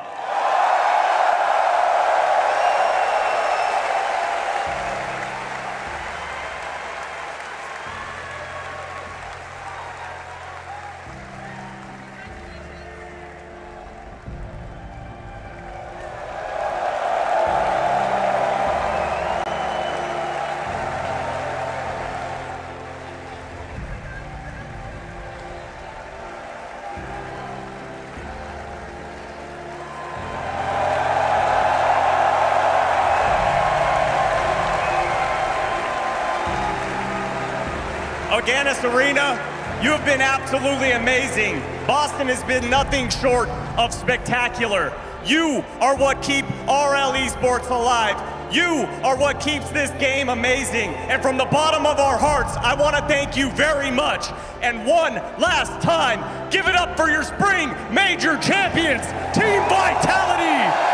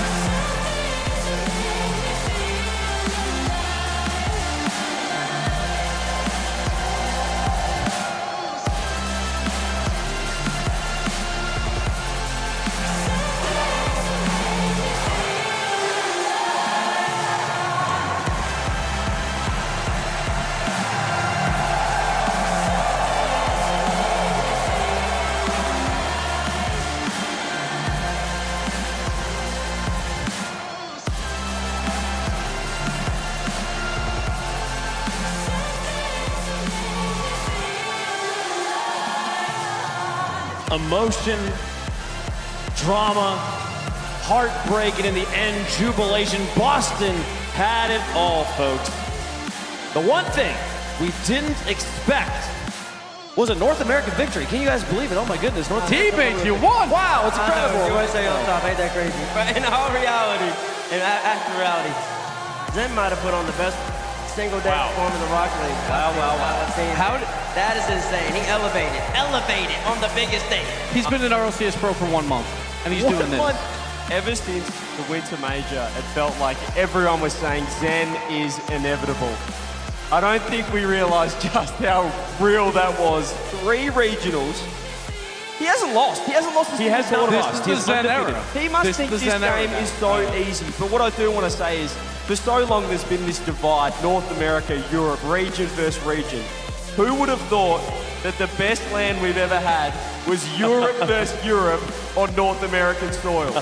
Not only... This crowd is incredible. Not only did Zen perform, he made the NA and EU come together like it's never come together before. So, well done to Vitality. But I want to give a shout out to Alpha. He actually had the least goals per game. Like on his team, but the impact goals he had throughout this tournament were unbelievable. That game 5, man. That game 5, BDS took down one because the game was starting to get high scoring. Vitality might have had that K-So moment where G2 just got over the hump like last year, but Alpha, those critical goals, the closer, put them away, and you knew he was They weren't just important, they were spectacular. They were the best goals of the series. It was mind-boggling to watch how well he played under the most pressure. That last game, I said it to you guys watching it, Alpha was just not losing. He wasn't losing. Offensively, he obviously had the bounce dribble goal, but the stays off his own post.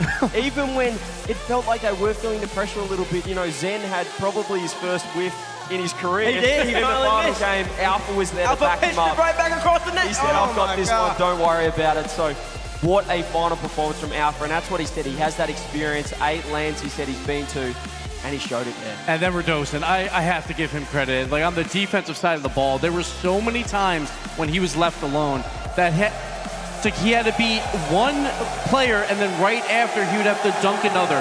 He did that multiple times to keep them alive. He was playing phenomenal on defense. And then the MVP of the tournament, I felt like I know who that's going to be. But the MVP overall for Vitality's got to be Farah, man. Get in the crowd behind him. Y'all gave him so much energy, and it allowed, I think, Vitality to play a little more loose. Zen seemed so free. Alpha seemed free. They just having fun. They're shaking their hand and everything. Farah, that is what a coach is about. Figuring out how to do everything to maximize your team. Well, they needed everything to beat a BDS. This team is the world champions, the best on land. They pick up Rise as well to try and make themselves even better.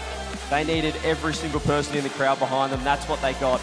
And as you said, Gibbs, that momentum was unbelievable, but maybe just Zen is unbeatable. It looks unbeatable. He's 4-4. He hasn't been beaten yet. He hasn't been beaten yet. The greatest split of all time. He's going to have to rest up, though, because Boston is merely a taste of what is about to come here in 2 weeks. Düsseldorf, Germany. We're going to see another competition of this caliber, but even longer, Gibbs. Oh, absolutely, and more grand. Like this entire tournament, $310,000 prize pool. World Championship, $2.1 million. It ramps up exponentially as we go into that World Championship. That is the one that everyone wants to win. That is Zen's last hurdle to get the championship, to just be the Zen era. It doesn't matter. There's no more open era. We're in the Zen era until he loses. It's unbelievable. If he walks into the World Championship and wins that, man. They are heavy favorites. They were heavy favorites here. Then we had doubts for a little while, but they bounced back. And I think that's even more important, because if they came out here and just did it perfectly, then if they get to Worlds and they lose a series, we wouldn't be sure. We still have that question of how do they how do you bounce back? Down, right? No, but they have bounced back. We've seen it now. Such a good win. It's going to be a different environment. It's going to be a different place. I mean, it was 12,000 seats originally, and it sold out in like a few days, and now they have more seats available. If you want to get your tickets, you can, but this crowd will be a different vibe from what we had over there, and they probably won't be as easily swayed, I believe. I think there's going to be a lot more fans that are there specifically for their teams. Yeah, but Vitality's going to bring a ton of fans. And again, you buy a ticket to see Zen. You buy a ticket, like if you're a casual fan, you're buying a ticket to see this man. Well, I think this event has set the standard for what supporting in the crowd should be. You know, so many people come and think, well, I'm only coming to watch my team. You know, if they get knocked out, I don't want to be here. But I mean, what a crowd. This spectacle was phenomenal. Obviously, what we saw on the pitch was pretty special as well, but this atmosphere was one of a kind. I mean, it was a wonderful, wonderful day, and we appreciate. I mean, I do not represent Sonics when I say this, and I can guarantee you I do not know anything about this, but I would be amazed if we don't come back. I'd be amazed if this is the last time we come to Boston. This was special. These fans brought a different type of energy. And I told you, Wave, Northeast, man. It's all about that Northeast energy. Yeah. So thank you, guys. They get up and get loud. Lands, man. Whew.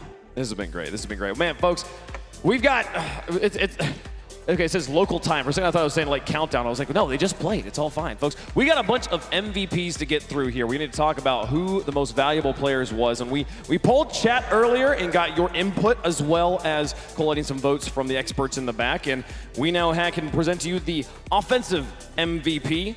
And this one comes at no surprise. This one is going to be Zen. Zen, offensive MVP. I'm not too sure if he was offensive MVP before them last 2 series, but after that, he pretty much solidified it.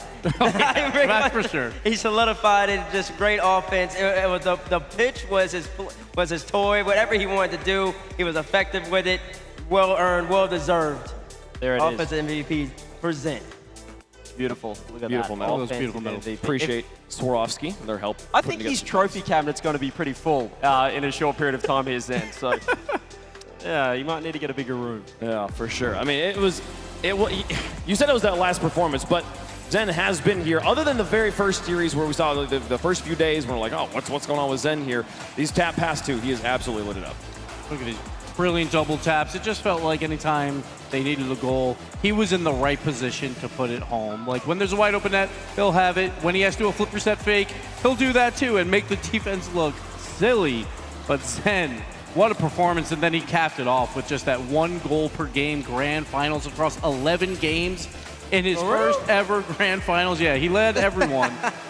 He shot 35% in that series, or both series combined. He was unbelievable. That's insane. I mean, he's a facilitator as well, though. It's not just the goals he scores, it's the bumps, and they're not even stats we can see, but he just opens the play up for Radosin and Alpha as well. He is the most well-rounded player we've ever seen. It was incredible stuff, folks, and he gets the offensive MVP for the Spring Major in Boston. Let's move on to the defensive MVP. We're actually going to move away from championship teams, away from the grand finals, and give an honorable mention to a top 4 player here. Your defensive MVP for Boston is going to be Roas. We got to talk about the defense of this team. Rule 1, top 2 defense in this tournament out of the top 8 teams, and they had to play some tough competition throughout. The only team better was Vitality, but Roas, he's already known as one of the best players in the world when he's on defense, and he showed it here. I mean, he was phenomenal. We have to look back to those 12 saves, that 12-minute OT, the longest in RLCS history, but all tournament. It wasn't just that game. Roas, this team, I don't know how they do it. They don't panic on defense, even in situations like this, double, triple saves every single time. When they're panicking, when they're in trouble, they find a way out. Yeah, they kept Moist out. They got outshot by Moist by about 15, 16, 17, somewhere along those type of lines yesterday. And Moras's defense kept them in it the whole time. Look at that, he's saving pinch states. How is he ready from for that? Complexity. He was great. Raise Bull, not good enough. We're going to have to be better every single time. They needed him. He answered the call. Defense MVP. Well, yeah, and what a run. Just what a run from Rule 1. They knew exactly what they needed to bring a third MENA team, and they got there. A top 4 finish. No one expected that. Again, the Spring Major magic for these MENA teams. Unbelievable. I mean, how exciting is that for the World Championships as well? That's their first land top 4. And that's main event for them, too. Group stage directly. They're going to be a threat. It was incredible stuff. So congratulations to Roas, the defensive MVP for the Spring Major here in Boston. And now, your Spring Major overall MVP, the most valuable player. I know where this is going. Completely comprehensively, yes, because you've seen the cheat sheet. Folks, it's Zen. Of course it's Zen. Your Spring Major champion, the best player on the pitch. Took it from everybody. I would say he wasn't even in the running early on, but then these last 3 series, basically today, he proved that he is the best player in the game. I think he's taking it from Vati. The best player in the world right now is Zen. He's earned it. He's the MVP. Do you agree, Gibbs? Yes, I agree with you 100%. He proved it when it mattered most. 1 goal per game again, 35% shooting in the grand finals. He had amazing defense as well at times. He did it all. And this is the Zen that everybody was hyping up in the 1v1s. Online, he played a little more passive. Today, he said, give me the ball. Yeah. I'm going to win you the game. And he actually did that. It was just phenomenal to see. When we say overall MVP as well, we include the crowd MVP because he was waving his American flag after each goal in between games. He was hyping them up. He is just a well-rounded athlete. Absolutely. Altogether. No, but together and completing the package there with the showmanship as well. Exactly. The one thing that a lot of players on this stage Need to sometimes learn how to miss do out it. on it. Yeah, exactly. But I mean, thinking back on the entire event, put the finals aside for a second. It was obviously special. Going back to day one, any moments that come to mind? Reminisce with me. What was your favorite moment from the tournament, CJ? I'll go a bit left field. We mentioned it talking about the offensive MVP, but realized just dominating early on. yeah, I mean, that I was know fun. that they took a game off Vitality. They ended up winning, so that's pretty good for Elevate, and it's good to see Realize there. So I'll go that one. Yeah, it's good to see the underdogs trying to perform. Unfortunately for OC, ground zero game as well. They went up 2-0 versus K-Corp, and everyone's like, this is going to be an interesting major. But then you see those good teams battle back. Reverse sweep. I think we had like 3 or 4 of them throughout the Yep. So it was a lot of fun. Like, that's why we play best of 5s, not best of 3s, right? So it was a lot of fun. But to see all the regions play, outside of NA, because they didn't really show up, but to see everyone else play was What do you mean? They won the grand final. Folks.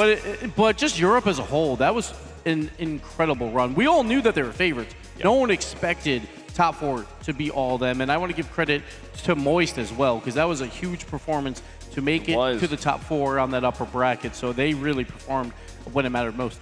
Any favorite moments from you? I really like watching Rule 1 and just like how much better they've got. I like watching that. I also like watching how much better Zen got. You know, of course, we're talking about Zen, but Rule 1, they got better. And I like seeing as you get later into the bracket, people tend to show who is the best. And Rule 1, they were getting elevated constantly. And I think at the World Championship, they're going to make some real noise. And one last highlight. I have to say, for OC, it was great to see the 2 teams had to play for a World Championship spot. Power versus Ground Zero. That's exactly how you want to draw it up. Let them play to figure out who goes. So congrats. Well, you drew it up, so that's true. That's true. I read everything. Well done to Gibbs, who runs the show. Also, shout out to Ninjas in Pajamas with Astro and the emotion. Oh, that was probably one of my highlights too. This emotion was crazy. So many great moments, chat. You got to go back and watch the VODs, catch all the action, or maybe catch the highlights on YouTube as well, folks.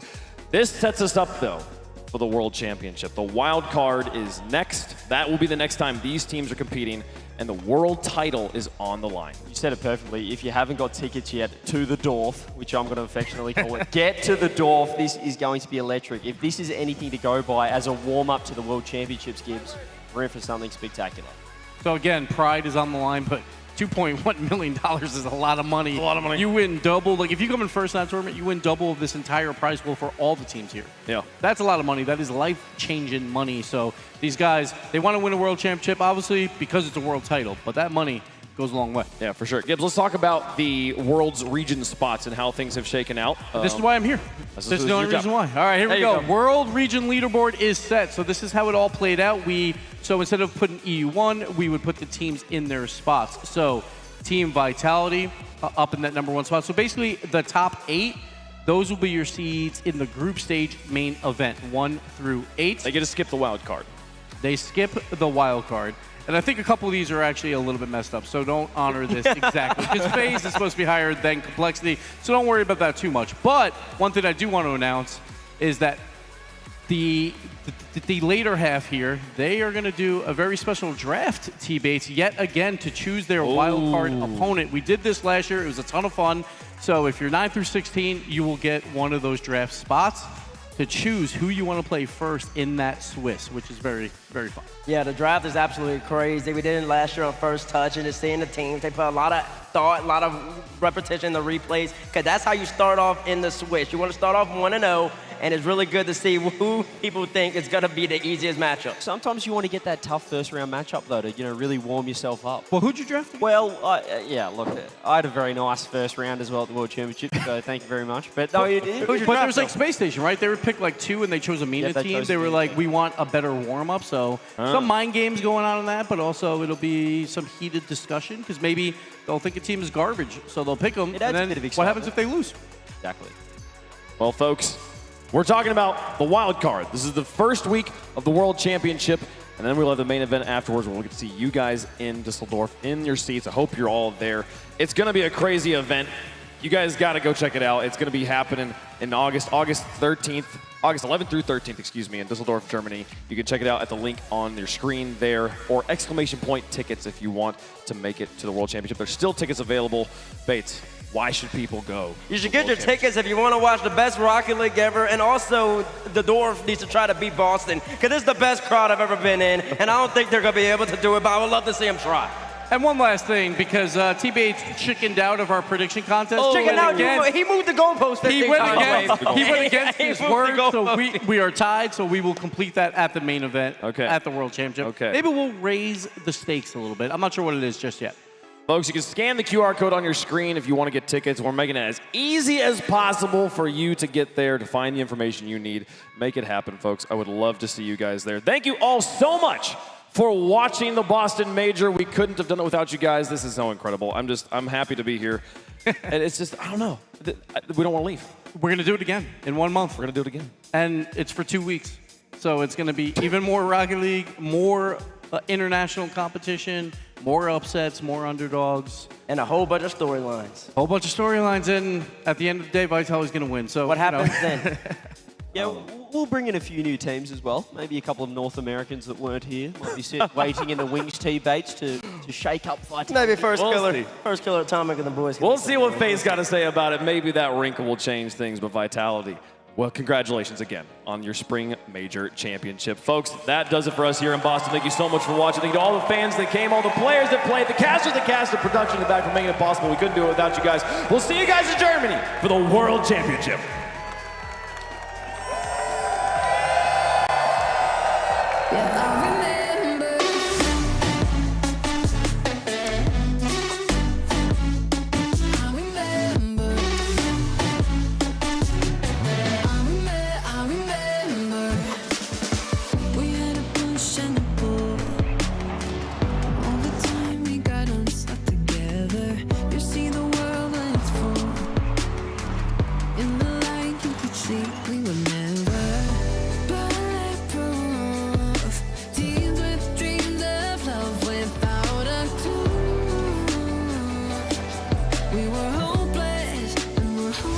No, but I remember we threw our face in the air singing. I remember when we were kids, never scared, yeah. And the sky went dark, we used our hearts to guide us. You showed me you care, and I remember, yeah, I remember.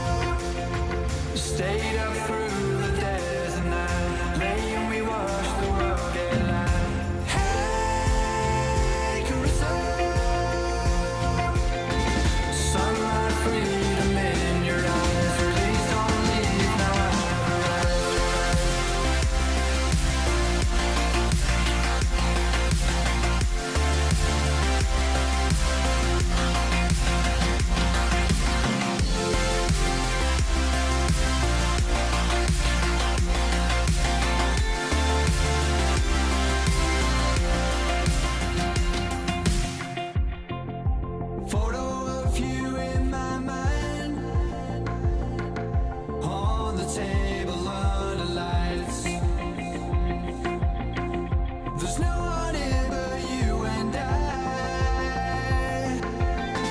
This neon town is yours and mine. And I said, hey, Carissa. You stayed up through the dead of night. Lately we watched the world get light. Hey, Carissa. Sunlight, freedom in your eyes. Please don't leave now.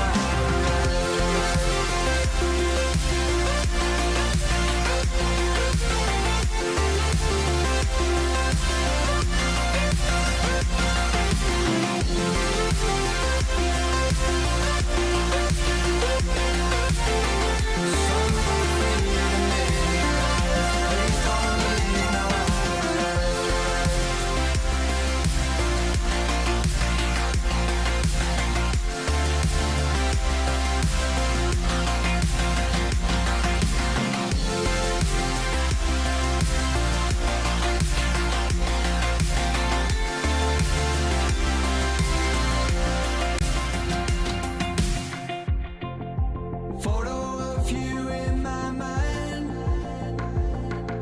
on the table under lights. There's no one here but you and I. This neon town is yours and mine. And I said, hey, Carissa. You stayed up through the dead of night. Lately we watched the world get light. Hey, Carissa. Sunlight, freedom in your eyes. Please don't leave now.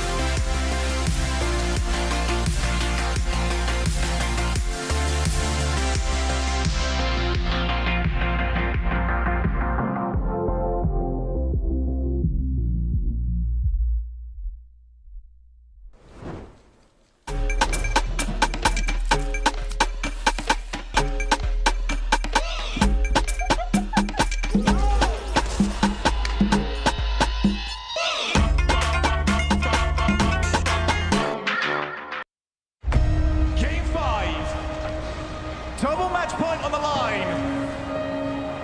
Fury and Moist 5 minutes away from discovering who will have all of that on their side.